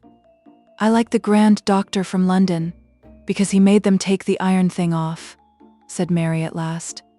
Did he say you were going to die? No. What did he say? He didn't whisper, Colin answered. Perhaps he knew I hated whispering. I heard him say one thing quite aloud. He said the lad might live if he would make up his mind to it. Put him in the humor. It sounded as if he was in a temper. I'll tell you who would put you in the humor, perhaps, said Mary, reflecting. She felt as if she would like this thing to be settled one way or the other. I believe Dickon would. He's always talking about live things. He never talks about dead things or things that are ill. He's always looking up in the sky to watch birds flying, or looking down at the earth to see something growing. He has such round blue eyes, and they are so wide open with looking about. And he laughs such a big laugh with his wide mouth, and his cheeks are as red as cherries. She pulled her stool nearer to the sofa, and her expression quite changed at the remembrance of the wide curving mouth and wide open eyes. See here, she said. Don't let us talk about dying. I don't like it. Let us talk about living. Let us talk and talk about Dickon, and then we will look at your pictures. It was the best thing she could have said. To talk about Dickon meant to talk about the moor, and about the cottage and the 14 people who lived in it on 16 shillings a week, and the children who got fat on the moor grass like the wild ponies, and about Dickon's mother and the skipping rope and the moor with the sun on it, and about pale green points sticking up out of the black sod. And it was all so alive that Mary talked more than she had ever talked before, and Colin both talked and listened as he had never done either before, and they both began to laugh over nothings as children will when they are happy together. And they laughed so that in the end they were making as much noise as if they had been two ordinary, healthy, natural 10-year-old creatures, instead of a hard, little, unloving girl and a sickly boy who believed that he was going to die. They enjoyed themselves so much that they forgot the pictures and they forgot about the time. They had been laughing quite loudly over Ben Weatherstaff, and his Robin, and Colin was actually sitting up as if he had forgotten about his weak back when he suddenly remembered something. Do you know there is one thing we have never once thought of? He said. We are cousins. It seemed so queer that they had talked so much and never remembered this simple thing that they laughed more than ever, because they had got into the humor to laugh at anything. And in the midst of the fun the door opened, and in walked Dr. Craven and Mrs. Medlock. Dr. Craven started an actual alarm, and Mrs. Medlock almost fell back because he had accidentally bumped against her. Good Lord, exclaimed poor Mrs. Medlock, with her eyes almost starting out of her head. Good Lord. What is this? Said Dr. Craven, coming forward. What does it mean? Then Mary was reminded of the boy Rajah again. Colin answered as if neither the doctor's alarm nor Mrs. Medlock's terror were of the slightest consequence. He was as little disturbed or frightened as if an elderly cat and dog had walked into the room. This is my cousin, Mary Lennox, he said. I asked her to come and talk to me. I like her. She must come and talk to me whenever I send for her. Dr. Craven turned reproachfully to Mrs. Medlock. Oh, sir, she panted. I don't know how it's happened. There's not a servant on the place that'd dare to talk. They all have their orders. No one told her anything, said Colin. She heard me crying and found me herself. I am glad she came. Don't be silly, Medlock. Mary saw that Dr. Craven did not look pleased, but it was quite plain that he dare not oppose his patient. He sat down by Colin and felt his pulse. I am afraid there has been too much excitement. Excitement is not good for you, my boy, he said. I should be excited if she kept away, answered Colin, his eyes beginning to look dangerously sparkling. I am better. She makes me better. The nurse must bring up her tea with mine. We will have tea together. Mrs. Medlock and Dr. Craven looked at each other in a troubled way, but there was evidently nothing to be done. He does look rather better, sir, ventured Mrs. Medlock, but, thinking the matter over, he looked better this morning before she came into the room. She came into the room last night. She stayed with me a long time. She sang a Hindustani song to me and it made me go to sleep, said Colin. I was better when I wakened up. I wanted my breakfast. I want my tea now. Tell nurse, Medlock. Dr. Craven did not stay very long. He talked to the nurse for a few minutes when she came into the room and said a few words of warning to Colin. He must not talk too much. He must not forget that he was ill. He must not forget that he was very easily tired. Mary thought that there seemed to be a number of uncomfortable things he was not to forget. Colin looked fretful and kept his strange black-lashed eyes fixed on Dr. Craven's face. I want to forget it, he said at last. She makes me forget it. That is why I want her. Dr. Craven did not look happy when he left the room. He gave a puzzled glance at the little girl sitting on the large stool. She had become a stiff, silent child again as soon as he entered, and he could not see what the attraction was. The boy actually did look brighter, however, and he sighed rather heavily as he went down the corridor. They are always wanting me to eat things when I don't want to, said Colin, as the nurse brought in the tea and put it on the table by the sofa. Now, if you'll eat, I will. Those muffins look so nice and hot. Tell me about Rajah's. Chapter 15. Nest building. After another week of rain, the high arch of blue sky appeared again, and the sun which poured down was quite hot. Though there had been no chance to see either the secret garden or Dickon, Mistress Mary had enjoyed herself very much. The week had not seemed long. She had spent hours of every day with Colin in his room, talking about Rajah's or gardens or Dickon in the cottage on the moor. They had looked at the splendid books and pictures, and sometimes Mary had read things to Colin, and sometimes he had read a little to her. When he was amused and interested, she thought he scarcely looked like an invalid at all, except that his face was so colorless, and he was always on the sofa. You are a sly young one to listen and get out of your bed to go following things up like you did that night, Mrs. Medlock said once. But there's no saying it's not been a sort of blessing to the lot of us. He's not had a tantrum or a whining fit since you made friends. The nurse was just going to give up the case because she was so sick of him, but she says she doesn't mind staying now you've gone on duty with her, laughing a little. In her talks with Colin, Mary had tried to be very cautious about the secret garden. There were certain things she wanted to find out from him, but she felt that she must find them out without asking him direct questions in the first place. As she began to like to be with him, she wanted to discover whether he was the kind of boy you could tell a secret to. He was not in the least like Dickon, but he was evidently so pleased with the idea of a garden no one knew anything about that she thought perhaps he could be trusted. But she had not known him long enough to be sure. The second thing she wanted to find out was this. If he could be trusted, if he really could, wouldn't it be possible to take him to the garden without having anyone find it out? The Grand Doctor had said that he must have fresh air, and Colin had said that he would not mind fresh air in a secret garden. Perhaps if he had a great deal of fresh air and knew Dickon and the robin and saw things growing, he might not think so much about dying. Mary had seen herself in the glass sometimes lately, when she had realized that she looked quite a different creature from the child she had seen when she arrived from India. This child looked nicer. Even Martha had seen a change in her. Air from the moor has done thee good already, she had said. Thart not nigh so yeller, and thart not nigh so scrawny. Even the hair doesn't slant down on the head so flat. It's got some life in it so as it sticks out a bit. It's like me, said Mary. It's growing stronger and fatter.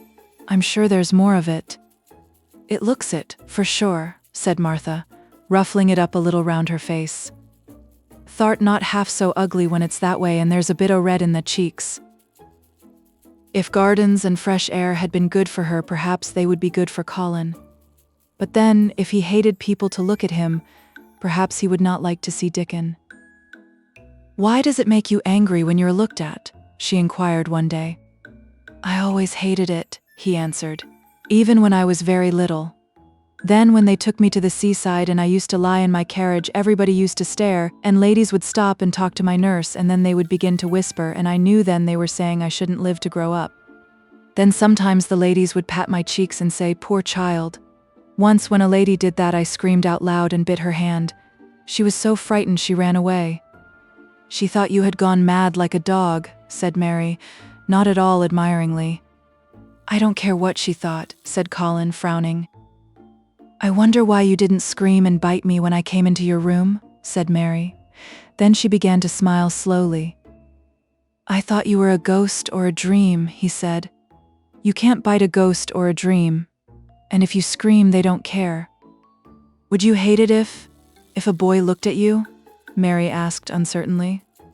He lay back on his cushion and paused thoughtfully. "There's one boy," he said quite slowly, as if he were thinking over every word. "There's one boy I believe I shouldn't mind. It's that boy who knows where the foxes live, Dickon." "I'm sure you wouldn't mind him," said Mary. "The birds don't, and other animals," he said, still thinking it over. "Perhaps that's why I shouldn't. He's a sort of animal charmer, and I am a boy animal." Then he laughed, and she laughed too. In fact, it ended in their both laughing a great deal and finding the idea of a boy animal hiding in his hole very funny indeed. What Mary felt afterward was that she need not fear about Dickon. On that first morning when the sky was blue again, Mary wakened very early. The sun was pouring in slanting rays through the blinds, and there was something so joyous in the sight of it that she jumped out of bed and ran to the window. She drew up the blinds and opened the window itself, and a great waft of fresh, scented air blew in upon her. The moor was blue, and the whole world looked as if something magic had happened to it. There were tender little fluting sounds here and there and everywhere, as if scores of birds were beginning to tune up for a concert. Mary put her hand out of the window and held it in the sun. "It's warm, warm," she said. "It will make the green points push up and up and up, and it will make the bulbs and roots work and struggle with all their might under the earth." She kneeled down and leaned out of the window as far as she could, breathing big breaths and sniffing the air until she laughed because she remembered what Dickon's mother had said about the end of his nose quivering like a rabbit's. "It must be very early," she said. "The little clouds are all pink, and I've never seen the sky look like this. No one is up. I don't even hear the stable boys." A sudden thought made her scramble to her feet. "I can't wait. I am going to see the garden." She had learned to dress herself by this time, and she put on her clothes in 5 minutes. She knew a small side door which she could unbolt herself, and she flew downstairs in her stocking feet and put on her shoes in the hall. She unchained and unbolted and unlocked, and when the door was open, she sprang across the step with one bound, and there she was standing on the grass, which seemed to have turned green, and with the sun pouring down on her in warm, sweet wafts about her, and the fluting and twittering and singing coming from every bush and tree. She clasped her hands for pure joy and looked up in the sky, and it was so blue and pink and pearly and white and flooded with springtime light that she felt as if she must flute and sing aloud herself, and knew that thrushes and robins and skylarks could not possibly help it. She ran around the shrubs and paths toward the secret garden. "It is all different already," she said. "The grass is greener, and things are sticking up everywhere, and things are uncurling, and green buds of leaves are showing. This afternoon I am sure Dickon will come." The long, warm rain had done strange things to the herbaceous beds which bordered the walk by the lower wall. There were things sprouting and pushing out from the roots of clumps of plants, and there were actually here and there glimpses of royal purple and yellow unfurling among the stems of crocuses. 6 months before, Mistress Mary would not have seen how the world was waking up, but now she missed nothing. When she had reached the place where the door hid itself under the ivy, she was startled by a curious loud sound. It was the caw-caw of a crow, and it came from the top of the wall, and when she looked up, there sat a big glossy plumaged blue-black bird, looking down at her very wisely indeed. She had never seen a crow so close before, and he made her a little nervous. But the next moment he spread his wings and flapped away across the garden. She hoped he was not going to stay inside, and she pushed the door open, wondering if he would. When she got fairly into the garden, she saw that he probably did intend to stay, because he had alighted on a dwarf apple tree, and under the apple tree was lying a little reddish animal with a bushy tail, and both of them were watching the stooping body and rust-red head of Dickon, who was kneeling on the grass working hard. Mary flew across the grass to him. "Oh, Dickon, Dickon," she cried out. "How could you get here so early? How could you? The sun has only just got up." He got up himself, laughing and glowing and tousled, his eyes like a bit of the sky. "Eh?" he said. "I was up long before him. How could I have stayed abed? The world's all fair begun again this mornin', it has, and it's workin' and hummin' and scratchin' and pipin' and nest buildin' and breathin' out sense, till you've got to be out on its stead o' line on your back." When the sun did jump up, the moor went mad for joy, and I was in the midst of heather, and I run like mad myself, shoutin' and singin', and I come straight here. I couldn't have stayed away. Why, the garden was lyin' here waitin'. Mary put her hands on her chest, panting, as if she had been running herself. "Oh, Dickon, Dickon," she said. "I'm so happy I can scarcely breathe." Seeing him talking to a stranger, the little bushy-tailed animal rose from its place under the tree and came to him. And the rook, cawing once, flew down from its branch and settled quietly on his shoulder. "This is the little fox cub," he said, rubbing the little reddish animal's head. "It's named Captain. And this here's Soot. Soot he flew across the moor with me, and Captain he run, same as if the hounds had been after him." They both felt same as I did. Neither of the creatures looked as if he were the least afraid of Mary. When Dickon began to walk about, Soot stayed on his shoulder and Captain trotted quietly close to his side. "See here," said Dickon. "See how these is pushed up, and these, and look at these here." He threw himself upon his knees, and Mary went down beside him. They had come upon a whole clump of crocuses burst into purple and orange and gold. Mary bent her face down and kissed them. "You never kiss a person in that way," she said when she lifted her head. "Flowers are so different." He looked puzzled but smiled. "Eh?" he said. "I've kissed Mother many a time that way when I come in from the moor after a day's roamin', and she stood there at the door in the sun, lookin' so glad and comfortable." They ran from one part of the garden to another, and found so many wonders that they were obliged to remind themselves that they must whisper or speak low. He showed her swelling leaf buds on rose branches which had seemed dead. He showed her 10,000 new green points pushing through the mold.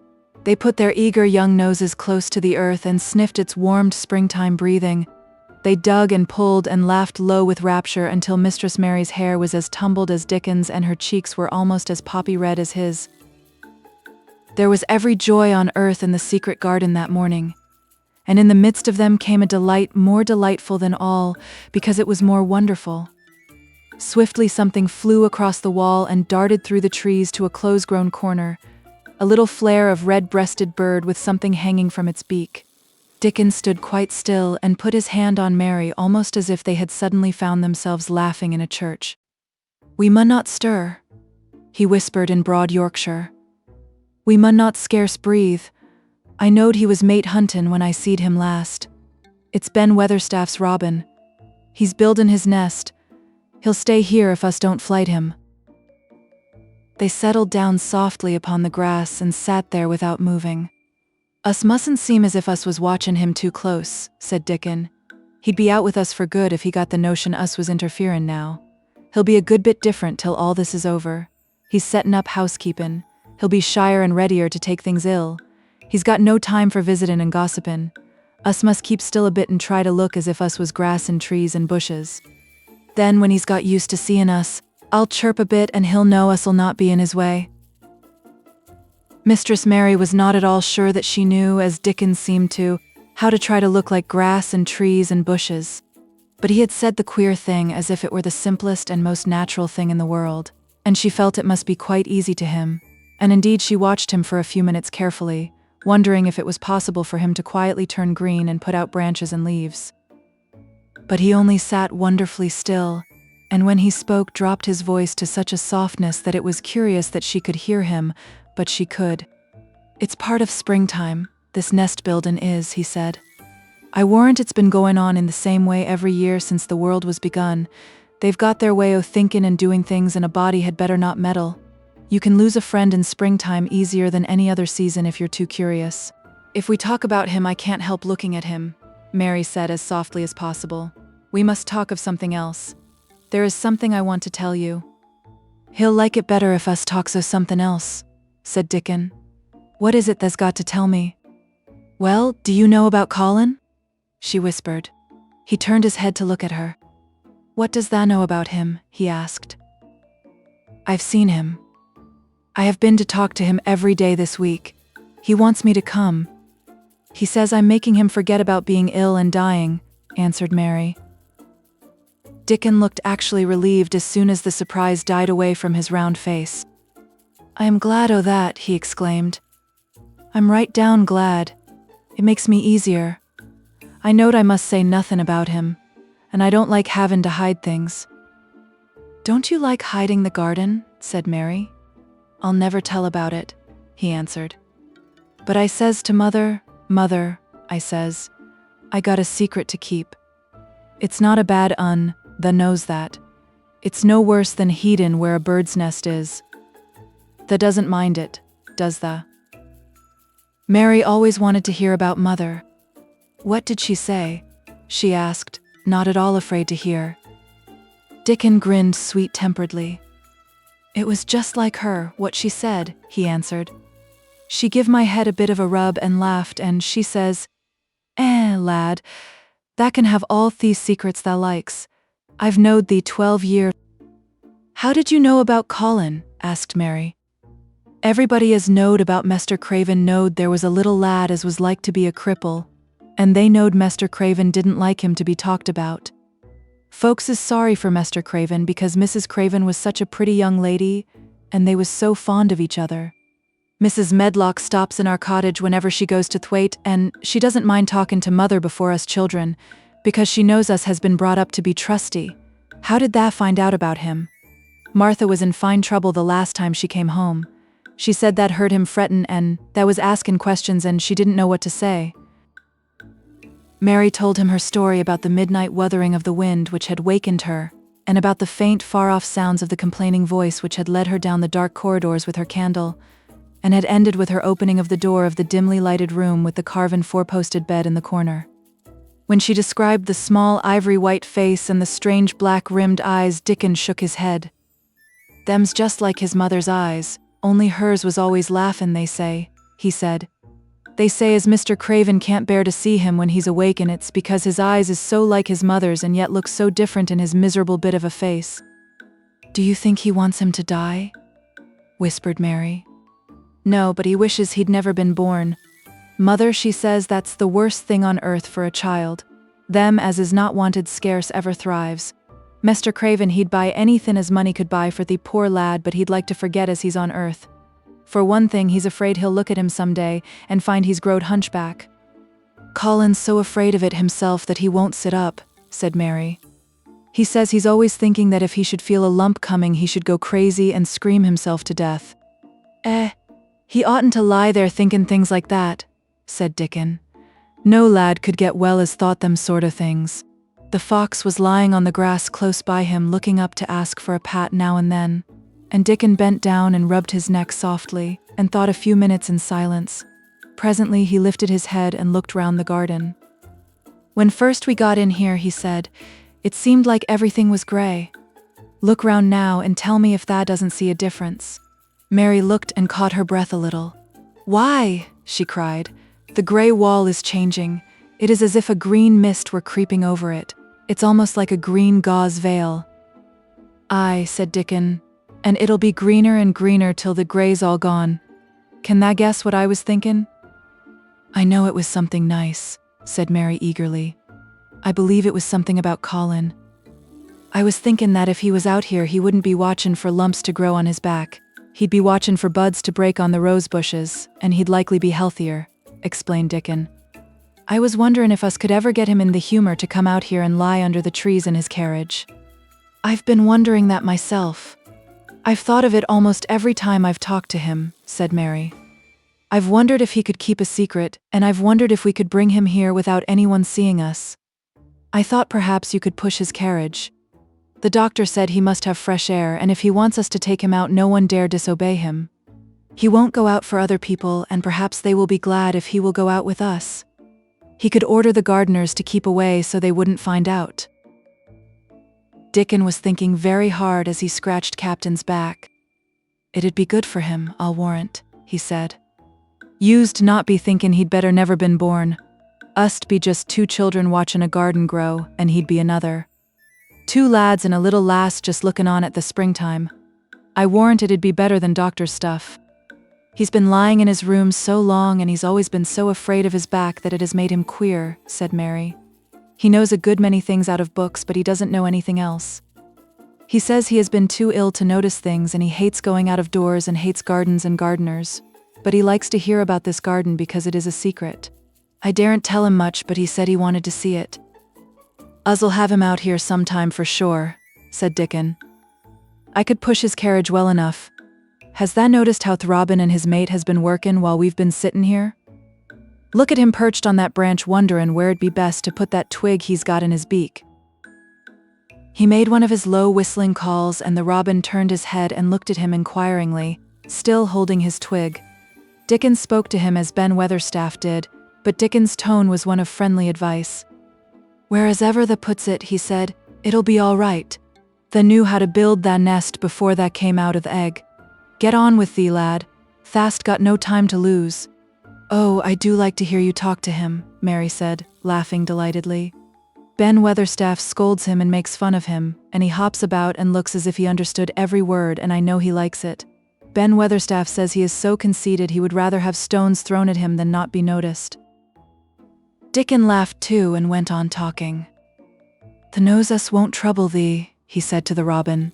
"Us is near bein' wild things ourselves. Us is nest buildin' too, bless thee. Look out the doesn't tell on us." And though the robin did not answer because his beak was occupied, Mary knew that when he flew away with his twig to his own corner of the garden, the darkness of his dew-bright eye meant that he would not tell their secret for the world. Chapter 16. "I won't," said Mary. They found a great deal to do that morning, and Mary was late in returning to the house and was also in such a hurry to get back to her work that she quite forgot Colin until the last moment. "Tell Colin that I can't come and see him yet," she said to Martha. "I'm very busy in the garden." Martha looked rather frightened. "Eh? Miss Mary?" she said. "It may put him all out of humor when I tell him that." But Mary was not as afraid of him as other people were, and she was not a self-sacrificing person. "I can't stay," she answered. "Dickon's waiting for me," and she ran away. The afternoon was even lovelier and busier than the morning had been. Already nearly all the weeds were cleared out of the garden, and most of the roses and trees had been pruned or dug about. Dickon had brought a spade of his own, and he had taught Mary to use all her tools, so that by this time it was plain that though the lovely wild place was not likely to become a gardener's garden, it would be a wilderness of growing things before the springtime was over. "There'll be apple blossoms and cherry blossoms overhead," Dickon said, working away with all his might, "and there'll be peach and plum trees in bloom against the walls, and the grass'll be a carpet o' flowers." The little fox and the rook were as happy and busy as they were, and the robin and his mate flew backward and forward like tiny streaks of lightning. Sometimes the rook flapped his black wings and soared away over the treetops in the park. Each time he came back and perched near Dickon and cawed several times as if he were relating his adventures, and Dickon talked to him just as he had talked to the robin. Once when Dickon was so busy that he did not answer him at first, Soot flew onto his shoulders and gently tweaked his ear with his large beak. When Mary wanted to rest a little, Dickon sat down with her under a tree, and once he took his pipe out of his pocket and played the soft, strange little notes, and 2 squirrels appeared on the wall and looked and listened.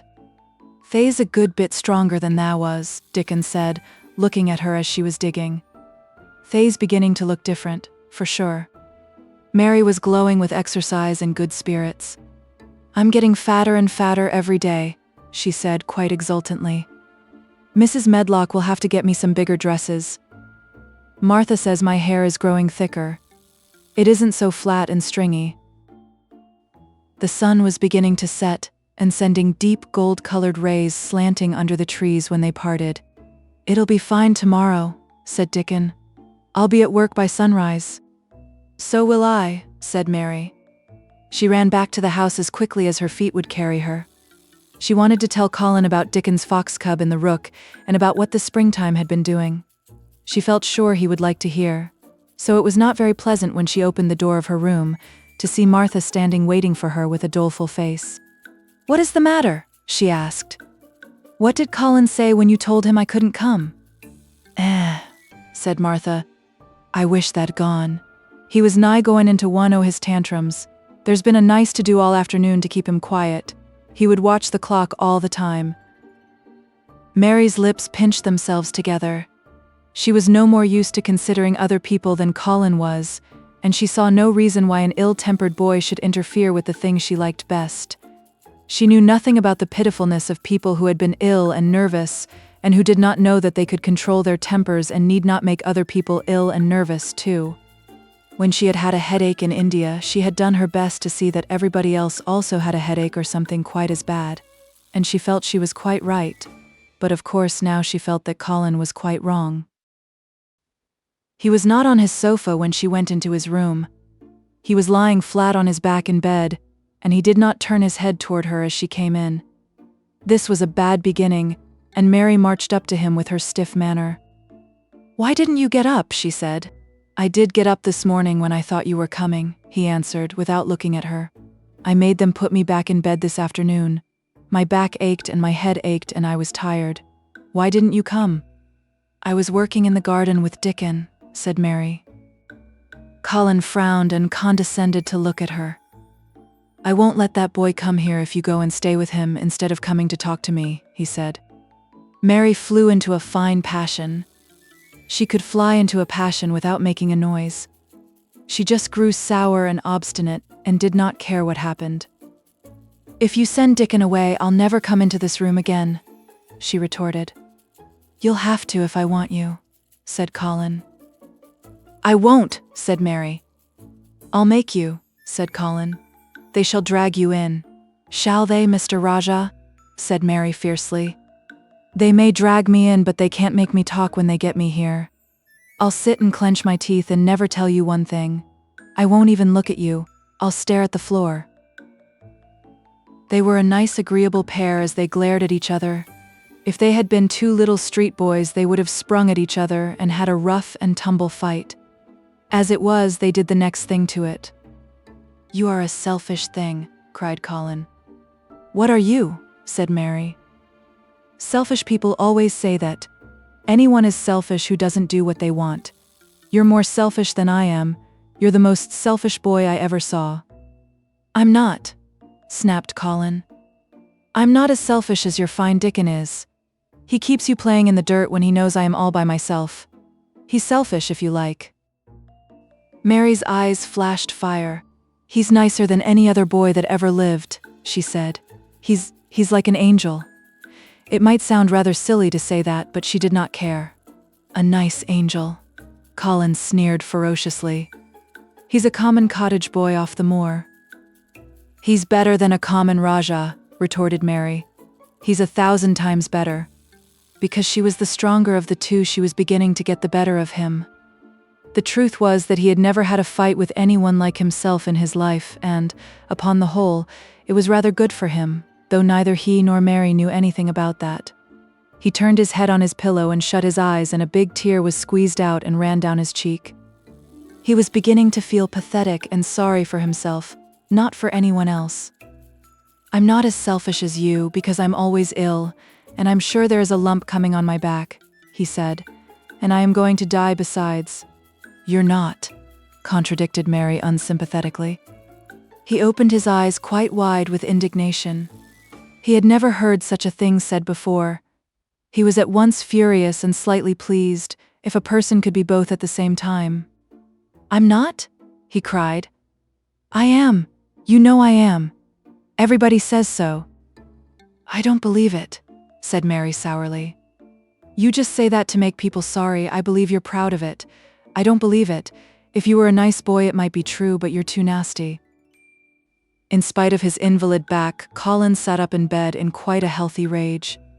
Get out of the room, he shouted, and he caught hold of his pillow and threw it at her. He was not strong enough to throw it far, and it only fell at her feet, but Mary's face looked as pinched as a nutcracker. I'm going, she said, and I won't come back. She walked to the door, and when she reached it, she turned round and spoke again. I was going to tell you all sorts of nice things, she said. Dickon brought his fox and his rook, and I was going to tell you all about them. Now I won't tell you a single thing.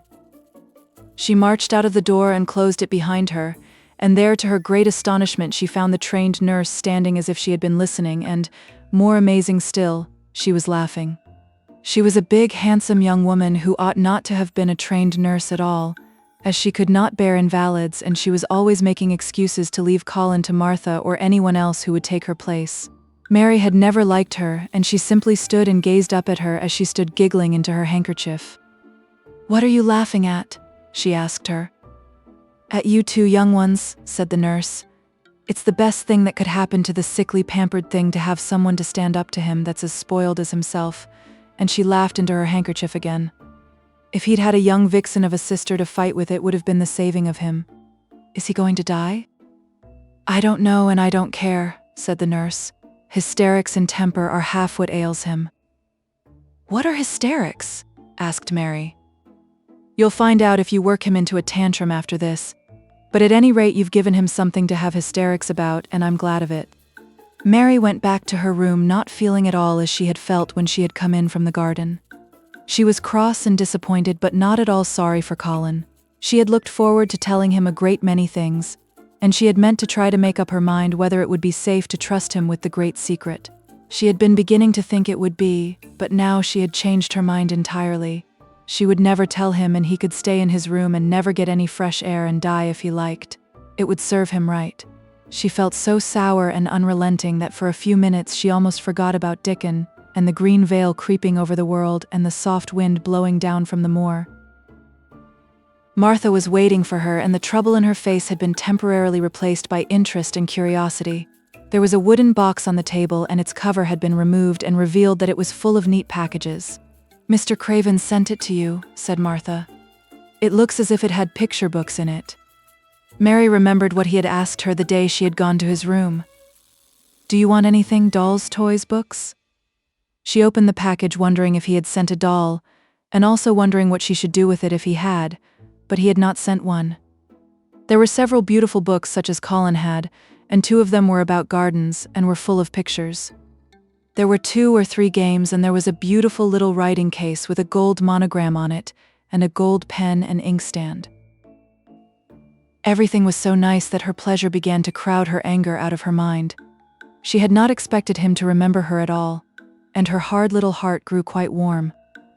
I can write better than I can print, she said, and the first thing I shall write with that pen will be a letter to tell him I am much obliged.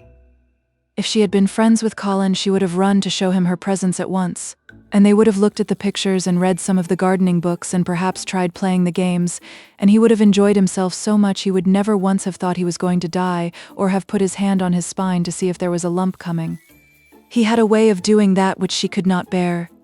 It gave her an uncomfortable, frightened feeling because he always looked so frightened himself. He said that if he felt even quite a little lump someday, he should know his hunch had begun to grow. Something he had heard Mrs. Medlock whispering to the nurse had given him the idea, and he had thought over it in secret until it was quite firmly fixed in his mind. Mrs. Medlock had said his father's back had begun to show its crookedness in that way when he was a child.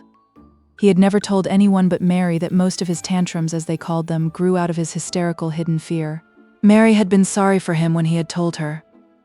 He always began to think about it when he was cross or tired, she said to herself. And he has been cross today, perhaps. Perhaps he has been thinking about it all afternoon.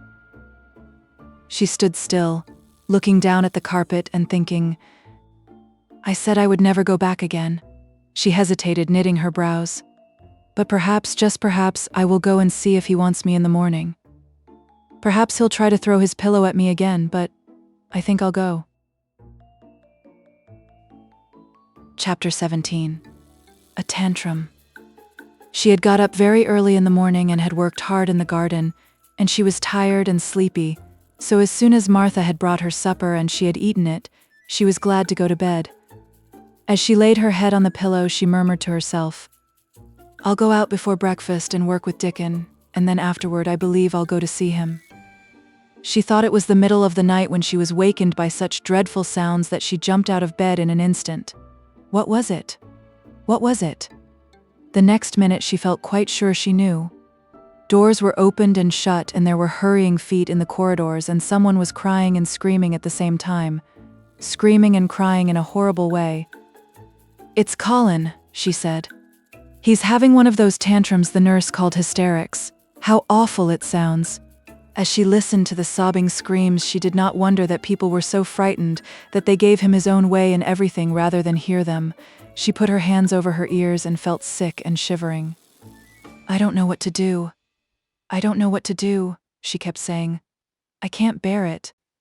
Once she wondered if he would stop if she dared go to him, and then she remembered how he had driven her out of the room and thought that perhaps the sight of her might make him worse.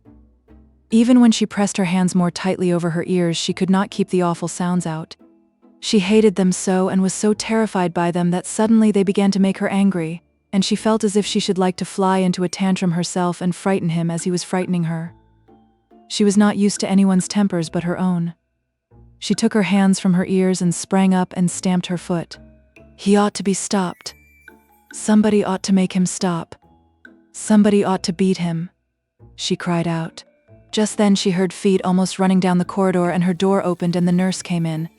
She was not laughing now by any means. She even looked rather pale.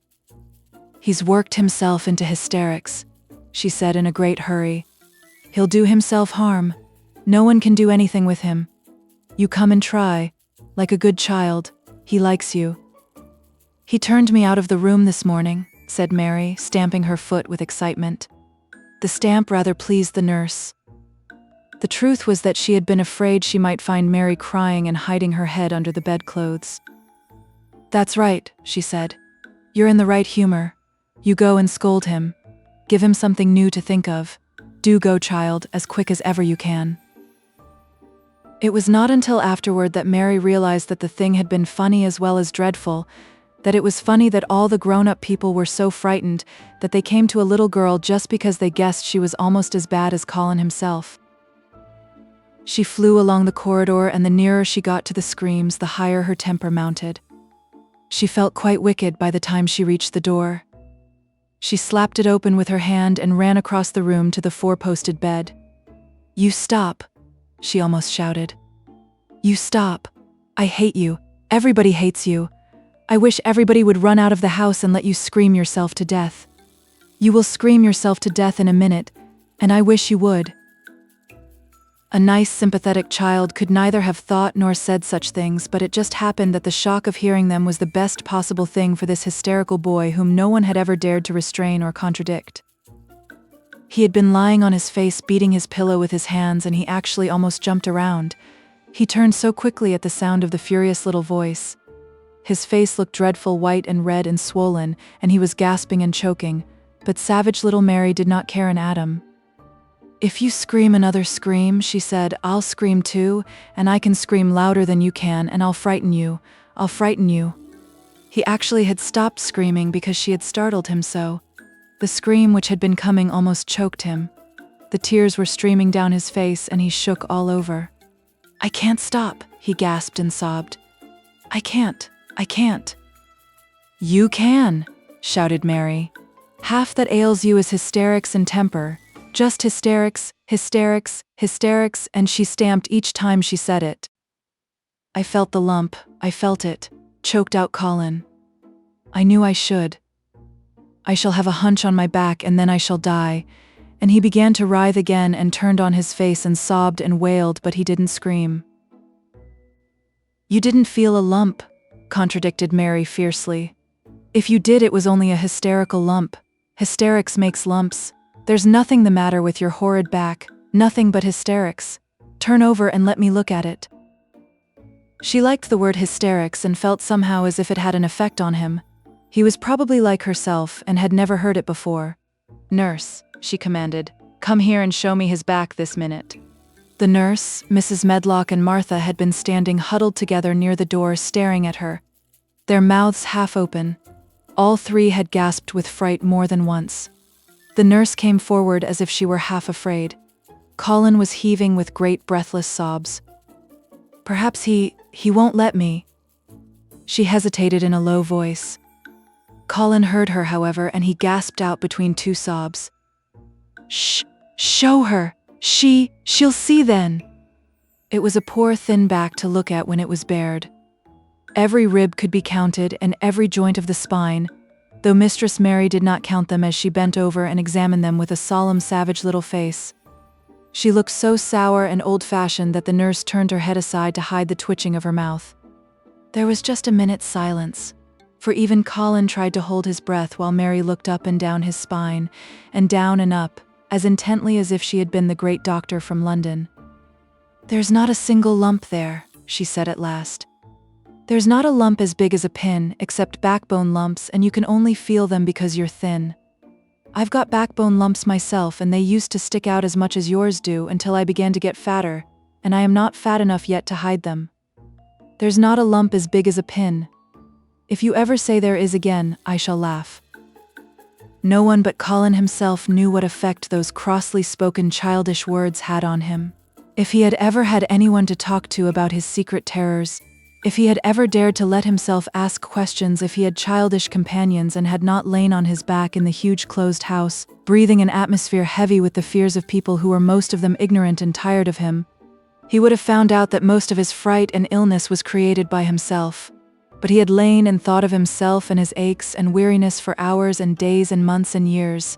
And now that an angry, unsympathetic little girl insisted obstinately that he was not as ill as he thought he was, he actually felt as if she might be speaking the truth. "I didn't know," ventured the nurse, "that he thought he had a lump on his spine. His back is weak because he won't try to sit up. I could have told him there was no lump there." Colin gulped and turned his face a little to look at her. "Could you?" he said pathetically. "Yes, sir." "There," said Mary, and she gulped too.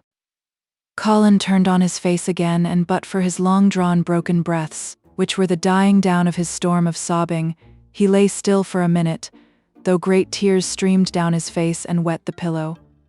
Actually, the tears meant that a curious great relief had come to him. Presently he turned and looked at the nurse again, and strangely enough he was not like a Rajah at all as he spoke to her.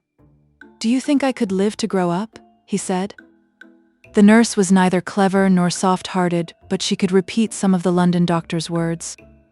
"You probably will if you will do what you are told to do and not give way to your temper, and stay out a great deal in the fresh air." Colin's tantrum had passed, and he was weak and worn out with crying, and this perhaps made him feel gentle. He put out his hand a little toward Mary, and I am glad to say that, her own tantrum having passed, she was softened too and met him halfway with her hand, so that it was a sort of making up. I'll go out with you, Mary," he said. "I shan't hate fresh air if we can find—" He remembered just in time to stop himself from saying "if we can find the secret garden," and he ended, "I shall like to go out with you if Dickon will come and push my chair. I do so want to see Dickon and the fox and the crow." The nurse remade the tumbled bed and shook and straightened the pillows. Then she made Colin a cup of beef tea and gave a cup to Mary, who really was very glad to get it after her excitement. Mrs. Medlock and Martha gladly slipped away, and after everything was neat and calm and in order, the nurse looked as if she would very gladly slip away also. She was a healthy young woman who resented being robbed of her sleep, and she yawned quite openly as she looked at Mary, who had pushed her big footstool close to the four-posted bed and was holding Colin's hand. "You must go back and get your sleep out," she said. "He'll drop off after a while, if he's not too upset. Then I'll lie down myself in the next room." "Would you like me to sing you that song I learned from my ayah?" Mary whispered to Colin. His hand pulled hers gently, and he turned his tired eyes on her appealingly. "Oh yes," he answered. "It's such a soft song. I shall go to sleep in a minute." I will put him to sleep, Mary said to the yawning nurse. You can go if you like. Well, said the nurse, with an attempt at reluctance. If he doesn't go to sleep in half an hour, you must call me. Very well, answered Mary. The nurse was out of the room in a minute, and as soon as she was gone, Colin pulled Mary's hand again. I almost told, he said, but I stopped myself in time. I won't talk and I'll go to sleep. But you said you had a whole lot of nice things to tell me. Have you? Do you think you have found out anything at all about the way into the secret garden? Mary looked at his poor little tired face and swollen eyes, and her heart relented. Yes, she answered. I think I have, and if you will go to sleep, I will tell you tomorrow. His hand quite trembled. Oh, Mary, he said. Oh, Mary, if I could get into it, I think I should live to grow up. Do you suppose that instead of singing the Ayah song, you could just tell me softly, as you did that first day, what you imagine it looks like inside? I am sure it will make me go to sleep. Yes, answered Mary. Shut your eyes. He closed his eyes and lay quite still, and she held his hand and began to speak very slowly and in a very low voice. I think it has been left alone so long that it has grown all into a lovely tangle. I think the roses have climbed and climbed and climbed until they hang from the branches and walls and creep over the ground, almost like a strange gray mist. Some of them have died, but many are alive, and when the summer comes there will be curtains and fountains of roses. I think the ground is full of daffodils and snowdrops and lilies and iris working their way out of the dark. Now the spring has begun, perhaps. The soft drone of her voice was making him stiller, and she saw it and went on. Perhaps they are coming up through the grass. Perhaps there are clusters of purple crocuses and gold ones even now. Perhaps the leaves are beginning to break out and uncurl, and perhaps the gray is changing and a green gauze veil is creeping and creeping over everything. And the birds are coming to look at it, because it is so safe and still. And perhaps, very softly and slowly indeed, the robin has found a mate and is building a nest. And Colin was asleep. Chapter 18. The MUNNOT waste no time. Of course, Mary did not waken early the next morning. She slept late because she was tired, and when Martha brought her breakfast, she told her that though Colin was quite quiet, he was ill and feverish, as he always was, after he had worn himself out with a fit of crying. Mary ate her breakfast slowly as she listened. He says he wishes that would please go and see him as soon as they can, Martha said. It's queer what a fancy he's took to thee. Tha did give it him last night for sure, didn't tha? Nobody else would have dared to do it. Poor lad. He's been spoiled till salt won't save him. Mother says as the two worst things as can happen to a child is never to have his own way, or always to have it. She doesn't know which is the worst. They was in a fine temper theself too, but he says to me when I went into his room, please ask Miss Mary if she'll please come and talk to me. Think o' him saying please. Will you go, miss? I'll run and see Dickon first, said Mary. No, I'll go and see Colin first and tell him. I know what I'll tell him, with a sudden inspiration. She had her hat on when she appeared in Colin's room, and for a second he looked disappointed. He was in bed and his face was pitifully white, and there were dark circles round his eyes. I'm glad you came, he said. My head aches and I ache all over because I'm so tired. Are you going somewhere? Mary went and leaned against his bed. I won't be long, she said. I'm going to Dickon, but I'll come back. Colin, it's something about the secret garden. His whole face brightened and a little color came into it. Oh, is it? He cried out. I dreamed about it all night. I heard you say something about gray changing into green. And I dreamed I was standing in a place all filled with trembling little green leaves, and there were birds on nests everywhere, and they looked so soft and still. I'll lie and think about it until you come back. In 5 minutes, Mary was with Dickon in their garden. The fox and the crow were with him again, and this time he had brought 2 tame squirrels. I came over on the pony this mornin', he said. He is a good little chap, Jump is. I brought these 2 in my pockets. This here one he's called Nuttiness, here other one's called Shell. When he said Nut, one squirrel leaped onto his right shoulder, and when he said Shell, the other one leaped onto his left shoulder. When they sat down on the grass with Captain curled at their feet, Soot solemnly listening on a tree and Nut and Shell nosing about close to them. It seemed to Mary that it would be scarcely bearable to leave such delightfulness, but when she began to tell her story, somehow the look in Dickon's funny face gradually changed her mind. She could see he felt sorrier for Colin than she did. He looked up at the sky and all about him. "Just listen to them birds. The world seems full of 'em, all whistlin' and pippin'," he said. "Look at 'em dartin' about, and hearken at 'em callin' to each other. Come springtime seems like as if all the world's callin'. The leaves is uncurlin' so you can see 'em, and, my word, the nice smells there is about," sniffing with his happy turned-up nose. "And that poor lad lyin' shut up and seein' so little that he gets to thinkin' o' things as sets him screamin'. My. We mun get him out here. We mun get him watchin' and listenin' and sniffin' up the air, and get him just soaked through with sunshine. And we mun not lose no time about it." When he was very much interested, he often spoke quite broad Yorkshire, though at other times he tried to modify his dialect so that Mary could better understand. But she loved his broad Yorkshire and had in fact been trying to learn to speak it herself, so she spoke a little now. "Aye, that we mun," she said, which meant, "Yes, indeed, we must. I'll tell thee what us'll do first," she proceeded, and Dickon grinned, because when the little wench tried to twist her tongue into speaking Yorkshire, it amused him very much. "He's took a gradely fancy to thee. He wants to see thee, and he wants to see Soot and Captain. When I go back to the house to talk to him, I'll ax him if that canna come and as see him tomorrow mornin', and bring that creatures with thee, and then in a bit, when there's more leaves out and happen a bud or two, we'll get him to come out and Ash shall push him in his chair, and we'll bring him here and show him everything." When she stopped, she was quite proud of herself. She had never made a long speech in Yorkshire before, and she had remembered very well. "Sa mun talk a bit o' Yorkshire like that to Mester Colin," Dickon chuckled. "S'll make him laugh, and there's nowt as good for ill folk as laughin' is. Mother says she believes as half a hour's good laugh every mornin' 'ud cure a chap as was makin' ready for typhus fever." "I'm going to talk Yorkshire to him this very day," said Mary, chuckling herself. The garden had reached the time when every day and every night it seemed as if magicians were passing through it, drawing loveliness out of the earth and the boughs with wands. It was hard to go away and leave it all, particularly as Nut had actually crept onto her dress, and Shell had scrambled down the trunk of the apple tree they sat under and stayed there looking at her with inquiring eyes. But she went back to the house, and when she sat down close to Colin's bed, he began to sniff as Dickon did, though not in such an experienced way. "You smell like flowers and fresh things," he cried out quite joyously. "What is it you smell of? It's cool and warm and sweet all at the same time." "It's the wind from th' moor," said Mary.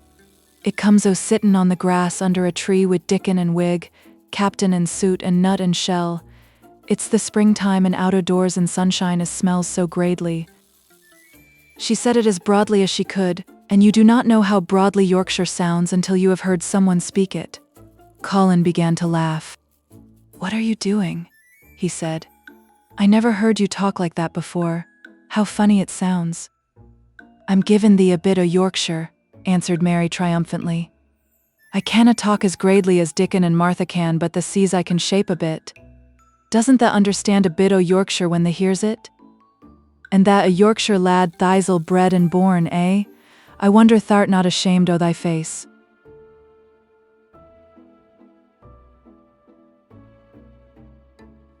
And then she began to laugh too, and they both laughed until they could not stop themselves, and they laughed until the room echoed, and Mrs. Medlock, opening the door to come in, drew back into the corridor and stood listening amazed. "Well, upon my word," she said, speaking rather broad Yorkshire herself because there was no one to hear her, and she was so astonished. Whoever heard the like? Whoever on earth would ha' thought it? There was so much to talk about. It seemed as if Colin could never hear enough of Dickon and Captain and Soot and Nut and Shell and the pony whose name was Jump. Mary had run round into the wood with Dickon to see Jump. He was a tiny little shaggy moor pony with thick locks hanging over his eyes and with a pretty face and a nuzzling velvet nose. He was rather thin with living on moor grass, but he was as tough and wiry as if the muscle in his little legs had been made of steel springs. He had lifted his head and whinnied softly the moment he saw Dickon, and he had trotted up to him and put his head across his shoulder, and then Dickon had talked into his ear, and Jump had talked back in odd little whinnies and puffs and snorts. Dickon had made him give Mary his small front hoof and kiss her on her cheek with his velvet muzzle. "Does he really understand everything Dickon says?" Colin asked. "It seems as if he does," answered Mary. "Dickon says anything will understand if you're friends with it for sure, but you have to be friends for sure." Colin lay quiet a little while, and his strange gray eyes seemed to be staring at the wall, but Mary saw he was thinking. "I wish I was friends with things," he said at last, "but I'm not. I never had anything to be friends with, and I can't bear people." "Can't you bear me?" asked Mary. "Yes, I can," he answered. "It's very funny, but I even like you." "Ben Weatherstaff said I was like him," said Mary. "He said he'd warrant we'd both got the same nasty tempers. I think you're like him too. We are all three alike, you and I and Ben Weatherstaff. He said we were neither of us much to look at, and we were as sour as we looked. But I don't feel as sour as I used to before I knew the Robin and Dickon. Did you feel as if you hated people?" "Yes," answered Mary without any affectation. "I should have detested you if I had seen you before I saw the Robin and Dickon." Colin put out his thin hand and touched her. "Mary," he said, "I wish I hadn't said what I did about sending Dickon away. I hated you when you said he was like an angel, and I laughed at you, but perhaps he is." "Well, it was rather funny to say it," she admitted frankly, "because his nose does turn up, and he has a big mouth, and his clothes have patches all over them, and he talks broad Yorkshire. But if an angel did come to Yorkshire and live on the moor, if there was a Yorkshire angel, I believe he'd understand the green things and know how to make them grow, and he would know how to talk to the wild creatures as Dickon does, and they'd know he was friends for sure." "I shouldn't mind Dickon looking at me," said Colin. "I want to see him." "I'm glad you said that," answered Mary, because... Quite suddenly it came into her mind that this was the minute to tell him. Colin knew something new was coming. "Because what?" he cried eagerly. Mary was so anxious that she got up from her stool and came to him and caught hold of both his hands. "Can I trust you? I trusted Dickon because birds trusted him. Can I trust you? For sure, she implored. Her face was so solemn that he almost whispered his answer. Yes. Well, Dickon will come to see you tomorrow morning, and he'll bring his creatures with him." Oh, Colin cried out in delight. "But that's not all," Mary went on, almost pale with solemn excitement. "The rest is better. There is a door into the garden. I found it. It is under the ivy on the wall." If he had been a strong, healthy boy, Colin would probably have shouted, "Hooray, hooray, hooray," but he was weak and rather hysterical. His eyes grew bigger and bigger, and he gasped for breath. "Oh, Mary," he cried out with a half sob. "Shall I see it? Shall I get into it? Shall I live to get into it?" And he clutched her hands and dragged her toward him. "Of course you'll see it," snapped Mary indignantly. "Of course you'll live to get into it. Don't be silly."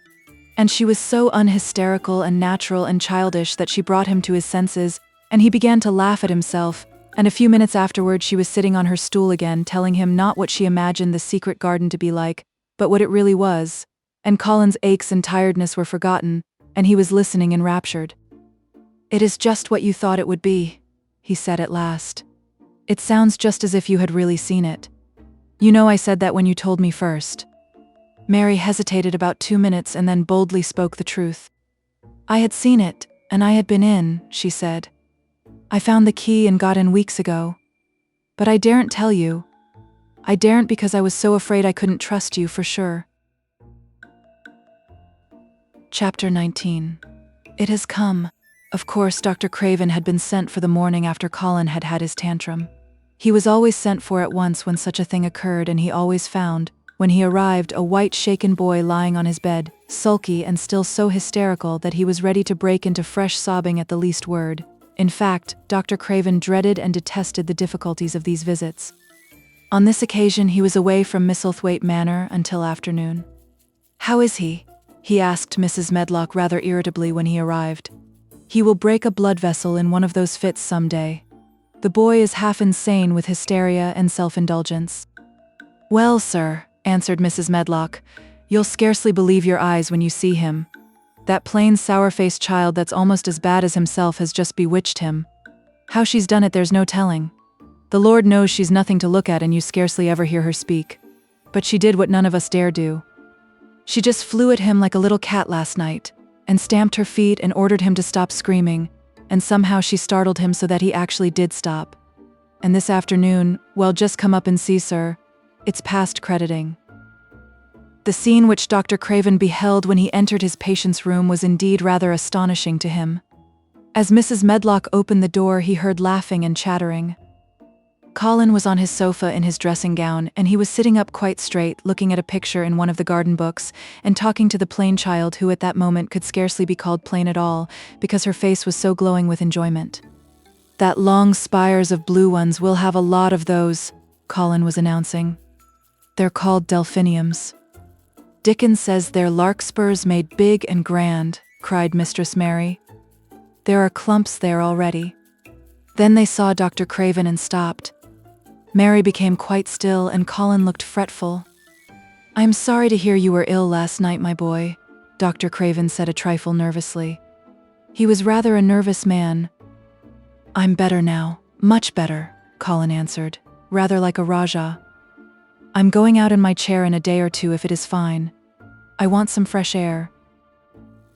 Dr. Craven sat down by him and felt his pulse and looked at him curiously. "It must be a very fine day," he said, "and you must be very careful not to tire yourself." "Fresh air won't tire me," said the young Rajah.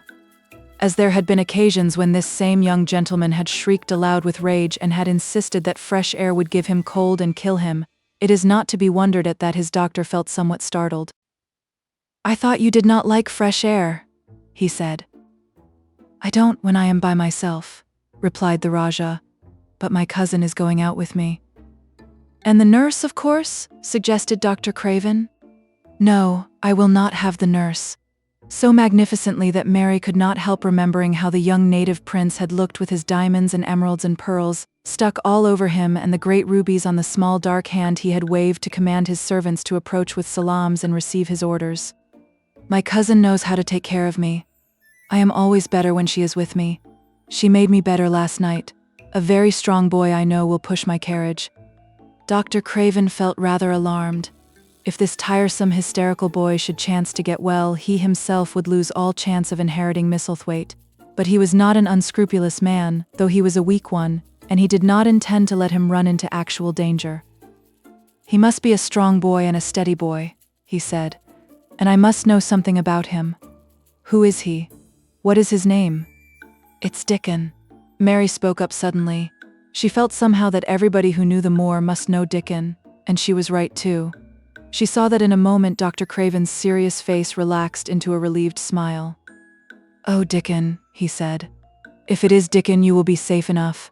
He's as strong as a Moor pony, is Dickon." "And he's trusty," said Mary. "He's thrustiest lad I'm Yorkshire." She had been talking Yorkshire to Colin and she forgot herself. "Did Dickon teach you that?" asked Dr. Craven, laughing outright. "I'm learning it as if it was French," said Mary rather coldly.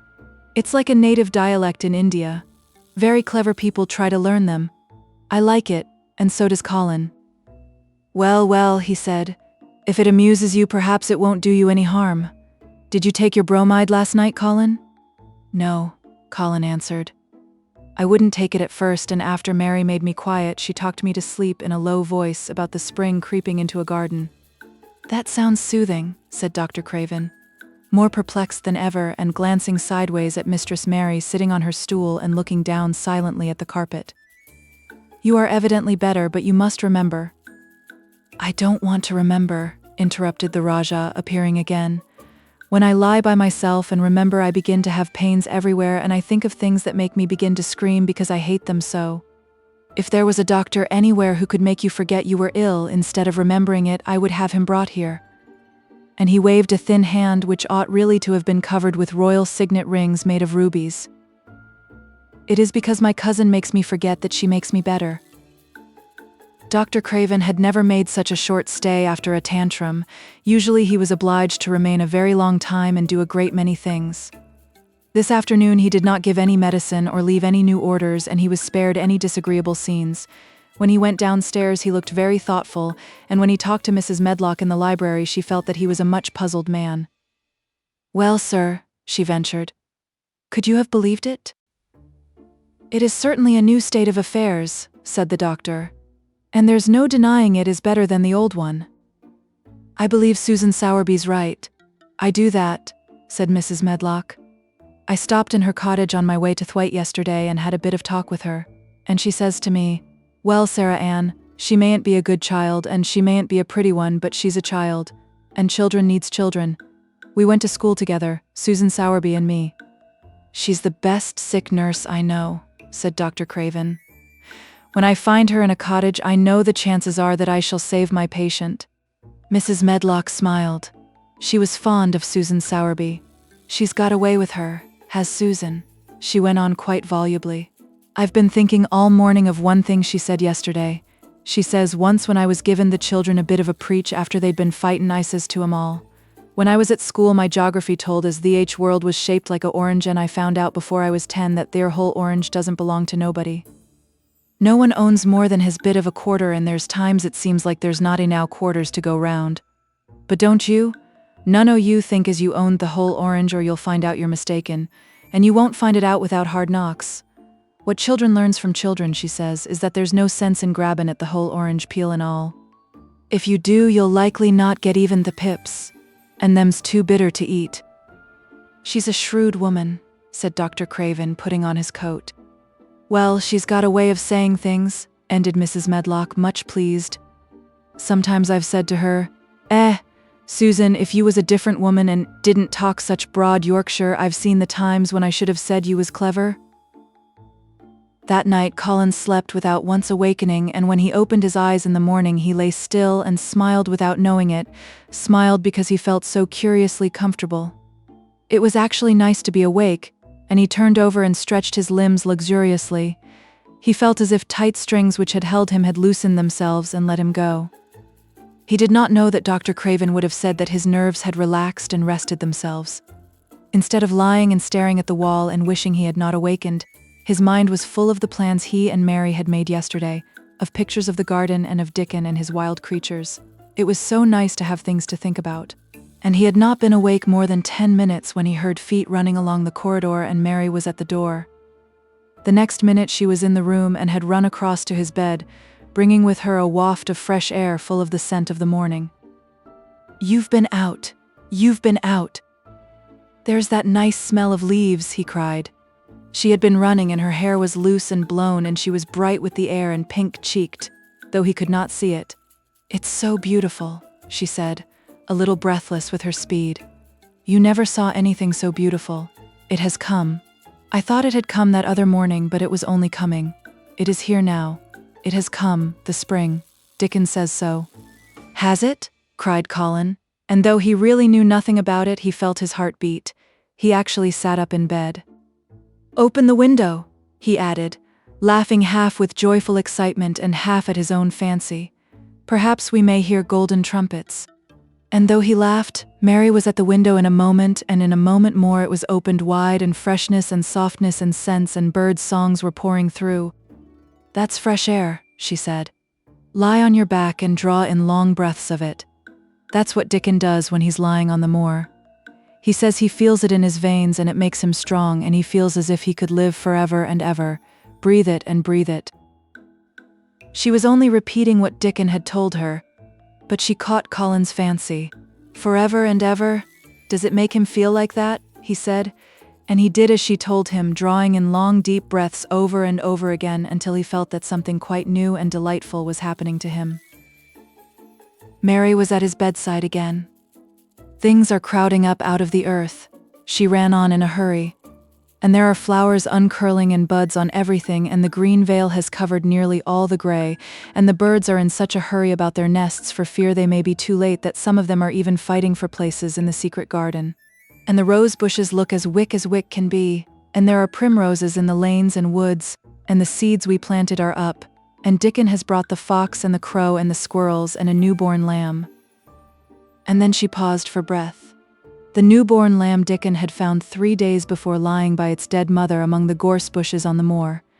It was not the first motherless lamb he had found, and he knew what to do with it. He had taken it to the cottage wrapped in his jacket, and he had let it lie near the fire and had fed it with warm milk. It was a soft thing with a darling, silly baby face and legs rather long for its body. Dickon had carried it over the moor in his arms, and its feeding bottle was in his pocket with a squirrel, and when Mary had sat under a tree with its limp warmness huddled on her lap, she had felt as if she were too full of strange joy to speak. A lamb, a living lamb who lay on your lap like a baby. She was describing it with great joy, and Colin was listening and drawing in long breaths of air when the nurse entered. She started a little at the sight of the open window. She had sat stifling in the room many a warm day because her patient was sure that open windows gave people cold. "Are you sure you're not chilly, Master Colin?" she inquired. "No," was the answer. "I am breathing long breaths of fresh air. It makes you strong. I am going to get up to the sofa for breakfast, and my cousin will have breakfast with me." The nurse went away, concealing a smile, to give the order for 2 breakfasts. She found the servants' hall a more amusing place than the invalid's chamber, and just now everybody wanted to hear the news from upstairs. There was a great deal of joking about the unpopular young recluse who, as the cook said, had found his master and good for him. The servants' hall had been very tired of the tantrums, and the butler, who was a man with a family, had more than once expressed his opinion that the invalid would be all the better for a good hiding. When Colin was on his sofa and the breakfast for 2 was put upon the table, he made an announcement to the nurse in his most Rajah-like manner. "A boy and a fox and a crow and 2 squirrels and a newborn lamb are coming to see me this morning. I want them brought upstairs as soon as they come," he said. "You're not to begin playing with the animals in the servants' hall and keep them there. I want them here." The nurse gave a slight gasp and tried to conceal it with a cough. "Yes, sir," she answered. "I'll tell you what you can do," added Colin, waving his hand. "You can tell Martha to bring them here. The boy is Martha's brother. His name is Dickon, and he is an animal charmer." "I hope the animals won't bite, Master Colin," said the nurse. "I told you he was a charmer," said Colin austerely. "Charmers' animals never bite." "There are snake charmers in India," said Mary, "and they can put their snakes' heads in their mouths." "Goodness," shuddered the nurse. They ate their breakfast with the morning air pouring in upon them. Colin's breakfast was a very good one, and Mary watched him with serious interest. "You will begin to get fatter just as I did," she said. "I never wanted my breakfast when I was in India, and now I always want it." "I wanted mine this morning," said Colin. "Perhaps it was the fresh air. When do you think Dickon will come?" He was not long in coming. In about 10 minutes, Mary held up her hand. "Listen," she said. "Did you hear a caw?" Colin listened and heard it. The oddest sound in the world to hear inside a house. A hoarse caw-caw. "Yes," he answered. "That's soot," said Mary. "Listen again. Do you hear a bleat? A tiny one?" "Oh yes," cried Colin, quite flushing. "That's the newborn lamb," said Mary. "He's coming." Dickon's moorland boots were thick and clumsy, and though he tried to walk quietly, they made a clumping sound as he walked through the long corridors. Mary and Colin heard him marching until he passed through the tapestry door onto the soft carpet of Colin's own passage. "If you please, sir," announced Martha, opening the door. "If you please, sir. Here's Dickon and his creatures." Dickon came in smiling his nicest wide smile.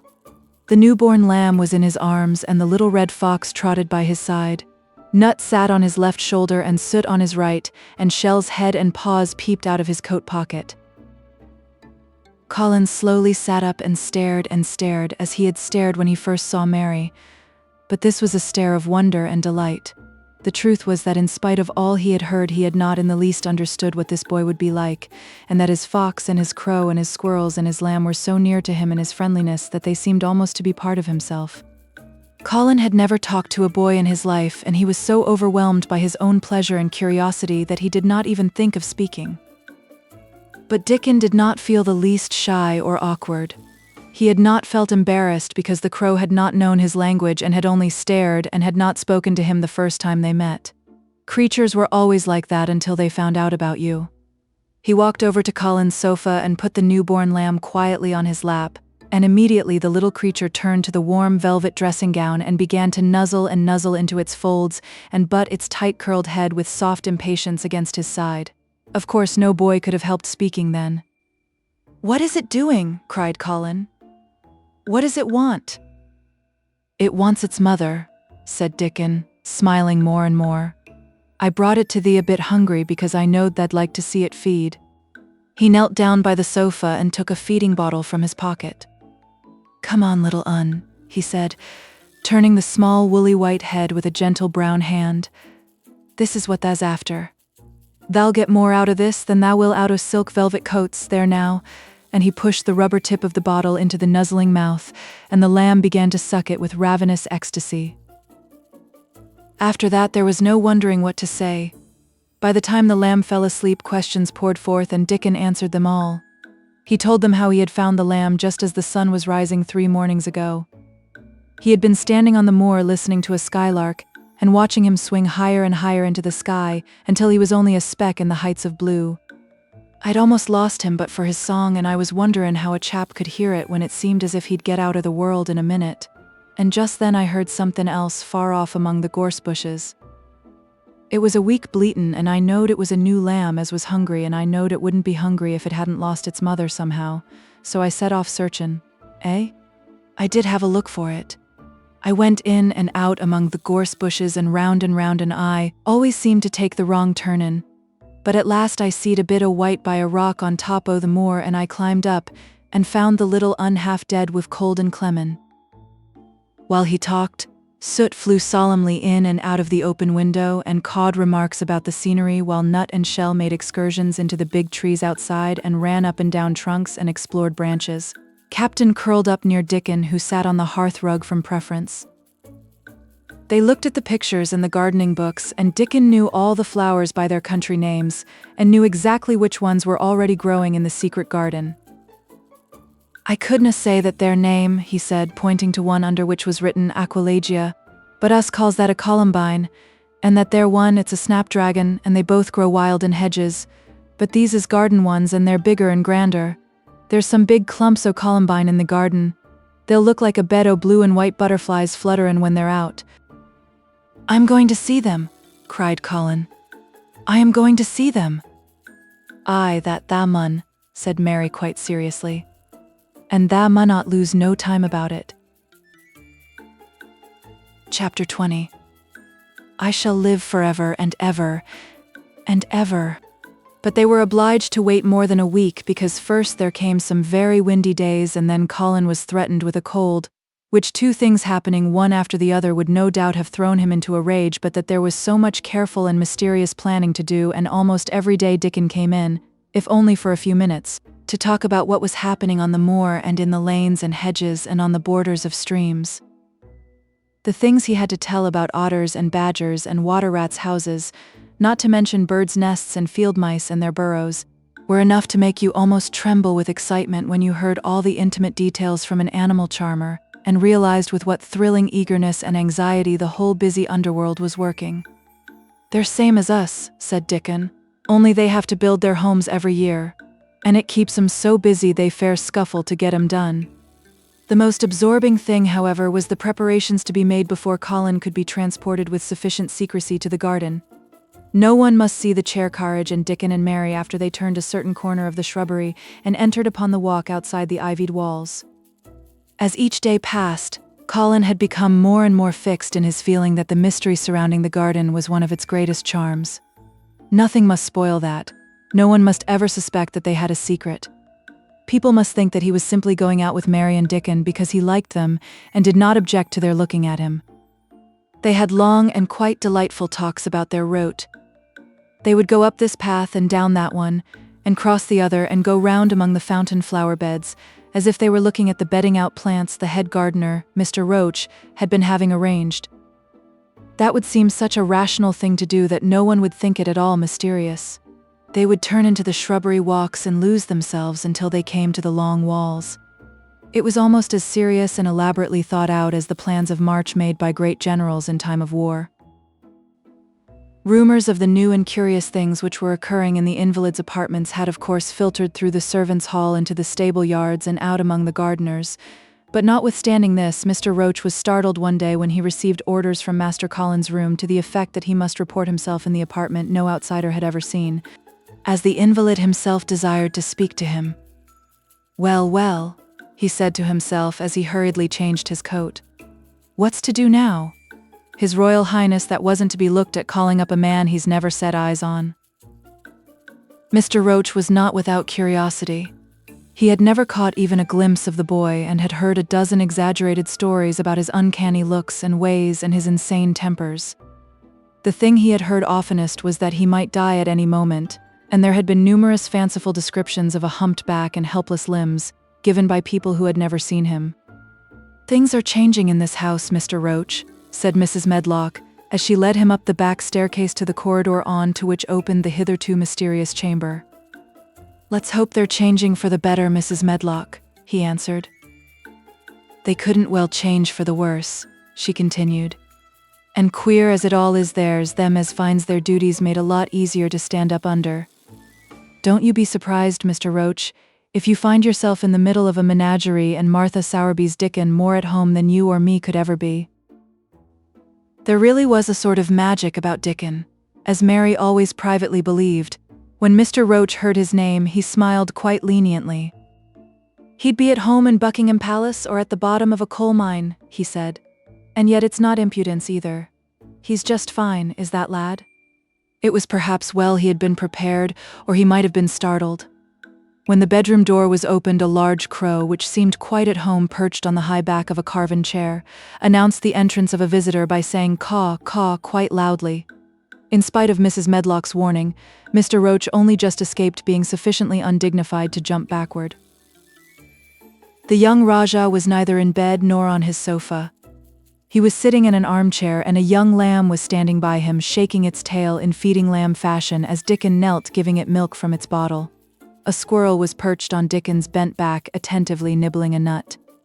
The little girl from India was sitting on a big footstool looking on. "Here is Mr. Roach, Master Colin," said Mrs. Medlock. The young Rajah turned and looked his servitor over. At least that was what the head gardener felt happened. "Oh, you are Roach, are you?" he said. "I sent for you to give you some very important orders." "Very good, sir," answered Roach, wondering if he was to receive instructions to fell all the oaks in the park or to transform the orchards into water gardens. "I am going out in my chair this afternoon," said Colin. "If the fresh air agrees with me, I may go out every day. When I go, none of the gardeners are to be anywhere near the long walk by the garden walls. No one is to be there. I shall go out about 2 o'clock, and everyone must keep away until I send word that they may go back to their work." "Very good, sir," replied Mr. Roach, much relieved to hear that the oaks might remain, and that the orchards were safe. "Mary," said Colin, turning to her, "what is that thing you say in India when you have finished talking and want people to go?" "You say, 'You have my permission to go,'" answered Mary. The Rajah waved his hand. "You have my permission to go, Roach," he said. "But remember, this is very important." "Caw, caw," remarked the crow hoarsely but not impolitely. "Very good, sir. Thank you, sir," said Mr. Roach, and Mrs. Medlock took him out of the room. Outside in the corridor, being a rather good-natured man, he smiled until he almost laughed. "My word," he said, "he's got a fine lordly way with him, hasn't he? You'd think he was a whole royal family rolled into one prince consort and all." "Eh?" protested Mrs. Medlock. "We've had to let him trample all over every one of us ever since he had feet, and he thinks that's what folks was born for. Perhaps he'll grow out of it if he lives," suggested Mr. Roach. "Well, there's one thing pretty sure," said Mrs. Medlock. "If he does live and that Indian child stays here, I'll warrant she teaches him that the whole orange does not belong to him, as Susan Sowerby says, and he'll be likely to find out the size of his own quarter." Inside the room, Colin was leaning back on his cushions. "It's all safe now," he said. "And this afternoon I shall see it. This afternoon I shall be in it." Dickon went back to the garden with his creatures and Mary stayed with Colin. She did not think he looked tired, but he was very quiet before their lunch came, and he was quiet while they were eating it. She wondered why and asked him about it. "What big eyes you've got, Colin," she said. "When you're thinking they get as big as saucers, what are you thinking about now?" "I can't help thinking about what it will look like," he answered. "The garden?" asked Mary. "The springtime," he said. "I was thinking that I've really never seen it before. I scarcely ever went out, and when I did go, I never looked at it. I didn't even think about it. I never saw it in India because there wasn't any," said Mary. Shut in and morbid as his life had been, Colin had more imagination than she had, and at least he had spent a good deal of time looking at wonderful books and pictures. "That morning when you ran in and said, 'It's come, you made me feel quite queer. It sounded as if things were coming with a great procession and big bursts and wafts of music. I have a picture like it in one of my books. Crowds of lovely people and children with garlands and branches with blossoms on them, everyone laughing and dancing and crowding and playing on pipes. That was why I said, 'Perhaps we shall hear golden trumpets,' and told you to throw open the window." "How funny," said Mary. "That's really just what it feels like. And if all the flowers and leaves and green things and birds and wild creatures danced past at once, what a crowd it would be. I'm sure they'd dance and sing and flute, and that would be the wafts of music." They both laughed, but it was not because the idea was laughable, but because they both so liked it. A little later, the nurse made Colin ready. She noticed that instead of lying like a log while his clothes were put on, he sat up and made some efforts to help himself, and he talked and laughed with Mary all the time. "This is one of his good days, sir," she said to Dr. Craven, who dropped in to inspect him. "He's in such good spirits that it makes him stronger." "I'll call in again later in the afternoon after he has come in," said Dr. Craven. "I must see how the going out agrees with him. I wish, in a very low voice, that he would let you go with him." "I'd rather give up the case this moment, sir, than even stay here while it's suggested," answered the nurse with sudden firmness. "I hadn't really decided to suggest it," said the doctor with his slight nervousness. "We'll try the experiment. Dickon's a lad I'd trust with a newborn child." The strongest footman in the house carried Colin downstairs and put him in his wheeled chair near which Dickon waited outside. After the manservant had arranged his rugs and cushions, the Rajah waved his hand to him and to the nurse. "You have my permission to go," he said, and they both disappeared quickly, and it must be confessed giggled when they were safely inside the house. Dickon began to push the wheeled chair slowly and steadily. Mistress Mary walked beside it, and Colin leaned back and lifted his face to the sky. The arch of it looked very high, and the small snowy clouds seemed like white birds floating on outspread wings below its crystal blueness. The wind swept in soft big breaths down from the moor and was strange with a wild, clear, scented sweetness. Colin kept lifting his thin chest to draw it in, and his big eyes looked as if it were they which were listening instead of his ears. "There are so many sounds of singing and humming and calling out," he said. "What is that scent the puffs of wind bring?" "It's gorse on the moor that's open and out," answered Dickon. Thebes bees are at it wonderful today." Not a human creature was to be caught sight of in the paths they took. In fact, every gardener or gardener's lad had been witched away, but they wound in and out among the shrubbery and out and round the fountain beds, following their carefully planned route for the mere mysterious pleasure of it. But when at last they turned into the long walk by the ivied walls, the excited sense of an approaching thrill made them, for some curious reason they could not have explained, begin to speak in whispers. "This is it," breathed Mary. "This is where I used to walk up and down and wonder and wonder." "Is it?" cried Colin, and his eyes began to search the ivy with eager curiousness. "But I can see nothing," he whispered. "There is no door." "That's what I thought," said Mary. Then there was a lovely breathless silence and the chair wheeled on. "That is the garden where Ben Weatherstaff works," said Mary. "Is it?" said Colin. A few yards more and Mary whispered again. "This is where the robin flew over the wall," she said. "Is it?" cried Colin. "Oh, I wish he'd come again." "And that," said Mary with solemn delight, pointing under a big lilac bush, is where he perched on the little heap of earth and showed me the key. Then Colin sat up. Where? Where there? He cried, and his eyes were as big as the wolf's in Red Riding Hood, when Red Riding Hood felt called upon to remark on them. Dickon stood still and the wheeled chair stopped. And this, said Mary, stepping onto the bed close to the ivy, is where I went to talk to him when he chirped at me from the top of the wall. And this is the ivy the wind blew back, and she took hold of the hanging green curtain. Oh, is it, gasped Colin. And here is the handle, and here is the door. Dickon, push him in quickly. And Dickon did it with one strong, steady, splendid push.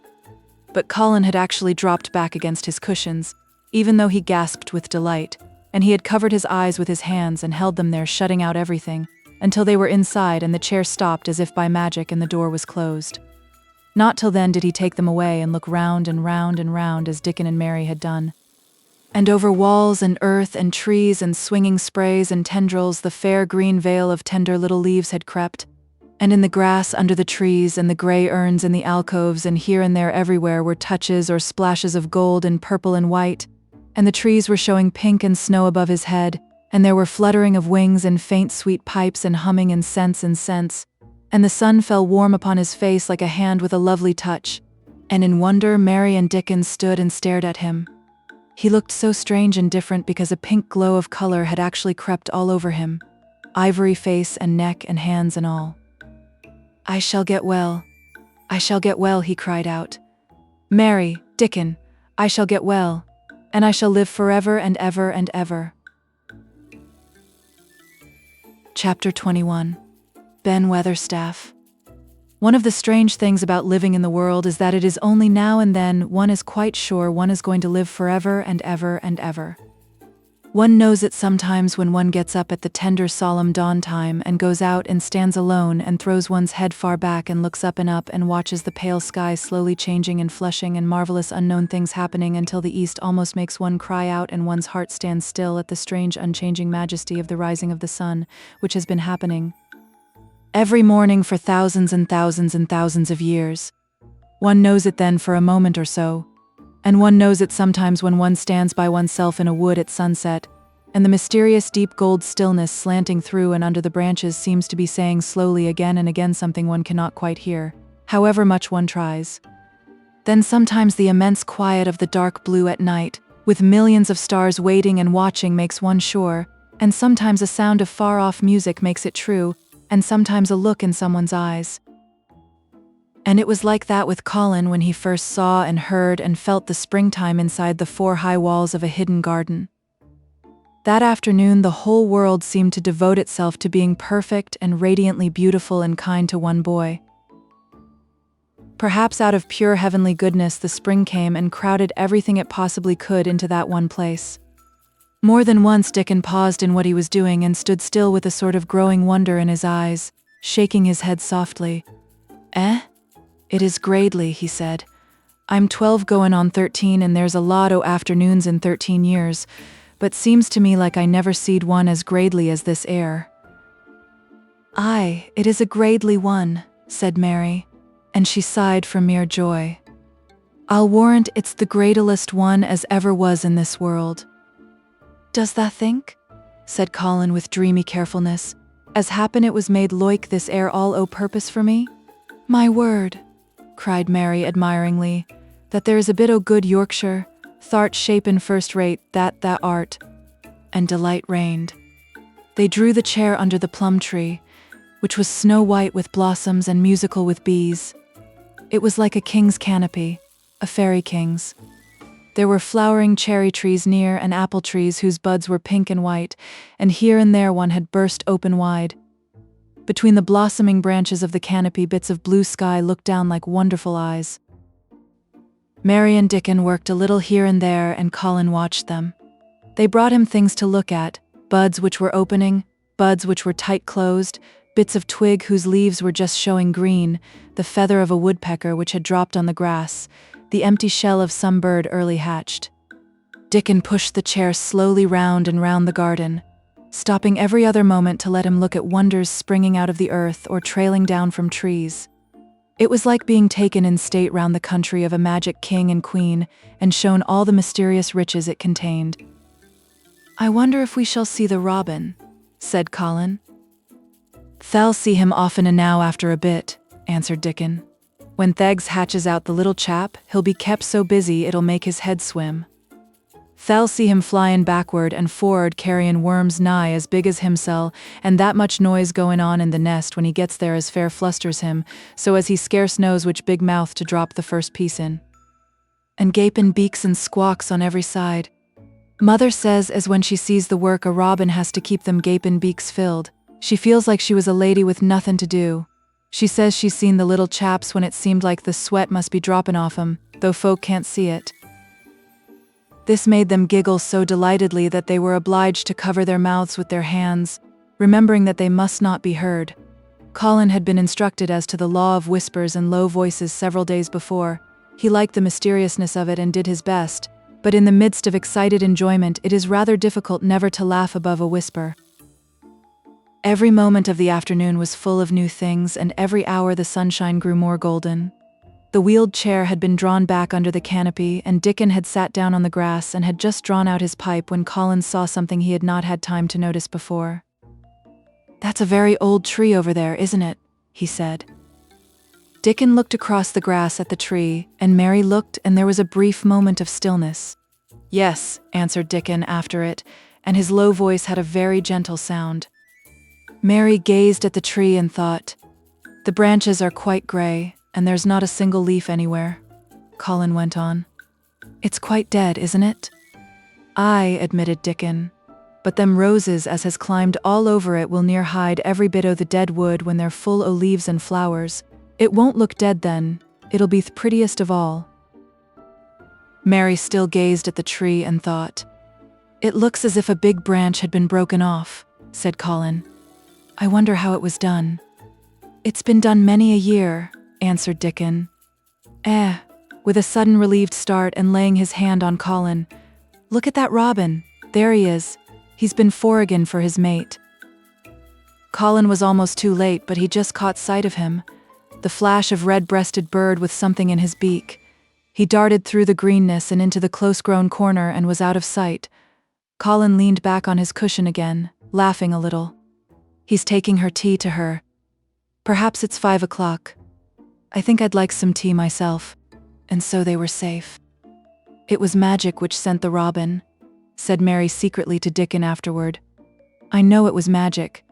For both she and Dickon had been afraid Colin might ask something about the tree whose branch had broken off 10 years ago, and they had talked it over together, and Dickon had stood and rubbed his head in a troubled way. "We mun look as if it wasn't no different from the other trees," he had said.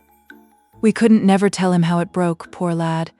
If he says anything about it, we mun try to look cheerful." "Aye, that we mun," had answered Mary.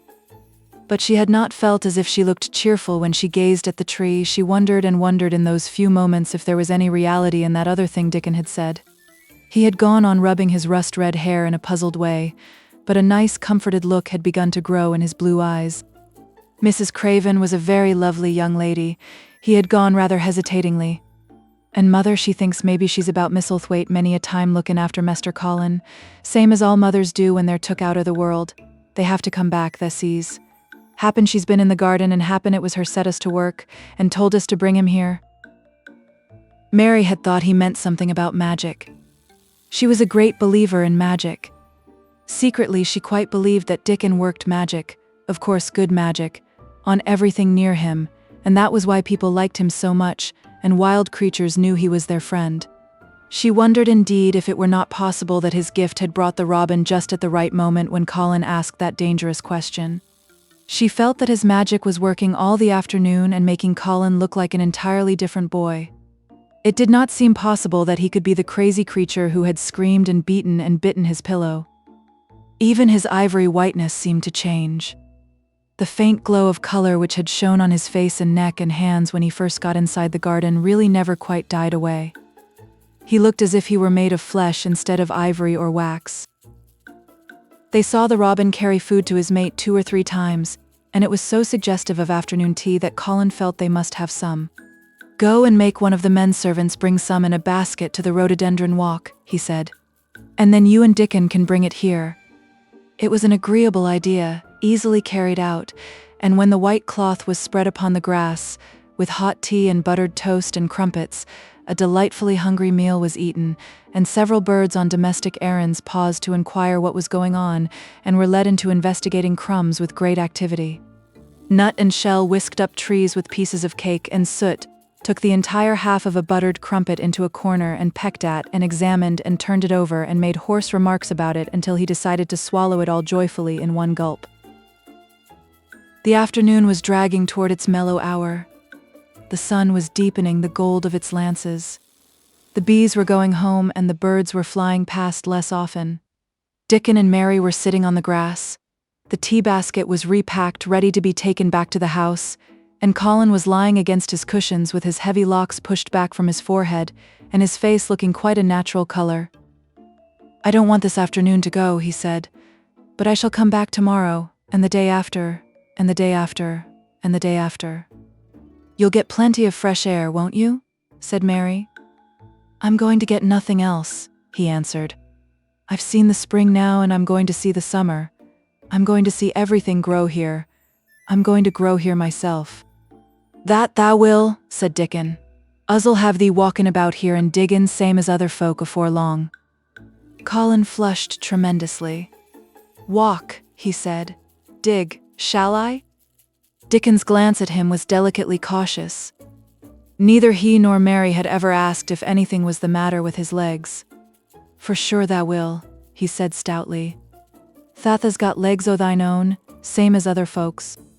Mary was rather frightened until she heard Colin's answer. "Nothing really ails them," he said, "but they are so thin and weak.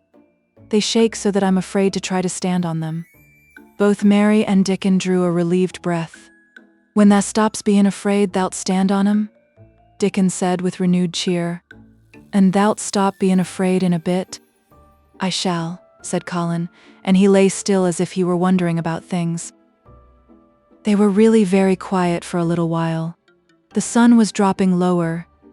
It was that hour when everything stills itself, and they really had had a busy and exciting afternoon.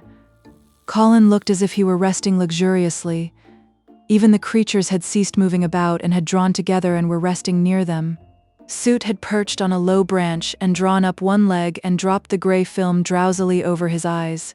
Mary privately thought he looked as if he might snore in a minute. In the midst of this stillness, it was rather startling when Colin half lifted his head and exclaimed in a loud, suddenly alarmed whisper, "Who is that man?" Dickon and Mary scrambled to their feet. "Man," they both cried in low, quick voices. Colin pointed to the high wall. "Look," he whispered excitedly. "Just look." Mary and Dickon wheeled about and looked. There was Ben Weatherstaff's indignant face glaring at them over the wall from the top of a ladder. He actually shook his fist at Mary. "If I wasn't a bachelder, and there was a wench o' mine," he cried, "I'd give thee a heedin'." He mounted another step threateningly, as if it were his energetic intention to jump down and deal with her. But as she came toward him, he evidently thought better of it, and stood on the top step of his ladder shaking his fist down at her. "I never thought much o' thee," he harangued. "I couldna abide thee the first time I set eyes on thee." A scrawny buttermilk-faced young bissom, Alice askin' questions and pokin' the nose where it was no wanted. "I never knowed how that got so thick wi' me. If it hadna been for the robin, drat him." "Ben Weatherstaff," called out Mary, finding her breath. She stood below him and called up to him with a sort of gasp. "Ben Weatherstaff, it was the robin who showed me the way." Then it did seem as if Ben really would scramble down on her side of the wall. He was so outraged. "The young bad un," he called down at her. "Lyin' the badness on a robin, not but what he's impotent enow for anythin'. Him showin' thee the way. Him, the young nowt." She could see his next words burst out because he was overpowered by curiosity. "However I this world did the get in?" "It was the robin who showed me the way," she protested obstinately. "He didn't know he was doing it, but he did. And I can't tell you from here while you're shaking your fist at me." He stopped shaking his fist very suddenly at that very moment, and his jaw actually dropped as he stared over her head at something he saw coming over the grass toward him. At the first sound of his torrent of words, Colin had been so surprised that he had only sat up and listened as if he were spellbound, but in the midst of it he had recovered himself and beckoned imperiously to Dickon. "Wheel me over there," he commanded. "Wheel me quite close and stop right in front of him."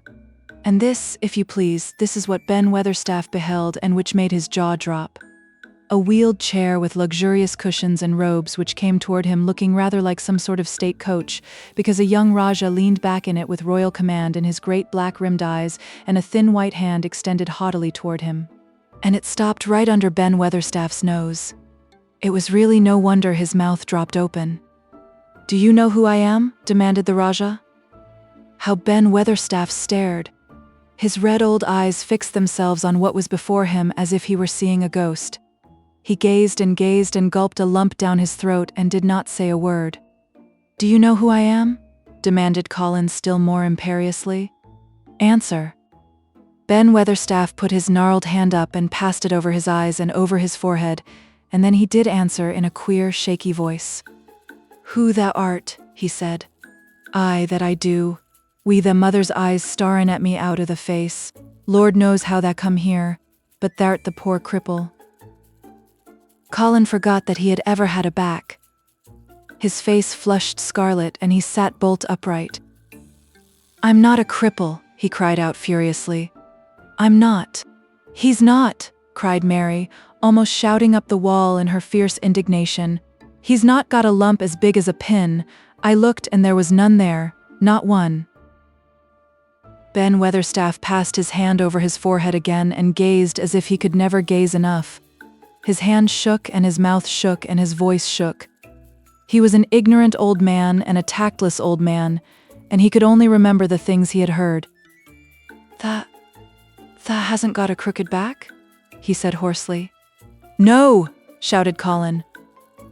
Tha hasn't got crooked legs?" quavered Ben more hoarsely yet. It was too much. The strength which Colin usually threw into his tantrums rushed through him now in a new way. Never yet had he been accused of crooked legs, even in whispers, and the perfectly simple belief in their existence which was revealed by Ben Weatherstaff's voice was more than Rajah flesh and blood could endure. His anger and insulted pride made him forget everything but this one moment, and filled him with a power he had never known before, an almost unnatural strength. "Come here!" he shouted to Dickon, and he actually began to tear the coverings off his lower limbs and disentangle himself. "Come here! Come here, this minute!" Dickon was by his side in a second. Mary caught her breath in a short gasp and felt herself turn pale. "He can do it! He can do it! He can do it! He can—" She gabbled over to herself under her breath as fast as ever she could. There was a brief, fierce scramble. The rugs were tossed onto the ground. Dickon held Colin's arm. The thin legs were out. The thin feet were on the grass. Colin was standing upright, as straight as an arrow and looking strangely tall, his head thrown back and his strange eyes flashing lightning. "Look at me," he flung up at Ben Weatherstaff. "Just look at me, you. Just look at me." "He's as straight as I am," cried Dickon. "He's as straight as any lad I'm Yorkshire." What Ben Weatherstaff did Mary thought queer beyond measure. He choked and gulped, and suddenly tears ran down his weather-wrinkled cheeks as he struck his old hands together. He burst forth. "Flies, folk tells, th'art as thin as a lath and as white as a wraith, but there's not a knob on thee. Thou'lt make a mon yet. God bless thee." Dickon held Colin's arms strongly, but the boy had not begun to falter. He stood straighter and looked Ben Weatherstaff in the face. "I'm your master," he said. "When my father is away and you are to obey me. This is my garden. Don't dare to say a word about it. You get down from that ladder and go out to the long walk, and Miss Mary will meet you and bring you here. I want to talk to you. We did not want you, but now you will have to be in the secret. Be quick." Ben Weatherstaff's crabbed old face was still wet with that one queer rush of tears. It seemed as if he could not take his eyes from thin, straight Colin standing on his feet with his head thrown back. Lad," he almost whispered. My lad?" And then remembering himself, he suddenly touched his hat gardener fashion and said, "Yes, sir, and obediently disappeared as he descended the ladder. Chapter 22. When the sun went down. When his head was out of sight, Colin turned to Mary. "Go and meet him," he said, and Mary flew across the grass to the door under the ivy. Dickon was watching him with sharp eyes. There were scarlet spots on his cheeks and he looked amazing, but he showed no signs of falling. "I can stand," he said, and his head was still held up and he said it quite grandly. "I told thee thou could as soon as thou stopped bein' afraid," answered Dickon. "And thou stopped." "Yes, I've stopped," said Colin. Then suddenly he remembered something Mary had said. "Are you making magic?" he asked sharply. Dickon's curly mouth spread in a cheerful grin. "Thie's doin' magic, Thisel," he said. "It's same magic as made these air work out of the earth." And he touched with his thick boot a clump of crocuses in the grass. Colin looked down at them. "Aye," he said slowly. "There couldna be bigger magic than that there couldna be." He drew himself up straighter than ever. "I'm going to walk to that tree," he said, pointing to one a few feet away from him. "I'm going to be standing when Weatherstaff comes here. I can rest against the tree if I like. When I want to sit down, I will sit down, but not before. Bring a rug from the chair." He walked to the tree, and though Dickon held his arm, he was wonderfully steady. When he stood against the tree trunk, it was not too plain that he supported himself against it, and he still held himself so straight that he looked tall. When Ben Weatherstaff came through the door in the wall, he saw him standing there, and he heard Mary muttering something under her breath. "What art sayin'?" he asked rather testily, because he did not want his attention distracted from the long, thin, straight boy figure and proud face. But she did not tell him. What she was saying was this: "You can do it. You can do it. I told you you could. You can do it. You can do it. You can." She was saying it to Colin because she wanted to make magic and keep him on his feet looking like that. She could not bear that he should give in before Ben Weatherstaff. He did not give in. She was uplifted by a sudden feeling that he looked quite beautiful in spite of his thinness. He fixed his eyes on Ben Weatherstaff in his funny, imperious way. "Look at me," he commanded. "Look at me all over. Am I a hunchback? Have I got crooked legs?" Ben Weatherstaff had not quite got over his emotion, but he had recovered a little and answered almost in his usual way. "Not tha," he said. "Nowt a sort. What's tha been doing with Thisel? Hidin' out of sight and lettin' folk think tha was cripple and half-witted?" "Half-witted," said Colin angrily. "Who thought that?" "Lots o' fools," said Ben.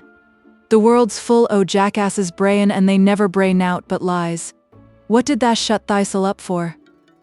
"Everyone thought I was going to die," said Colin shortly. "I'm not." And he said it with such decision Ben Weatherstaff looked him over, up and down and up. "The die," he said with dry exultation. "Nowt oth sort. Tha's got too much pluck in thee. When I seed thee put thy legs on the ground in such a hurry, I knowed tha was all right. Sit thee down on the rug a bit, young mester, and give me thy orders." There was a queer mixture of crabbed tenderness and shrewd understanding in his manner. Mary had poured out speech as rapidly as she could as they had come down the long walk. The chief thing to be remembered, she had told him, was that Colin was getting well. The garden was doing it. No one must let him remember about having humps and dying. The Rajah condescended to seat himself on a rug under the tree. "What work do you do in the gardens, Weatherstaff?" he inquired. "Anything I'm told to do," answered old Ben. "I'm kep' on by favor because she liked me." "She?" said Colin. "The mother," answered Ben Weatherstaff. "My mother?" said Colin, and he looked about him quietly. This was her garden, wasn't it? Aye, it was that. And Ben Weatherstaff looked about him too. She were main fond of it. "It is my garden now. I am fond of it. I shall come here every day," announced Colin. "But it is to be a secret. My orders are that no one is to know that we come here. Dickon and my cousin have worked and made it come alive. I shall send for you sometimes to help, but you must come when no one can see you." Ben Weatherstaff's face twisted itself in a dry old smile. "I've come here before when no one saw me," he said. "What?" exclaimed Colin. "When?" "Last time I was here, rubbing his chin and looking round, was about 2 years ago. But no one has been in it for 10 years, cried Colin. "There was no door." "I'm no one," said old Ben dryly. "And I didn't come through the door. I come over the wall. The rheumatics held me back the last 2 year." "Th come and Anne did a bit o' prunin'," cried Dickon. I couldn't make out how it had been done. "She was so fond of it, she was," said Ben Weatherstaff slowly. "And she was such a pretty young thing. She says to me once," Ben says she laughin', "if ever I'm ill or if I go away you must take care of my roses." When she did go away th orders was no one was ever to come nigh, but I come, with grumpy obstinacy. Over the wall I come until the rheumatics stopped me, and I did a bit o' work once a year. She'd gave her order first. "It wouldn't have been as wick as it is if tha hadn't done it," said Dickon. "I did wonder." "I'm glad you did it, Weatherstaff," said Colin. "You'll know how to keep the secret." "I'll know, sir," answered Ben, "and it'll be easier for a man with rheumatics to come in at the orch door." On the grass near the tree, Mary had dropped her trowel. Colin stretched out his hand and took it up. An odd expression came into his face, and he began to scratch at the earth. His thin hand was weak enough, but presently as they watched him, Mary with quite breathless interest, he drove the end of the trowel into the soil and turned some over. "You can do it. You can do it," said Mary to herself. "I tell you, you can." Dickon's round eyes were full of eager curiousness, but he said not a word. Ben Weatherstaff looked on with interested face. Colin persevered. After he had turned a few trowelfuls of soil, he spoke exultantly to Dickon in his best Yorkshire. "Tha said as tha'd have me walkin' about here same as other folk, and tha said tha'd have me diggin'. I thought tha was just leein' to please me. This is only th' first day and I've walked, and here I am diggin'." Ben Weatherstaff's mouth fell open again when he heard him, but he ended by chuckling. "Eh?" he said. "That sounds as if tha'd got wits enow. Th'art a Yorkshire lad for sure. And th'art diggin' too. How'd thou like to plant a bit o' somethin'? I can get thee a rose in a pot." "Go and get it," said Colin, digging excitedly. "Quick, quick." It was done quickly enough indeed. Ben Weatherstaff went his way forgetting rheumatics. Dickon took his spade and dug the hole deeper and wider than a new digger with thin white hands could make it. Mary slipped out to run and bring back a watering can. When Dickon had deepened the hole, Colin went on turning the soft earth over and over. He looked up at the sky, flushed and glowing with the strangely new exercise, slight as it was. "I want to do it before the sun goes quite down," he said. Mary thought that perhaps the sun held back a few minutes just on purpose. Ben Weatherstaff brought the rose in its pot from the greenhouse. He hobbled over the grass as fast as he could. He had begun to be excited too. He knelt down by the hole and broke the pot from the mold. "Here, lad," he said, handing the plant to Colin. "Set it in the earth thistle same as the king does when he goes to a new place."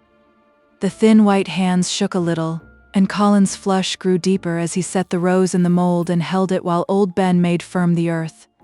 It was filled in and pressed down and made steady. Mary was leaning forward on her hands and knees. Soot had flown down and marched forward to see what was being done. Nut and Shell chattered about it from a cherry tree.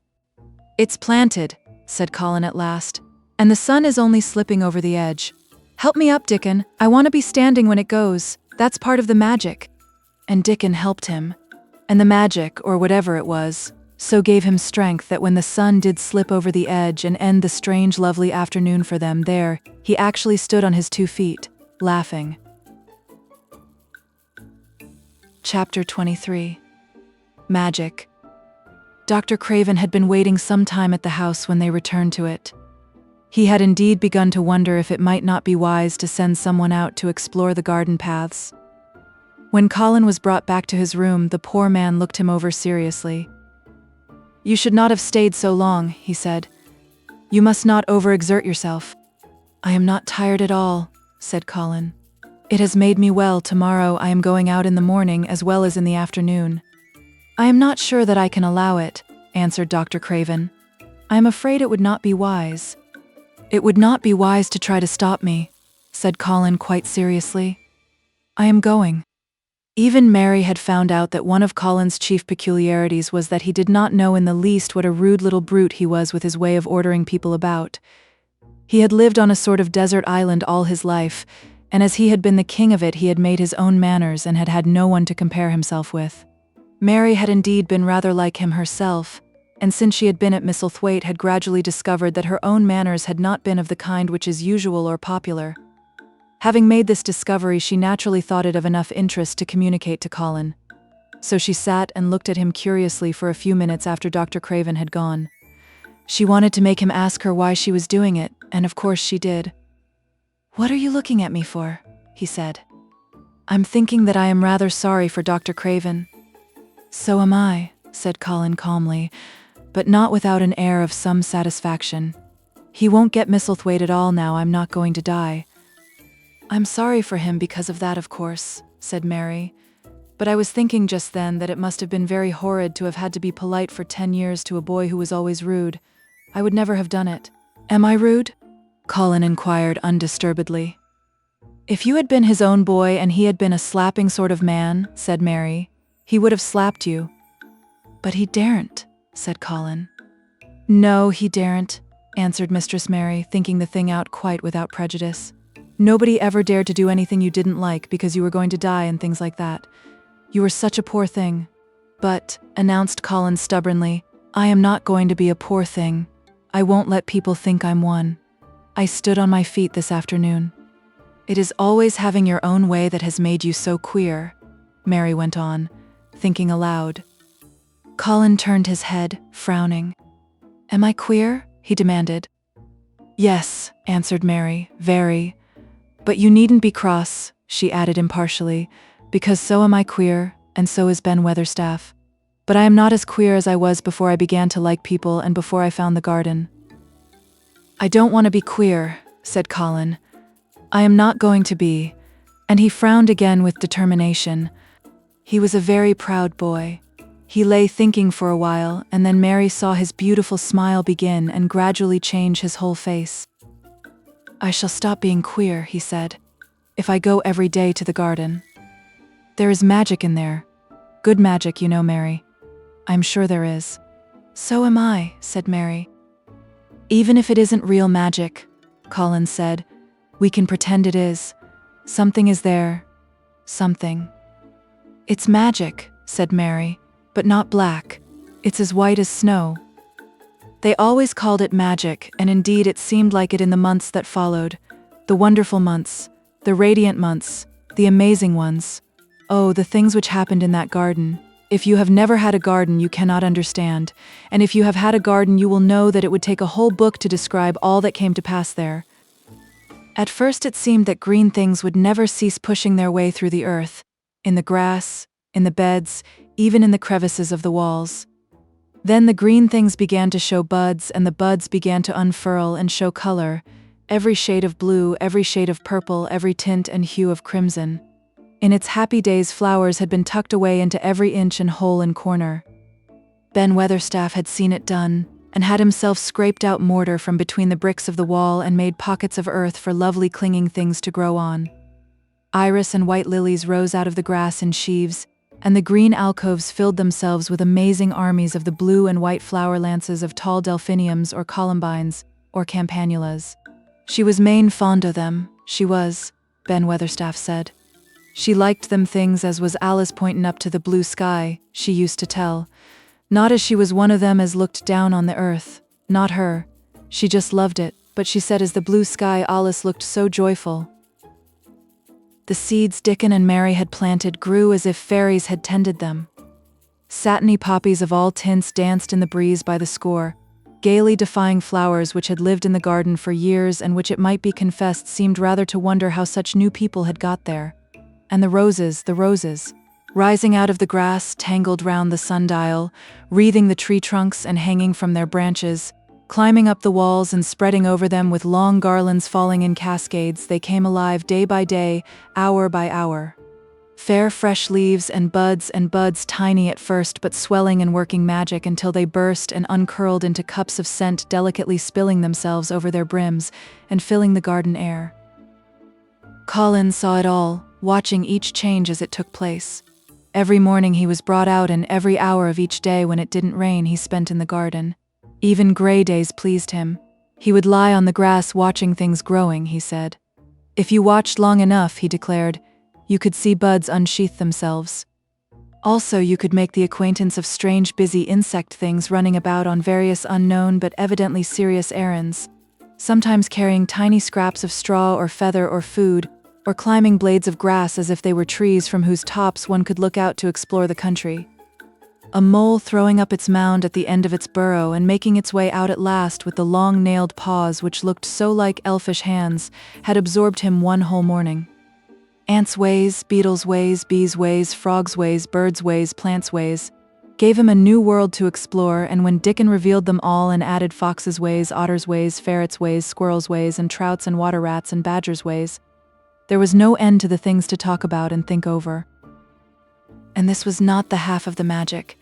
The fact that he had really once stood on his feet had set Colin thinking tremendously, and when Mary told him of the spell she had worked, he was excited and approved of it greatly. He talked of it constantly. Of course, there must be lots of magic in the world, he said wisely one day. But people don't know what it is like or how to make it. Perhaps the beginning is just to say nice things are going to happen until you make them happen. I am going to try an experiment. The next morning, when they went to the secret garden, he sent at once for Ben Weatherstaff. Ben came as quickly as he could and found the Rajah standing on his feet under a tree and looking very grand but also very beautifully smiling. Good morning, Ben Weatherstaff, he said. I want you and Dickon and Miss Mary to stand in a row and listen to me because I am going to tell you something very important. Aye, sir, answered Ben Weatherstaff, touching his forehead. One of the long-concealed charms of Ben Weatherstaff was that in his boyhood he had once run away to sea and had made voyages, so he could reply like a sailor. I am going to try a scientific experiment, explained the Rajah. When I grow up, I am going to make great scientific discoveries, and I am going to begin now with this experiment. Aye, sir, said Ben Weatherstaff promptly, though this was the first time he had heard of great scientific discoveries. It was the first time Mary had heard of them either, but even at this stage she had begun to realize that, queer as he was, Colin had read about a great many singular things and was somehow a very convincing sort of boy. When he held up his head and fixed his strange eyes on you, it seemed as if you believed him almost in spite of yourself, though he was only 10 years old, going on 11. At this moment he was especially convincing because he suddenly felt the fascination of actually making a sort of speech like a grown-up person. The great scientific discoveries I am going to make, he went on, will be about magic. Magic is a great thing, and scarcely anyone knows anything about it except a few people in old books, and Mary a little, because she was born in India where there are fakirs. I believe Dickon knows some magic, but perhaps he doesn't know he knows it. He charms animals and people. I would never have let him come to see me if he had not been an animal charmer, which is a boy charmer too, because a boy is an animal. I'm sure there is magic in everything, only we have not sense enough to get hold of it and make it do things for us, like electricity and horses and steam. This sounded so imposing that Ben Weatherstaff became quite excited and really could not keep still. Aye, sir, he said, and he began to stand up quite straight. When Mary found this garden, it looked quite dead, the orator proceeded. Then something began pushing things up out of the soil and making things out of nothing. One day things weren't there, and another they were. I had never watched things before, and it made me feel very curious. Scientific people are always curious, and I am going to be scientific. I keep saying to myself, what is it? What is it? It's something. It can't be nothing. I don't know its name, so I call it magic. I have never seen the sun rise, but Mary and Dickon have, and from what they tell me, I'm sure that is magic too. Something pushes it up and draws it. Sometimes since I've been in the garden, I've looked up through the trees at the sky, and I have had a strange feeling of being happy, as if something were pushing and drawing in my chest and making me breathe fast. Magic is always pushing and drawing and making things out of nothing. Everything is made out of magic. Leaves and trees, flowers and birds, badgers and foxes and squirrels and people. So it must be all around us. In this garden, in all the places. The magic in this garden has made me stand up and know I'm going to live to be a man. I'm going to make the scientific experiment of trying to get some and put it in myself and make it push and draw me and make me strong. I don't know how to do it, but I think that if you keep thinking about it and calling it, perhaps it will come. Perhaps that is the first baby way to get it. When I was going to try to stand that first time, Mary kept saying to herself as fast as she could, "You can do it. You can do it." And I did. I had to try myself at the same time, of course, but her magic helped me. And so did Dickens. Every morning and evening, and as often in the daytime as I can remember, I am going to say, "Magic is in me. Magic is making me well. I am going to be as strong as Dickon, as strong as Dickon. And you must all do it too. That is my experiment. Will you help Ben Weatherstaff?" Aye, sir," said Ben Weatherstaff. Aye. If you keep doing it every day as regularly as soldiers go through drill, we shall see what will happen and find out if the experiment succeeds. You learn things by saying them over and over and thinking about them until they stay in your mind forever, and I think it will be the same with magic. If you keep calling it to come to you and help you, it will get to be part of you and it will stay and do things. I once heard an officer in India tell my mother that there were fakirs who said words over and over thousands of times, said Mary. I've heard Jem Fettleworth's wife say the same thing over thousands o' times. Colin Jem a drunken brute, said Ben Weatherstaff dryly. Summat allus come o' that, sure enough. He gave her a good heedin and went to the Blue Lion and got as drunk as a lord.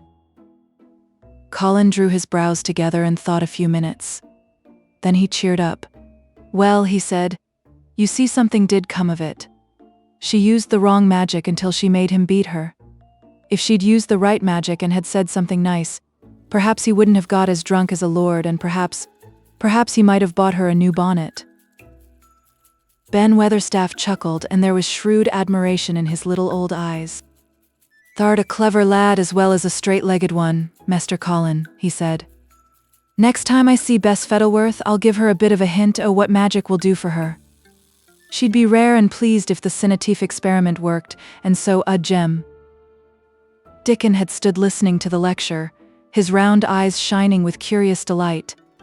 Nut and Shell were on his shoulders, and he held a long-eared white rabbit in his arm, and stroked it softly while it laid its ears along its back and enjoyed itself. Do you think the experiment will work? Colin asked him, wondering what he was thinking. He so often wondered what Dickon was thinking when he saw him looking at him, or at one of his creatures with his happy wide smile. He smiled now, and his smile was wider than usual. Aye, he answered, that I do.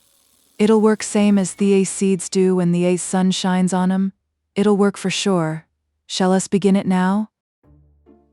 Colin was delighted, and so was Mary. Fired by recollections of fakirs and devotees in illustrations, Colin suggested that they should all sit cross-legged under the tree which made a canopy. It will be like sitting in a sort of temple, said Colin. I'm rather tired and I want to sit down. Said Dickon. Tha mustn't begin by sayin' th'art tired.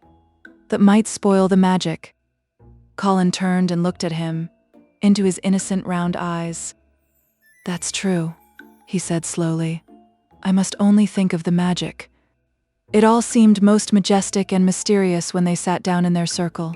Ben Weatherstaff felt as if he had somehow been led into appearing at a prayer meeting.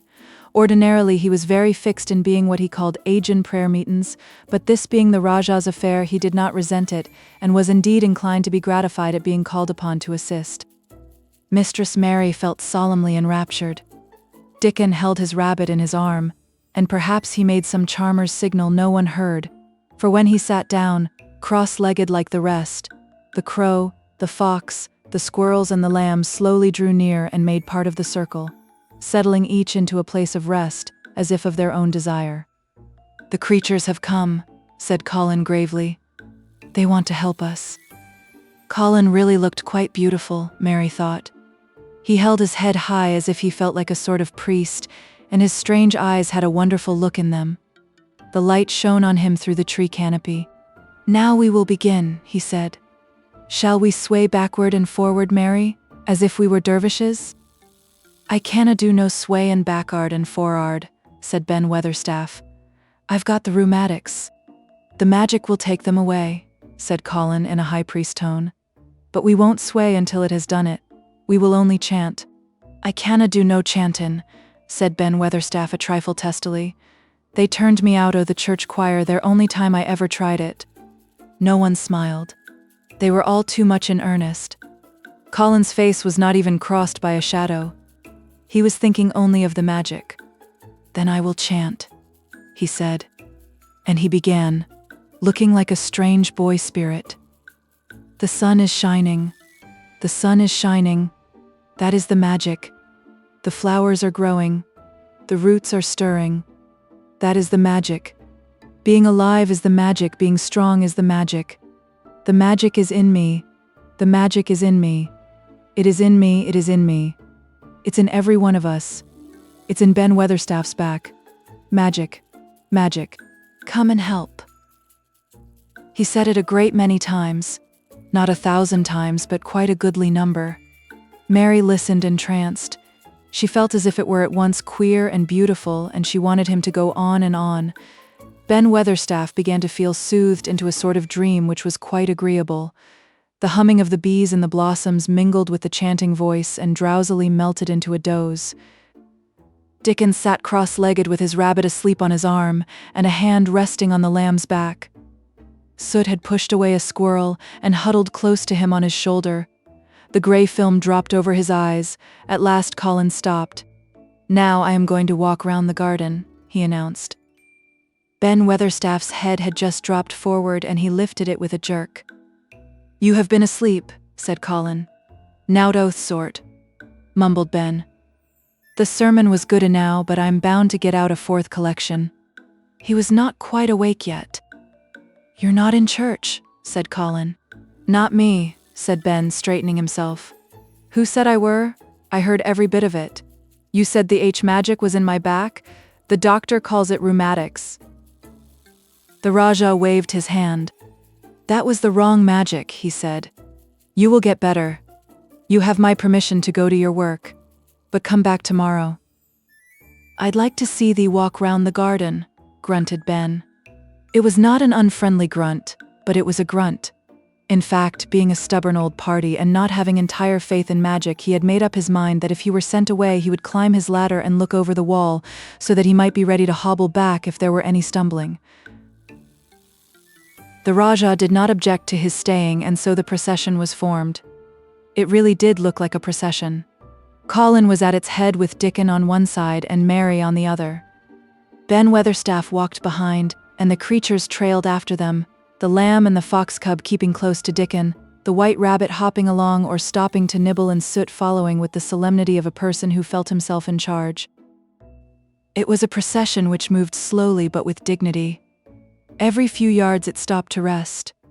Colin leaned on Dickon's arm, and privately Ben Weatherstaff kept a sharp lookout, but now and then Colin took his hand from its support and walked a few steps alone. His head was held up all the time, and he looked very grand. The magic is in me, he kept saying. The magic is making me strong. I can feel it. I can feel it. It seemed very certain that something was upholding and uplifting him. He sat on the seats in the alcoves, and once or twice he sat down on the grass, and several times he paused in the path and leaned on Dickon, but he would not give up until he had gone all round the garden.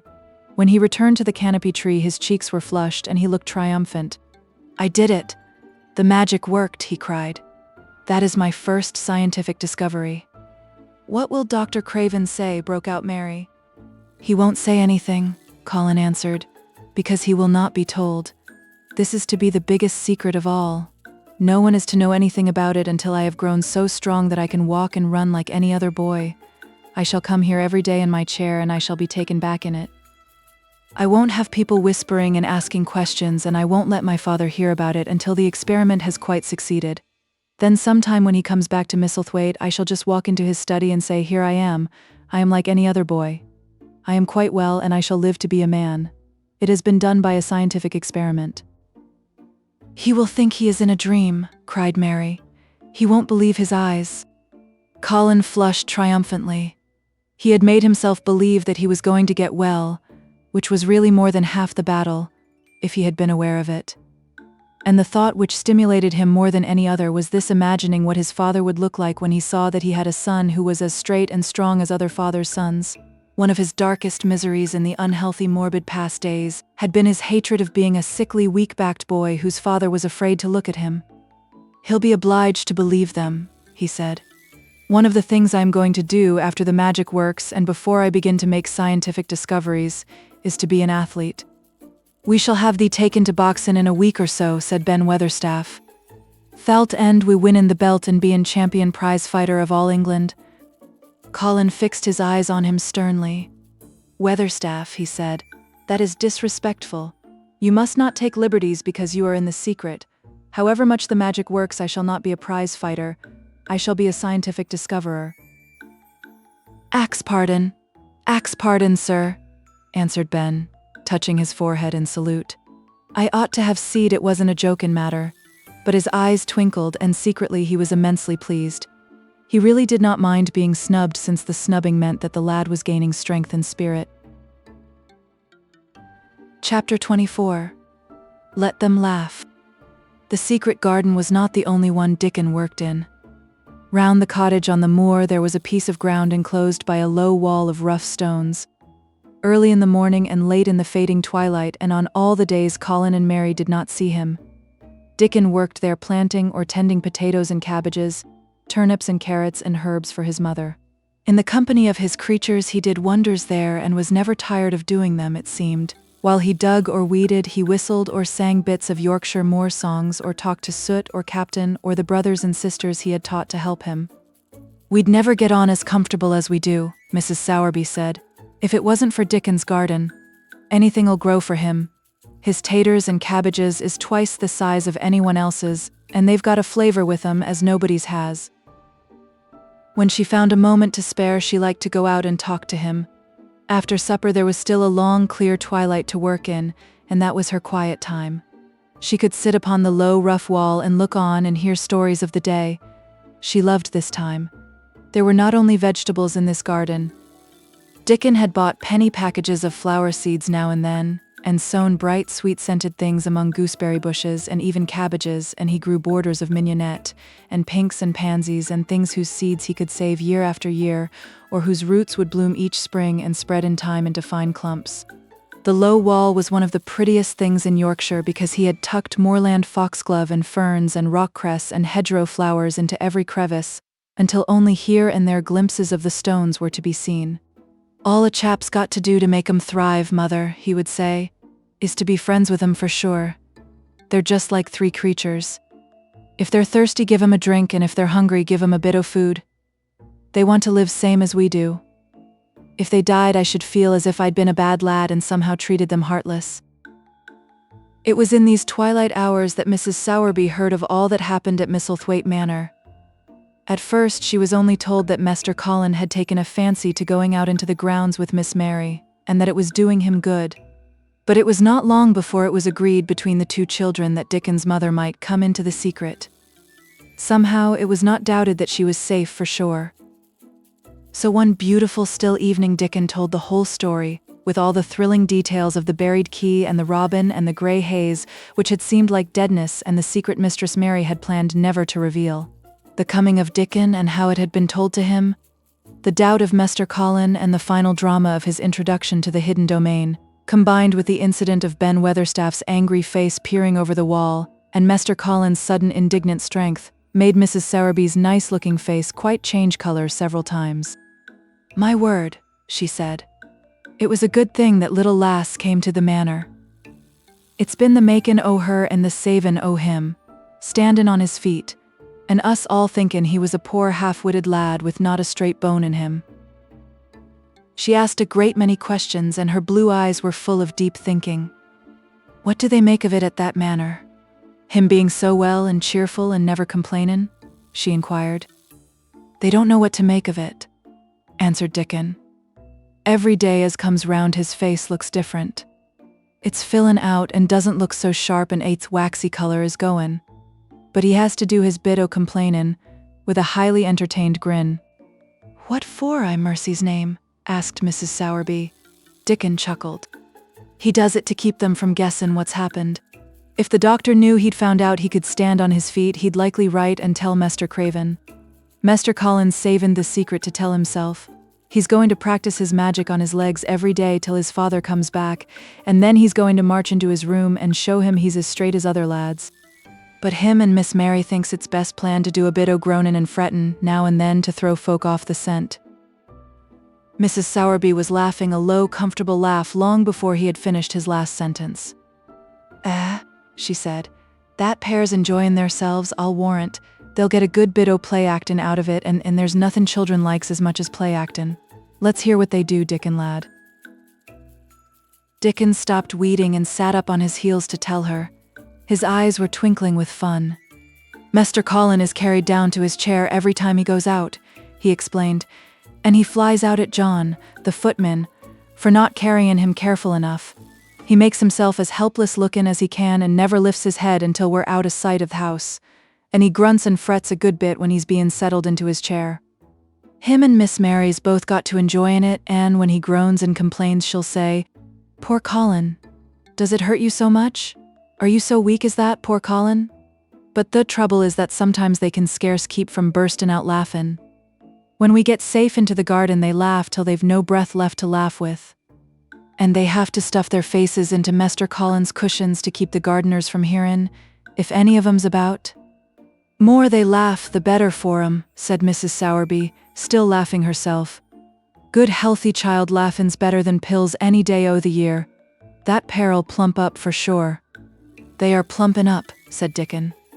They're that hungry they don't know how to get enough to eat without makin' talk. Mester Colin says if he keeps sendin' for more food they won't believe he's an invalid at all. Miss Mary says she'll let him eat her share, but he says that if she goes hungry she'll get thin and they mun both get fat at once. Mrs. Sowerby laughed so heartily at the revelation of this difficulty that she quite rocked backward and forward in her blue cloak, and Dickon laughed with her. "I'll tell thee what, lad," Mrs. Sowerby said when she could speak. "I've thought of a way to help 'em. When thou goes to 'em in the mornin's thou shalt take a pail o' good new milk and I'll bake 'em a crusty cottage loaf or some buns with currants in 'em, same as you children like. Nothin's so good as fresh milk and bread." Then they could take off the edge o' their hunger while they were in their garden, and find food they get indoors, I'd polish off the corners. Mother," said Dickon admiringly, "what a wonder thou art. Thou always sees a way out o' things. They was quite in a pother yesterday. They didn't see how they was to manage without orderin' up more food. They felt that empty inside. They're two young uns growin' fast, and health's comin' back to both of 'em. Children like that feels like young wolves and food's flesh and blood to 'em," said Mrs. Sowerby. Then she smiled Dickon's own curving smile. But they're enjoyin' theirselves for sure," she said. She was quite right. The comfortable, wonderful mother creature, and she had never been more so than when she said their play actin' would be their joy. Colin and Mary found it one of their most thrilling sources of entertainment. The idea of protecting themselves from suspicion had been unconsciously suggested to them first by the puzzled nurse and then by Dr. Craven himself.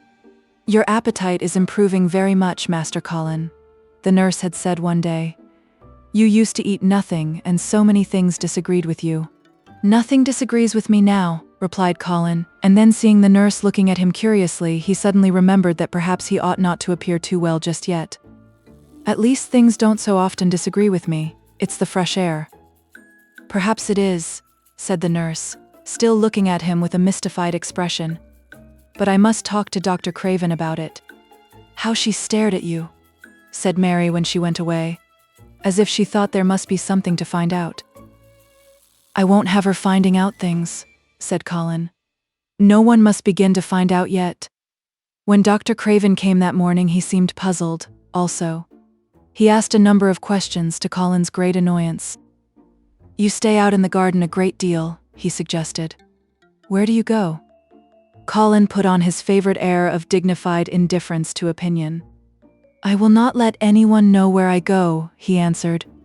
"I go to a place I like. Everyone has orders to keep out of the way. I won't be watched and stared at. You know that. You seem to be out all day, but I do not think it has done you harm." "I do not think so. The nurse says that you eat much more than you have ever done before." Perhaps, said Colin, prompted by a sudden inspiration, perhaps it is an unnatural appetite. I do not think so, as your food seems to agree with you, said Dr. Craven. You are gaining flesh rapidly and your color is better. Perhaps I am bloated and feverish, said Colin, assuming a discouraging air of gloom. People who are not going to live are often different. Dr. Craven shook his head. He was holding Colin's wrist and he pushed up his sleeve and felt his arm.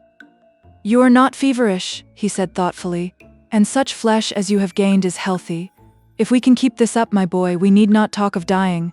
Your father will be very happy to hear of this remarkable improvement. I won't have him told. Colin broke forth fiercely. It will only disappoint him if I get worse again. And I may get worse this very night. I might have a raging fever. I feel as if I might be beginning to have one now. I won't have letters written to my father. I won't.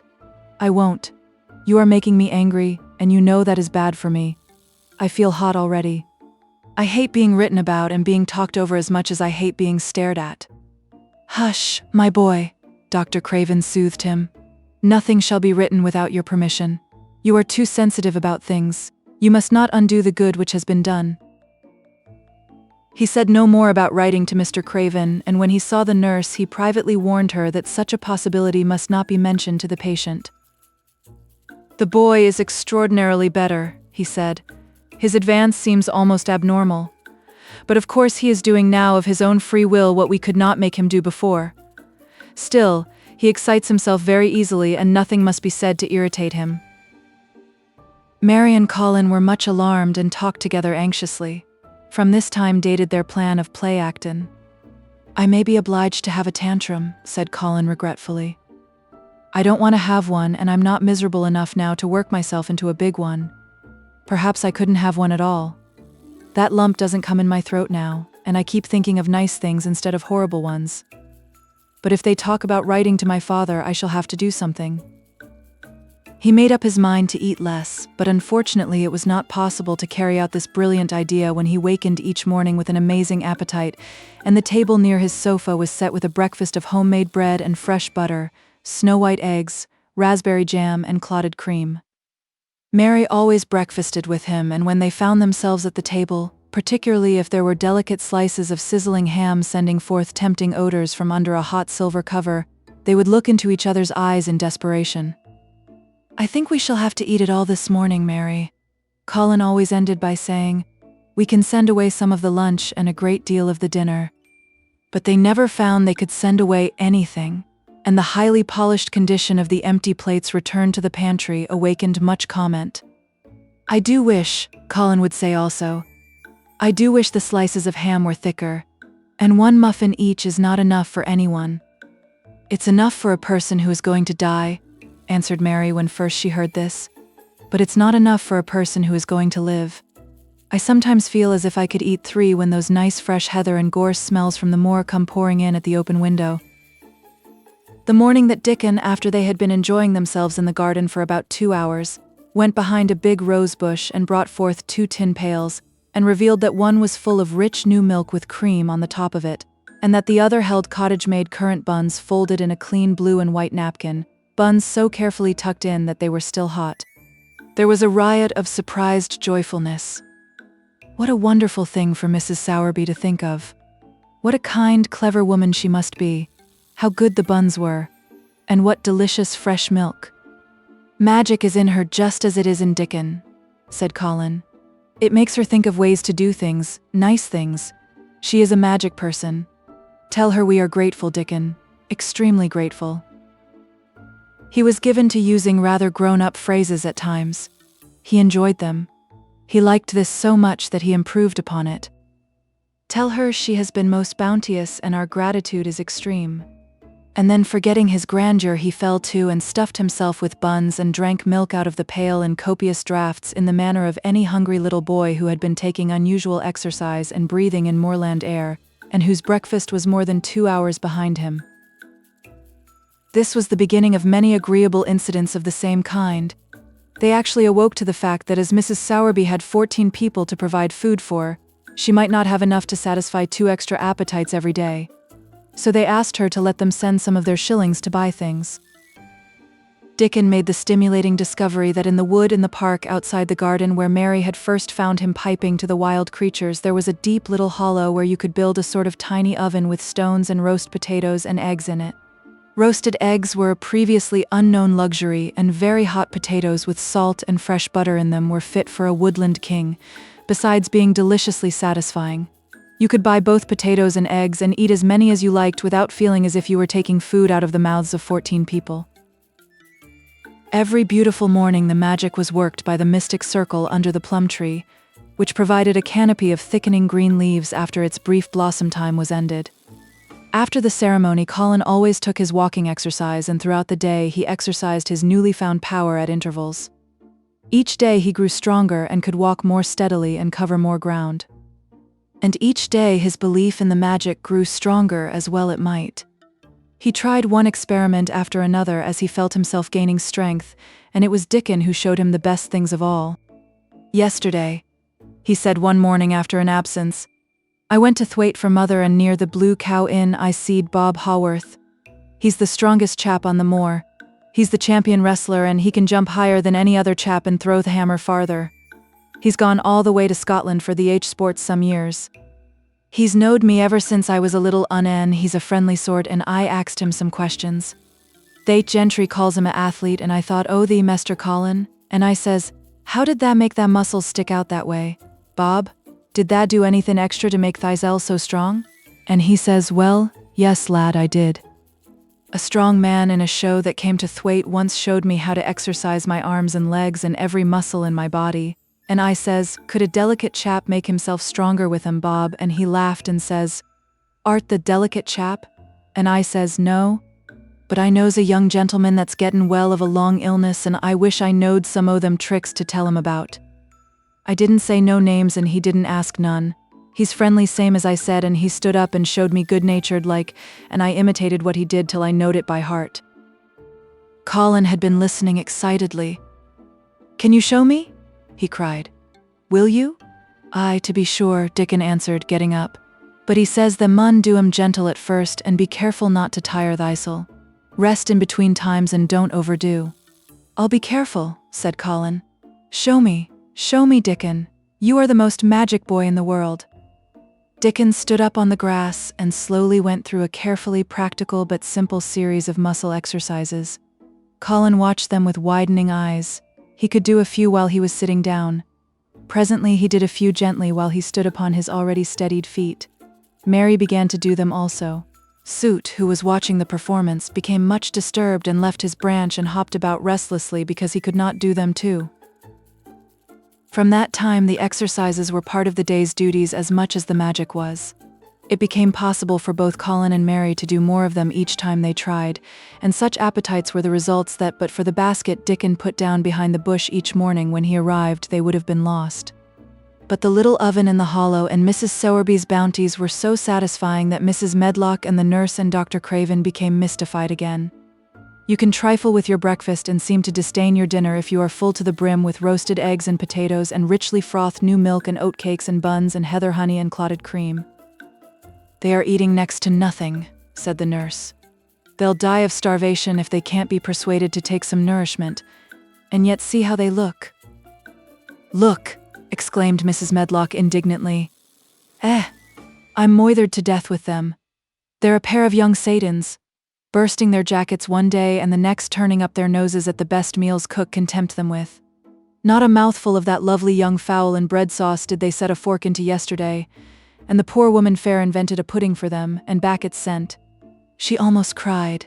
She's afraid she'll be blamed if they starve themselves into their graves." Dr. Craven came and looked at Colin long and carefully. He wore an extremely worried expression when the nurse talked with him and showed him the almost untouched tray of breakfast she had saved for him to look at, but it was even more worried when he sat down by Colin's sofa and examined him. He had been called to London on business and had not seen the boy for nearly 2 weeks. When young things begin to gain health, they gain it rapidly. The waxen tinge had left Colin's skin and a warm rose showed through it. His beautiful eyes were clear and the hollows under them and in his cheeks and temples had filled out. His once dark, heavy locks had begun to look as if they sprang healthily from his forehead and were soft and warm with life. His lips were fuller and of a normal color. In fact, as an imitation of a boy who was a confirmed invalid, he was a disgraceful sight. Dr. Craven held his chin in his hand and thought him over. "I am sorry to hear that you do not eat anything," he said. "That will not do. You will lose all you have gained, and you have gained amazingly. You ate so well a short time ago." "I told you it was an unnatural appetite," answered Colin. Mary was sitting on her stool nearby, and she suddenly made a very queer sound which she tried so violently to repress that she ended by almost choking. "What is the matter?" said Dr. Craven, turning to look at her. Mary became quite severe in her manner. "It was something between a sneeze and a cough," she replied with reproachful dignity, "and it got into my throat." But she said afterward to Colin, "I couldn't stop myself. It just burst out because all at once I couldn't help remembering that last big potato you ate, and the way your mouth stretched when you bit through that thick lovely crust with jam and clotted cream on it." "Is there any way in which those children can get food secretly?" Dr. Craven inquired of Mrs. Medlock. "There's no way unless they dig it out of the earth or pick it off the trees," Mrs. Medlock answered. "They stay out in the grounds all day and see no one but each other. And if they want anything different to eat from what's sent up to them, they need only ask for it." "Well," said Dr. Craven, "so long as going without food agrees with them, we need not disturb ourselves. The boy is a new creature." "So is the girl," said Mrs. Medlock. "She's begun to be downright pretty since she's filled out and lost her ugly little sour look. Her hair's grown thick and healthy looking, and she's got a bright color. The glummest, ill-natured little thing she used to be, and now her and Master Colin laugh together like a pair of crazy young ones. Perhaps they're growing fat on that." "Perhaps they are," said Dr. Craven. "Let them laugh." Chapter 25. The Curtain. And the secret garden bloomed, and every morning revealed new miracles. In the robin's nest there were eggs, and the robin's mate sat upon them, keeping them warm with her feathery little breast and careful wings. At first she was very nervous, and the robin himself was indignantly watchful. Even Dickon did not go near the close-grown corner in those days, but waited until by the quiet working of some mysterious spell he seemed to have conveyed to the soul of the little pair that in the garden there was nothing which was not quite like themselves, nothing which did not understand the wonderfulness of what was happening to them, the immense, tender, terrible, heartbreaking beauty and solemnity of eggs. If there had been one person in that garden who had not known through all his or her innermost being that if an egg were taken away or hurt, the whole world would whirl round and crash through space and come to an end, if there had been even one who did not feel it and act accordingly, there could have been no happiness even in that golden springtime air. But they all knew it and felt it, and the robin and his mate knew they knew it. At first the robin watched Mary and Colin with sharp anxiety. For some mysterious reason he knew he need not watch Dickon. The first moment he set his dew-bright black eye on Dickon, he knew he was not a stranger but a sort of robin without beak or feathers. He could speak robin, which is a quite distinct language not to be mistaken for any other. To speak robin to a robin is like speaking French to a Frenchman. Dickon always spoke it to the robin himself, so the queer gibberish he used when he spoke to humans did not matter in the least. The robin thought he spoke this gibberish to them because they were not intelligent enough to understand feathered speech. His movements also were robin. They never startled one by being sudden enough to seem dangerous or threatening. Any robin could understand Dickon, so his presence was not even disturbing. But at the outset it seemed necessary to be on guard against the other two. In the first place, the boy creature did not come into the garden on his legs. He was pushed in on a thing with wheels, and the skins of wild animals were thrown over him. That in itself was doubtful. Then when he began to stand up and move about, he did it in a queer, unaccustomed way, and the others seemed to have to help him. The robin used to secrete himself in a bush and watch this anxiously, his head tilted first on one side and then on the other. He thought that the slow movements might mean that he was preparing to pounce, as cats do. When cats are preparing to pounce, they creep over the ground very slowly. The robin talked this over with his mate a great deal for a few days, but after that he decided not to speak of the subject, because her terror was so great that he was afraid it might be injurious to the eggs. When the boy began to walk by himself and even to move more quickly, it was an immense relief. But for a long time, or it seemed a long time to the robin, he was a source of some anxiety. He did not act as the other humans did.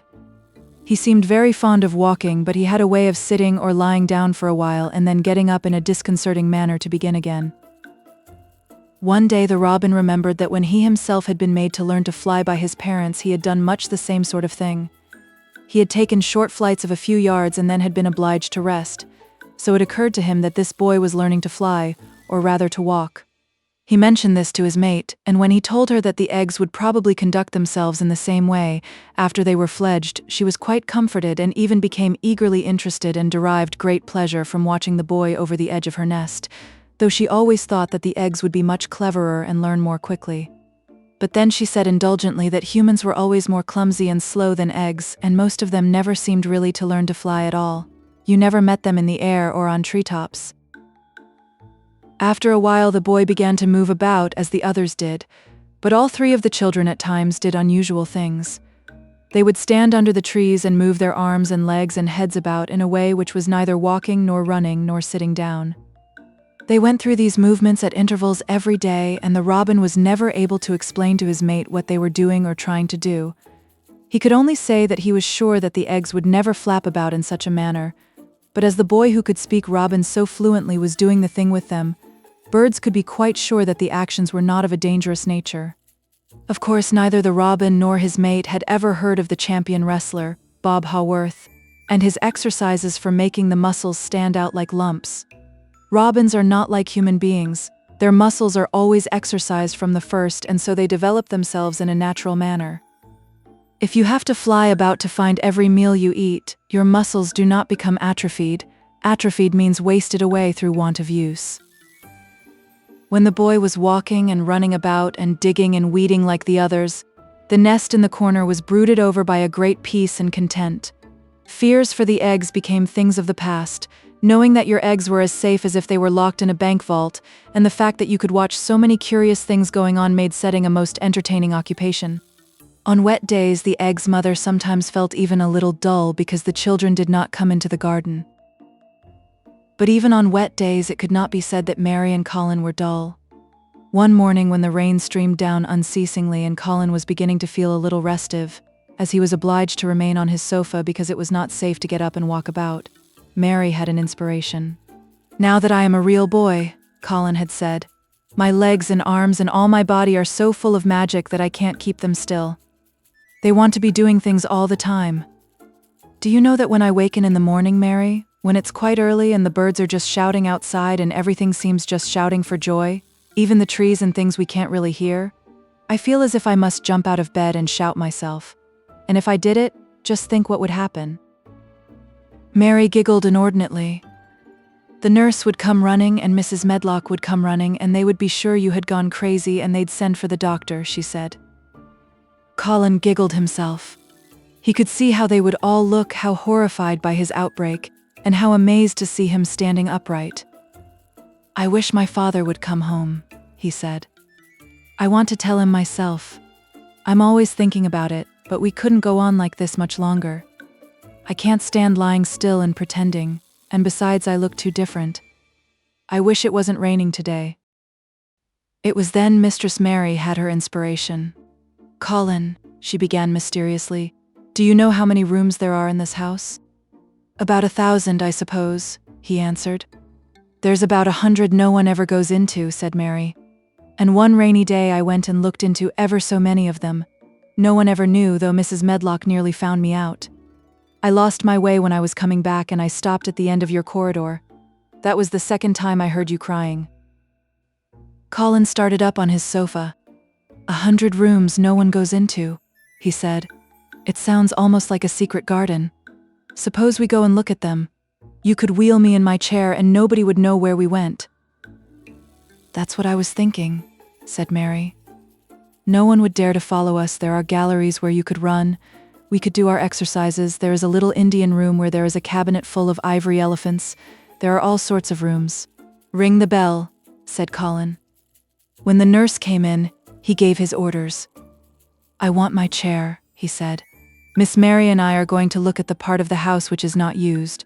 John can push me as far as the picture gallery because there are some stairs. Then he must go away and leave us alone until I send for him again."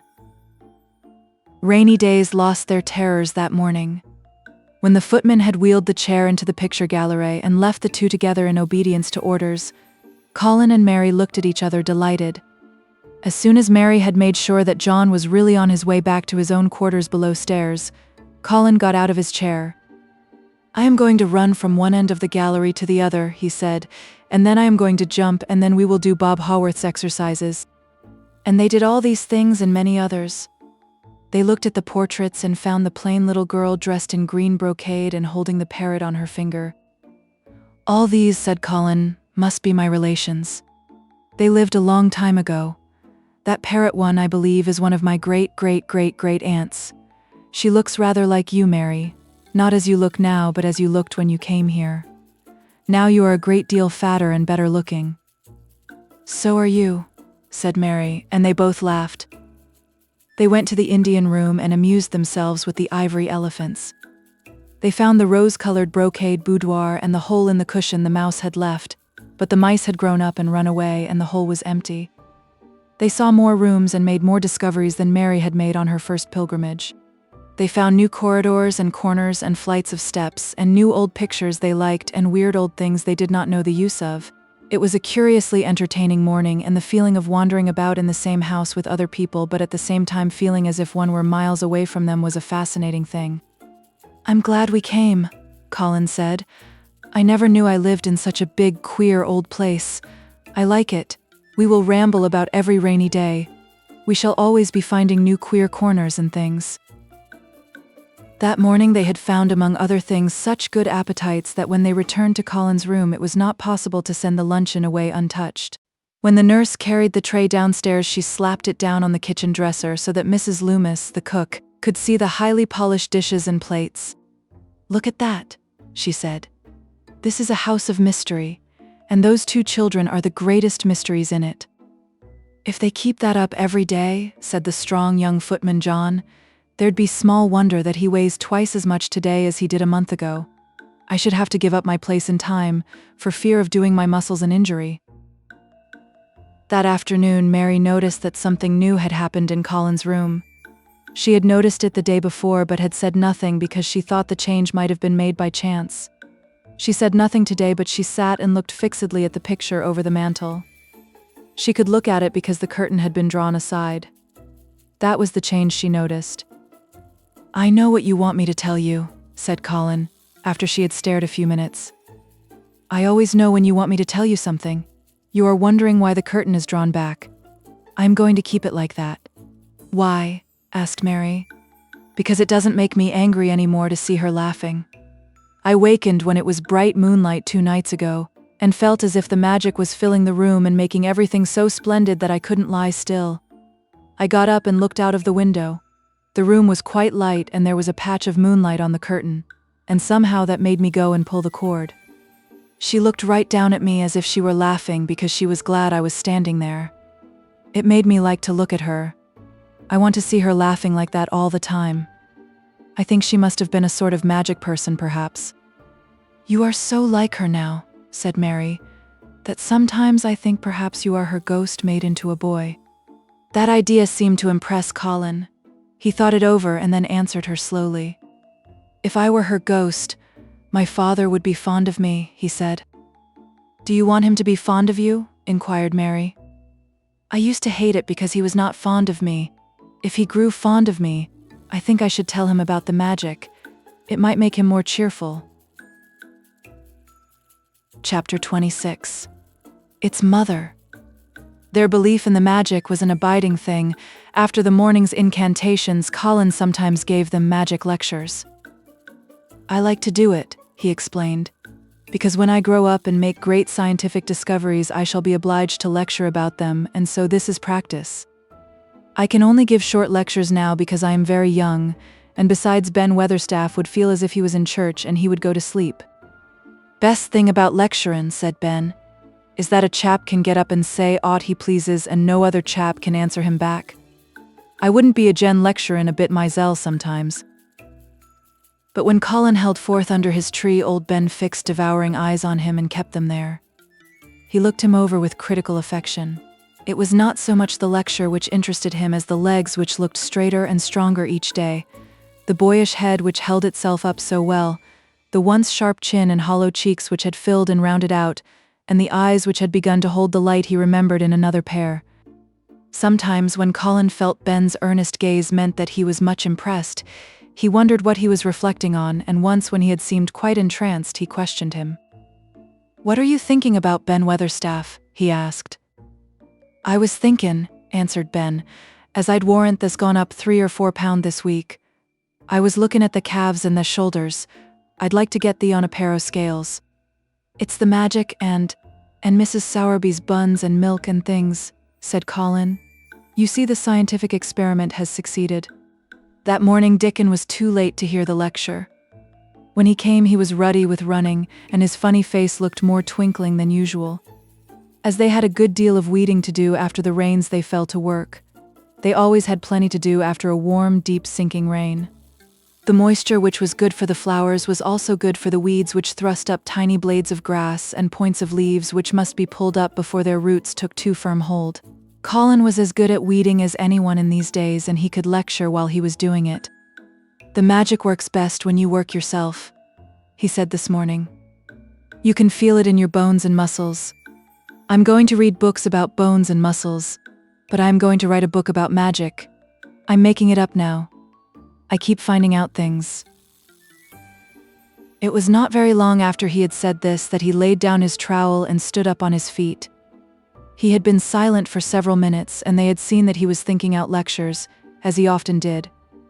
When he dropped his trowel and stood upright, it seemed to Mary and Dickon as if a sudden strong thought had made him do it. He stretched himself out to his tallest height, and he threw out his arms exultantly. Color glowed in his face, and his strange eyes widened with joyfulness.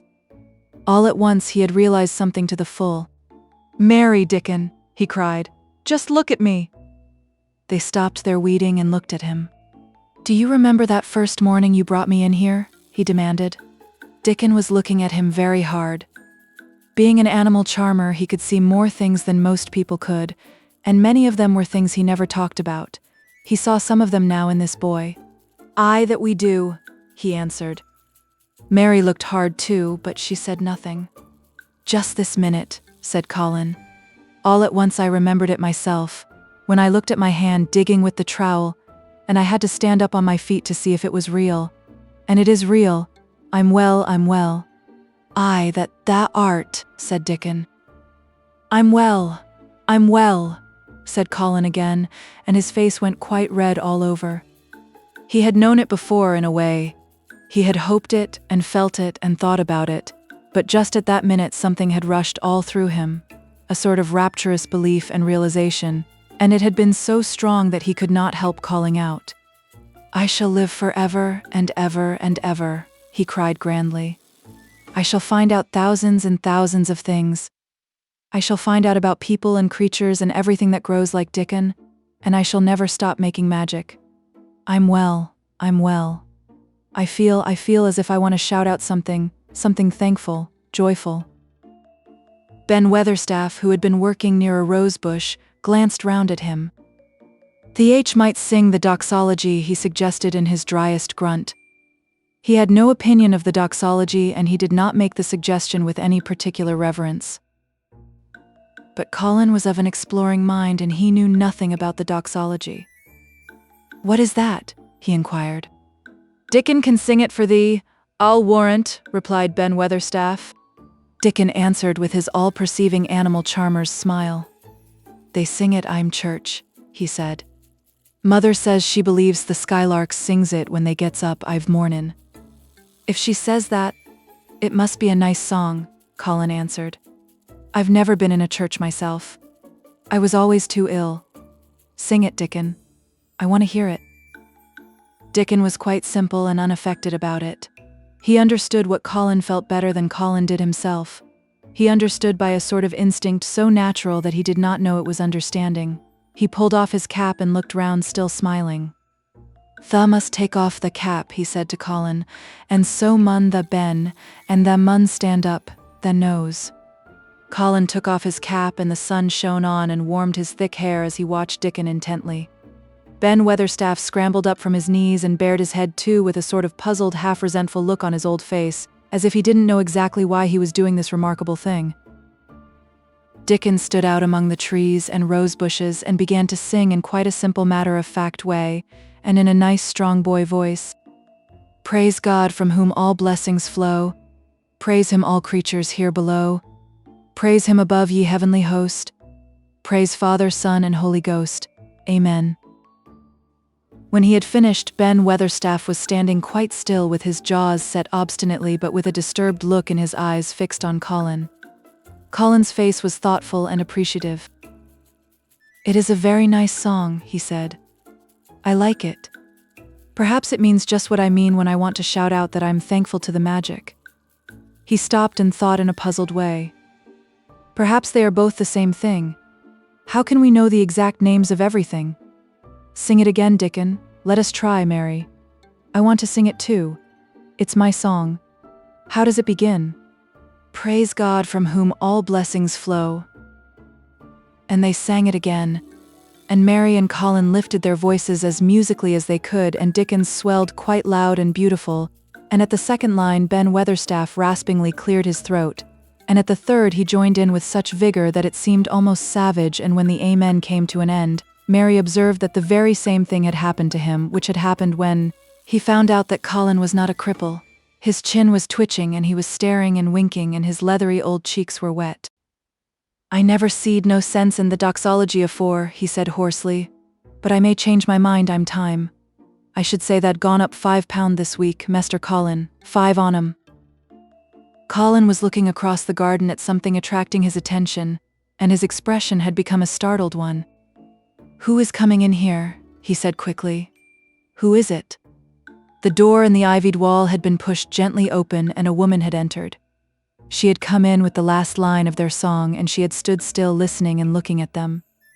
With the ivy behind her, the sunlight drifting through the trees and dappling her long blue cloak, and her nice fresh face smiling across the greenery, she was rather like a softly colored illustration in one of Colin's books. She had wonderful affectionate eyes which seemed to take everything in, all of them, even Ben Weatherstaff and the creatures and every flower that was in bloom. Unexpectedly as she had appeared, not one of them felt that she was an intruder at all. Dickon's eyes lighted like lamps. It's Mother. That's who it is, he cried, and he went across the grass at a run. Colin began to move toward her too, and Mary went with him. They both felt their pulses beat faster. It's Mother, Dickon said again when they met halfway. I knowed thou wanted to see her and I told her where the door was hid. Colin held out his hand with a sort of flushed royal shyness, but his eyes quite devoured her face. Even when I was ill I wanted to see you, he said. You and Dickon and the secret garden. I'd never wanted to see anyone or anything before. The sight of his uplifted face brought about a sudden change in her own. She flushed and the corners of her mouth shook, and a mist seemed to sweep over her eyes. Dear lad, she broke out tremulously. Dear lad, as if she had not known she were going to say it. She did not say Mester Colin, but just dear lad quite suddenly. She might have said it to Dickon in the same way if she had seen something in his face which touched her. Colin liked it. Are you surprised because I am so well? He asked. She put her hand on his shoulder and smiled the mist out of her eyes. Aye, that I am, she said, but thou'rt so like thy mother that made my heart jump. Do you think, said Colin a little awkwardly, that will make my father like me? Aye, for sure, dear lad, she answered, and she gave his shoulder a soft, quick pat. He mun come home. He mun come home. Susan Sowerby, said Ben Weatherstaff, getting close to her. Look at the lad's legs, wilt tha? They was like drumsticks I stockened 2 month ago, and I heard folk tell as they was bandy and knock-kneed both at the same time. Look at 'em now. Susan Sowerby laughed a comfortable laugh. They're going to be fine strong lad's legs in a bit, she said. Let him go on playin' and workin' in the garden and eatin' hearty and drinkin' plenty o' good sweet milk, and there'll not be a finer pair I've Yorkshire, thank God for it. She put both hands on Mistress Mary's shoulders and looked her little face over in a motherly fashion. And thee too, she said. Thou'rt grown near as hearty as our Elizabeth Ellen. I'll warrant thou'rt like thy mother too. Our Martha told me as Mrs. Medlock heard she was a pretty woman. Thou'lt be like a blush rose when that grows up, my little lass, bless thee. She did not mention that when Martha came home on her day out and described the plain sallow child, she had said that she had no confidence whatever in what Mrs. Medlock had heard. It doesn't stand to reason that a pretty woman could be the mother o' such a foul little lass, she had added obstinately. Mary had not had time to pay much attention to her changing face. She had only known that she looked different and seemed to have a great deal more hair and that it was growing very fast. But remembering her pleasure in looking at the Mem Sahib in the past, she was glad to hear that she might someday look like her. Susan Sowerby went round their garden with them and was told the whole story of it and shown every bush and tree which had come alive. Colin walked on one side of her and Mary on the other. Each of them kept looking up at her comfortable rosy face, secretly curious about the delightful feeling she gave them, a sort of warm, supported feeling. It seemed as if she understood them as Dickon understood his creatures. She stooped over the flowers and talked about them as if they were children. Soot followed her and once or twice caught at her and flew upon her shoulder as if it were Dickon's. When they told her about the robin and the first flight of the young ones, she laughed a motherly little mellow laugh in her throat. I suppose learnin' 'em to fly is like learnin' children to walk, but I'm feared I should be all in a worrit if mine had wings instead o' legs, she said. It was because she seemed such a wonderful woman in her nice moorland cottage way that at last she was told about the magic. Do you believe in magic? Asked Colin after he had explained about Indian fakirs. I do hope you do. That I do, lad, she answered. I never knowed it by that name, but what does the name matter? I warrant they call it a different name I France and a different one I Germany. The same thing as set these seeds swellin' in the sunshine and made thee a well lad, and it's the good thing. It isn't like us poor fools as think it matters if us is called out of our names. Big good thing doesn't stop to worrit, bless thee. It goes on makin' worlds by the million worlds like us. Never thee stop believin' in the big good thing and knowin' the world's full of it, and call it what thou likes. The wort singin' to it when I come into the garden.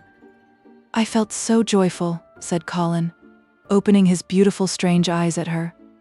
Suddenly I felt how different I was, how strong my arms and legs were, you know, and how I could dig and stand, and I jumped up and wanted to shout out something to anything that would listen. Magic listened when tha sung the doxology. It would ha listened to anything that sung.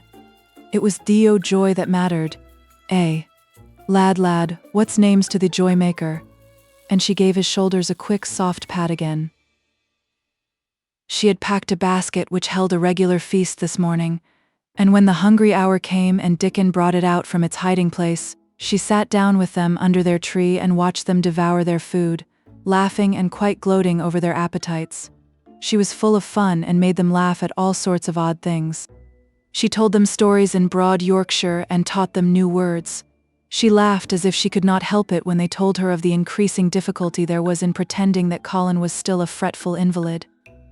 You see, we can't help laughing nearly all the time when we are together, explained Colin. And it doesn't sound ill at all. We try to choke it back, but it will burst out, and that sounds worse than ever. There's one thing that comes into my mind so often, said Mary, and I can scarcely ever hold in when I think of it suddenly. I keep thinking, suppose Colin's face should get to look like a full moon. It isn't like one yet, but he gets a tiny bit fatter every day, and suppose some morning it should look like one. What should we do? Bless us all, I can see that has a good bit o' play actin' to do, said Susan Sowerby. But thou won't have to keep it up much longer. Mester Craven'll come home. Do you think he will? Asked Colin. Why? Susan Sowerby chuckled softly. I suppose it 'ud nigh break thy heart if he found out before thou told him in thy own way, she said. Thou's laid awake nights plannin' it. I couldn't bear anyone else to tell him, said Colin. I think about different ways every day. I think now I just want to run into his room. That'd be a fine start for him, said Susan Sowerby. I'd like to see his face, lad. I would that. He mun come back, that he mun. One of the things they talked of was the visit they were to make to her cottage. They planned it all. They were to drive over the moor and lunch out of doors among the heather. They would see all the 12 children and Dickon's garden and would not come back until they were tired. Susan Sowerby got up at last to return to the house and Mrs. Medlock. It was time for Colin to be wheeled back also. But before he got into his chair, he stood quite close to Susan and fixed his eyes on her with a kind of bewildered adoration, and he suddenly caught hold of the fold of her blue cloak and held it fast. "You are just what I wanted," he said. "I wish you were my mother, as well as Dickens." All at once Susan Sowerby bent down and drew him with her warm arms close against the bosom under the blue cloak, as if he had been Dickens' brother. The quick mist swept over her eyes. "And, dear lad," she said, "thy own mother's in this air very garden. I do believe she couldna keep out of it. Thy father mun come back to thee, he mun." Chapter 27. In the Garden. In each century since the beginning of the world, wonderful things have been discovered. In the last century, more amazing things were found out than in any century before. In this new century, hundreds of things still more astounding will be brought to light. At first, people refuse to believe that a strange new thing can be done. Then they begin to hope it can be done. Then they see it can be done. Then it is done, and all the world wonders why it was not done centuries ago. One of the new things people began to find out in the last century was that thoughts, just mere thoughts, are as powerful as electric batteries, as good for one as sunlight is, or as bad for one as poison. To let a sad thought or a bad one get into your mind is as dangerous as letting a scarlet fever germ get into your body. If you let it stay there after it has got in, you may never get over it as long as you live. So long as Mistress Mary's mind was full of disagreeable thoughts about her dislikes and sour opinions of people and her determination not to be pleased by or interested in anything, she was a yellow-faced, sickly, bored, and wretched child.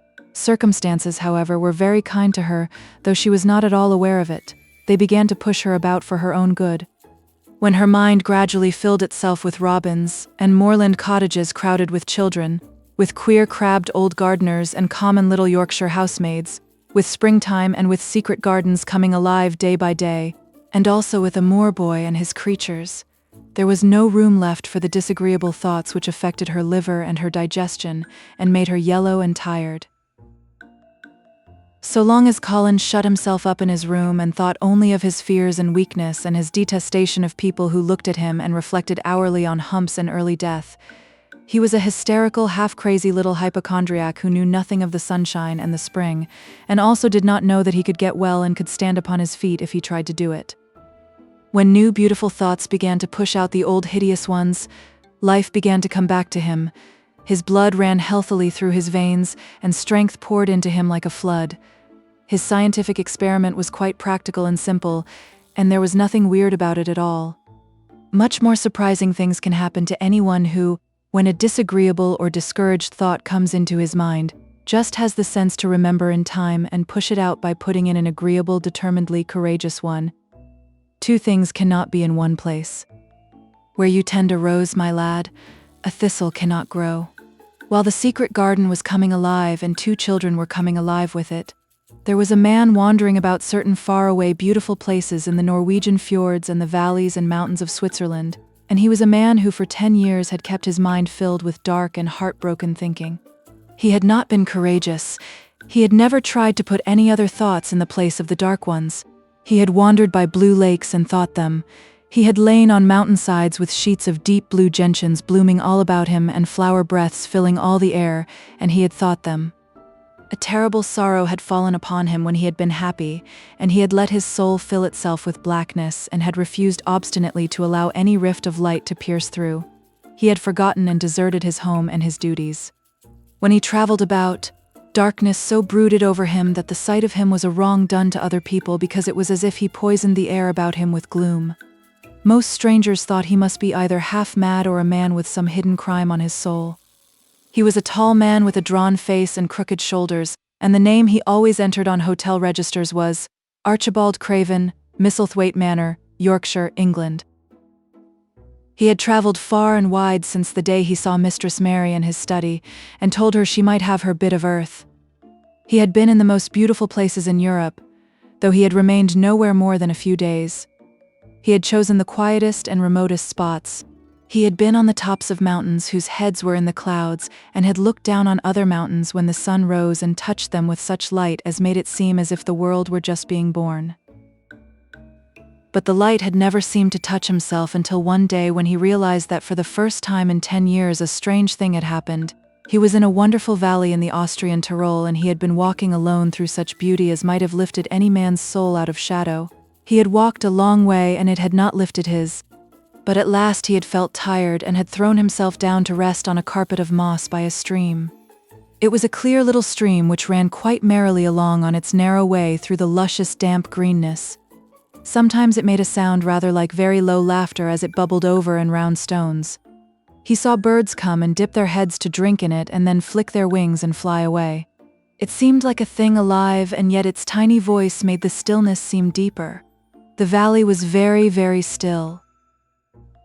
As he sat gazing into the clear running of the water, Archibald Craven gradually felt his mind and body both grow quiet as the valley itself. He wondered if he were going to sleep, but he was not. He sat and gazed at the sunlit water, and his eyes began to see things growing at its edge. There was one lovely mass of blue forget-me-nots growing so close to the stream that its leaves were wet, and at these he found himself looking as he remembered he had looked at such things years ago. He was actually thinking tenderly how lovely it was, and what wonders of blue its hundreds of little blossoms were. He did not know that just that simple thought was slowly filling his mind, filling and filling it until other things were softly pushed aside.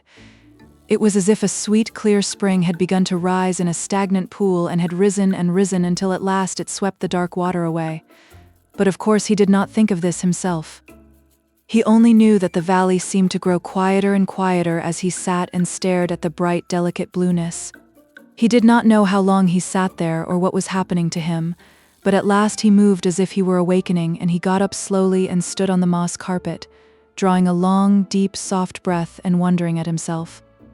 Something seemed to have been unbound and released in him, very quietly. "What is it?" he said, almost in a whisper, and he passed his hand over his forehead. "I almost feel as if I were alive." I do not know enough about the wonderfulness of undiscovered things to be able to explain how this had happened to him. Neither does anyone else yet. He did not understand it all himself, but he remembered this strange hour months afterward when he was at Misselthwaite again, and he found out quite by accident that on this very day Colin had cried out as he went into the secret garden, "I am going to live forever and ever and ever."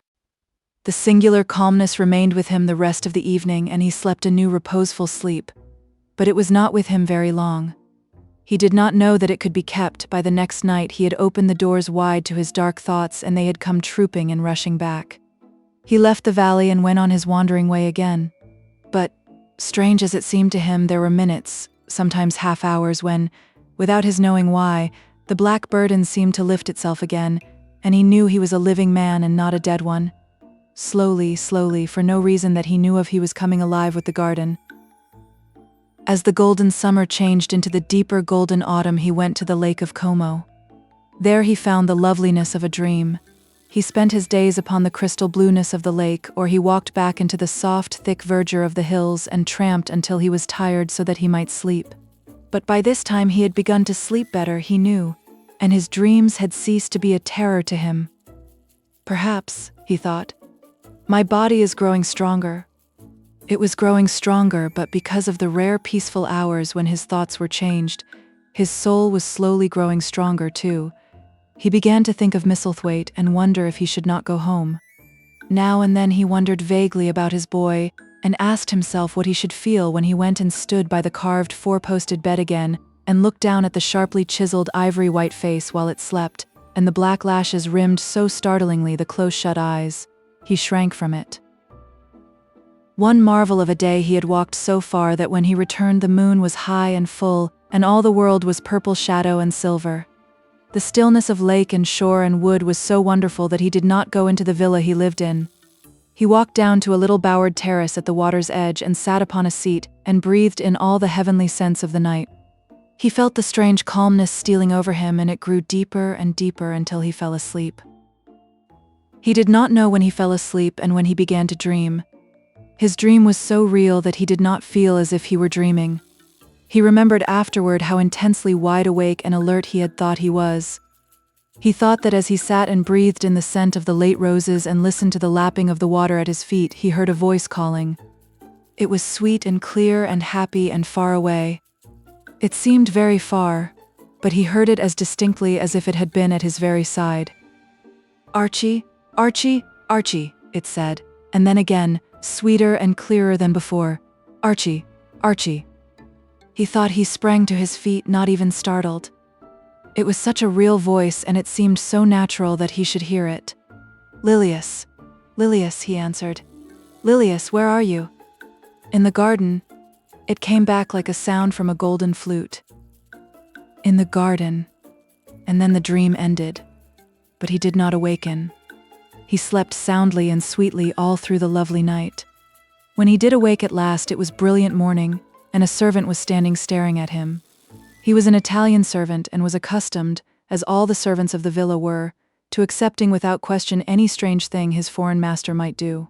No one ever knew when he would go out or come in, or where he would choose to sleep, or if he would roam about the garden or lie in the boat on the lake all night. The man held a salver with some letters on it, and he waited quietly until Mr. Craven took them.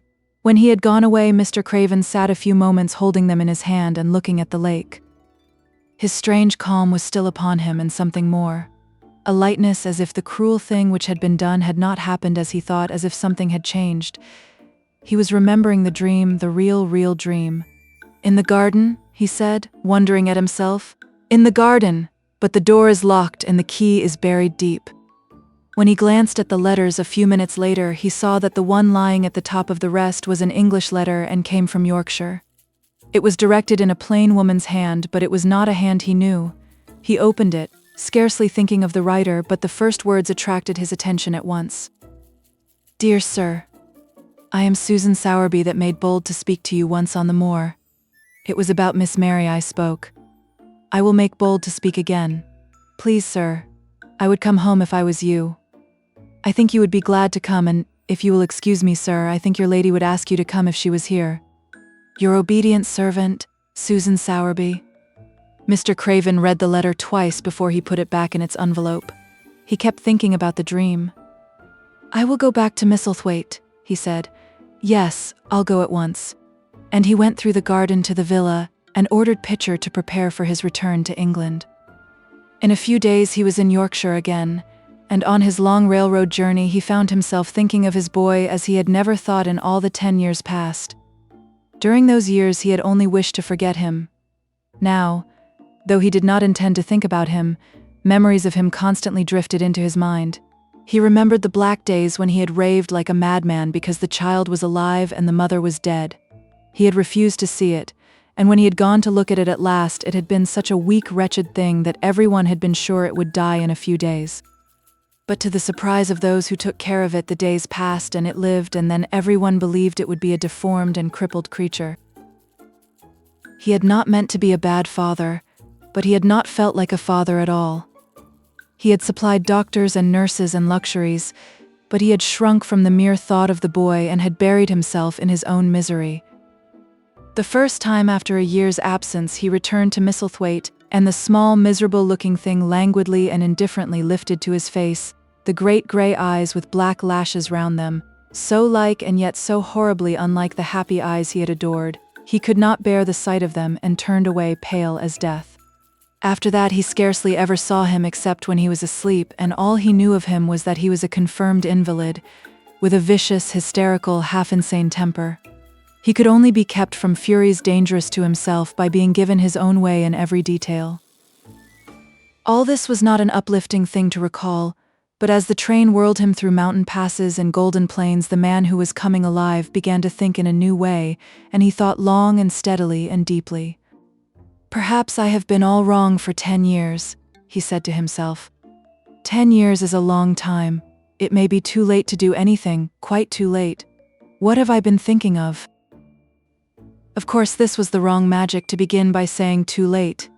Even Colin could have told him that. But he knew nothing of magic, either black or white. This he had yet to learn. He wondered if Susan Sowerby had taken courage and written to him only because the motherly creature had realized that the boy was much worse, was fatally ill. If he had not been under the spell of the curious calmness which had taken possession of him, he would have been more wretched than ever. But the calm had brought a sort of courage and hope with it. Instead of giving way to thoughts of the worst, he actually found he was trying to believe in better things. Could it be possible that she sees that I may be able to do him good and control him? He thought. I will go and see her on my way to Misselthwaite. But when on his way across the moor, he stopped the carriage at the cottage. 7 or 8 children who were playing about gathered in a group and bobbing 7 or 8 friendly and polite curtsies told him that their mother had gone to the other side of the moor early in the morning to help a woman who had a new baby. Our Dickon, they volunteered, was over at the manor working in one of the gardens where he went several days each week. Mr. Craven looked over the collection of sturdy little bodies and round red-cheeked faces, each one grinning in its own particular way, and he awoke to the fact that they were a healthy, likable lot. He smiled at their friendly grins and took a golden sovereign from his pocket and gave it to our Elizabeth Ellen, who was the oldest. If you divide that into 8 parts, there will be half a crown for each of you, he said. Then amid grins and chuckles and bobbing of curtsies he drove away, leaving ecstasy and nudging elbows and little jumps of joy behind. The drive across the wonderfulness of the moor was a soothing thing. Why did it seem to give him a sense of homecoming which he had been sure he could never feel again? That sense of the beauty of land and sky and purple bloom of distance, and a warming of the heart at drawing nearer to the great old house which had held those of his blood for 600 years? How he had driven away from it the last time, shuddering to think of its closed rooms and the boy lying in the 4-posted bed with the brocaded hangings. Was it possible that perhaps he might find him changed a little for the better and that he might overcome his shrinking from him? How real that dream had been! How wonderful and clear the voice which called back to him. In the garden. In the garden. I will try to find the key, he said. I must, though I don't know why. When he arrived at the manor, the servants who received him with the usual ceremony noticed that he looked better and that he did not go to the remote rooms where he usually lived attended by Pitcher. He went into the library and sent for Mrs. Medlock. She came to him somewhat excited and curious and flustered. How is Master Colin, Medlock? He inquired. Well, sir, Mrs. Medlock answered. He's different, in a manner of speaking. Worse, he suggested. Mrs. Medlock really was flushed. Well, you see, sir, she tried to explain. Neither Dr. Craven, nor the nurse, nor me can exactly make him out. Why is that? To tell the truth, sir, Master Colin might be better and he might be changing for the worse. His appetite, sir, is past understanding. And his ways. Has he become more peculiar? Her master asked, knitting his brows anxiously. That's it, sir. He's growing very peculiar when you compare him with what he used to be. He used to eat nothing, and then suddenly he began to eat something enormous, and then he stopped again all at once, and the meals were sent back just as they used to be. You never knew, sir, perhaps, that out of doors he never would let himself be taken. The things we've gone through to get him to go out in his chair would leave a body trembling like a leaf. He'd throw himself into such a state that Dr. Craven said he couldn't be responsible for forcing him. Well, sir, just without warning, not long after one of his worst tantrums, he suddenly insisted on being taken out every day by Miss Mary and Susan Sowerby's boy Dickon that could push his chair. He took a fancy to both Miss Mary and Dickon brought his tame animals, and, if you'll credit it, sir, out of doors he will stay from morning until night. How does he look? Was the next question. If he took his food natural, sir, you'd think he was putting on flesh, but we're afraid it may be a sort of bloat. He laughs sometimes in a queer way when he's alone with Miss Mary. He never used to laugh at all. Dr. Craven is coming to see you at once, if you'll allow him. He never was as puzzled in his life. Where is Master Colin now? Mr. Craven asked. In the garden, sir. He's always in the garden, though not a human creature is allowed to go near for fear they'll look at him. Mr. Craven scarcely heard her last words. In the garden, he said, and after he had sent Mrs. Medlock away, he stood and repeated it again and again. In the garden. He had to make an effort to bring himself back to the place he was standing in, and when he felt he was on earth again, he turned and went out of the room. He took his way, as Mary had done, through the door in the shrubbery and among the laurels and the fountain beds. The fountain was playing now and was encircled by beds of brilliant autumn flowers. He crossed the lawn and turned into the long walk by the ivied walls. He did not walk quickly but slowly, and his eyes were on the path. He felt as if he were being drawn back to the place he had so long forsaken, and he did not know why. As he drew near to it, his step became still more slow. He knew where the door was even though the ivy hung thick over it, but he did not know exactly where it lay, that buried key. So he stopped and stood still, looking about him, and almost the moment after he had paused, he started and listened, asking himself if he were walking in a dream. The ivy hung thick over the door. The key was buried under the shrubs. No human being had passed that portal for 10 lonely years, and yet inside the garden there were sounds. They were the sounds of running, scuffling feet seeming to chase round and round under the trees. They were strange sounds of lowered, suppressed voices, exclamations and smothered joyous cries. It seemed actually like the laughter of young things, the uncontrollable laughter of children who were trying not to be heard but who in a moment or so, as their excitement mounted, would burst forth. What in heaven's name was he dreaming of? What in heaven's name did he hear? Was he losing his reason and thinking he heard things which were not for human ears? Was it that the far, clear voice had meant? And then the moment came, the uncontrollable moment when the sounds forgot to hush themselves. The feet ran faster and faster. They were nearing the garden door. There was quick, strong young breathing and a wild outbreak of laughing shouts which could not be contained. And the door in the wall was flung wide open, the sheet of ivy swinging back, and a boy burst through it at full speed and, without seeing the outsider, dashed almost into his arms. Mr. Craven had extended them just in time to save him from falling as a result of his unseeing dash against him, and when he held him away to look at him in amazement at his being there, he truly gasped for breath. He was a tall boy and a handsome one. He was glowing with life, and his running had sent splendid color leaping to his face. He threw the thick hair back from his forehead and lifted a pair of strange gray eyes, eyes full of boyish laughter and rimmed with black lashes like a fringe. It was the eyes which made Mr. Craven gasp for breath. "Who? What? Who?" he stammered. This was not what Colin had expected. This was not what he had planned. He had never thought of such a meeting, and yet to come dashing out, winning a race, perhaps it was even better. He drew himself up to his very tallest. Mary, who had been running with him and had dashed through the door too, believed that he managed to make himself look taller than he had ever looked before, inches taller. "Father," he said, "I'm Colin. You can't believe it. I scarcely can myself. I'm Colin." Like Mrs. Medlock, he did not understand what his father meant when he said hurriedly, "In the garden? In the garden?" "Yes," hurried on Colin. "It was the garden that did it, and Mary and Dickon and the creatures and the magic. No one knows. We kept it to tell you when you came. I'm well. I can beat Mary in a race. I'm going to be an athlete." He said it all so like a healthy boy, his face flushed, his words tumbling over each other in his eagerness, that Mr. Craven's soul shook with unbelieving joy. Colin put out his hand and laid it on his father's arm. "Aren't you glad, Father?" he ended. "Aren't you glad? I'm going to live forever and ever and ever."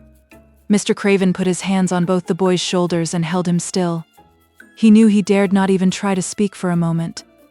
"Take me into the garden, my boy," he said at last, "and tell me all about it."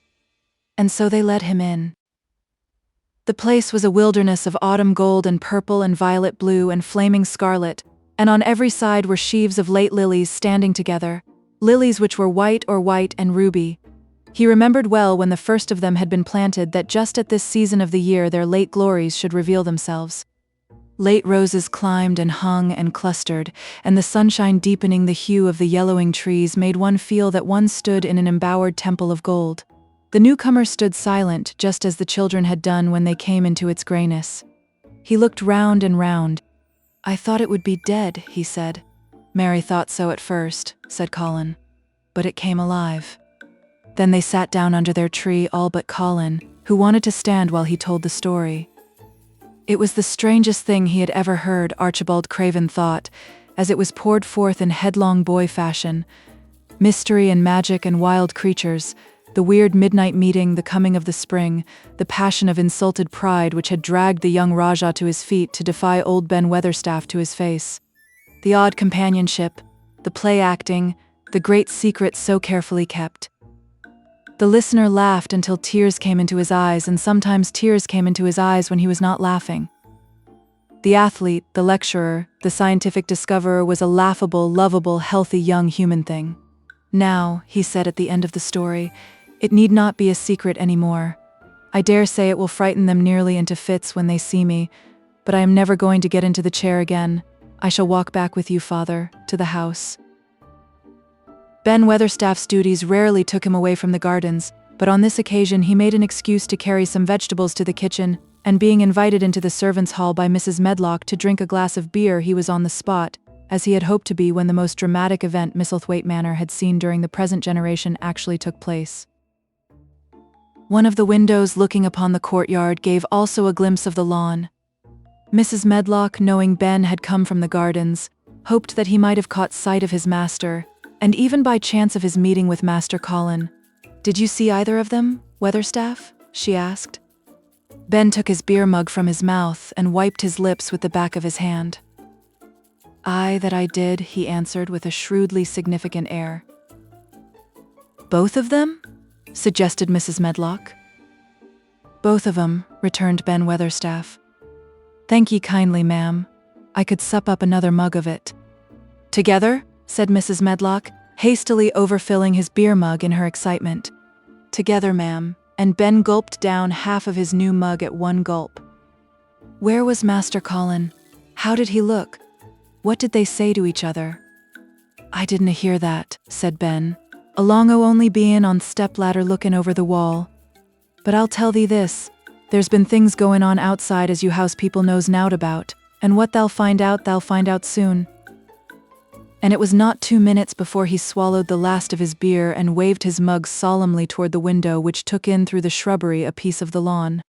"Look there," he said. "If tha's curious, look what's comin' across the grass." When Mrs. Medlock looked, she threw up her hands and gave a little shriek, and every man and woman servant within hearing bolted across the servants' hall and stood looking through the window with their eyes almost starting out of their heads. Across the lawn came the master of Misselthwaite, and he looked as many of them had never seen him, and by his side with his head up in the air and his eyes full of laughter walked as strongly and steadily as any boy in Yorkshire, Master Colin. The end.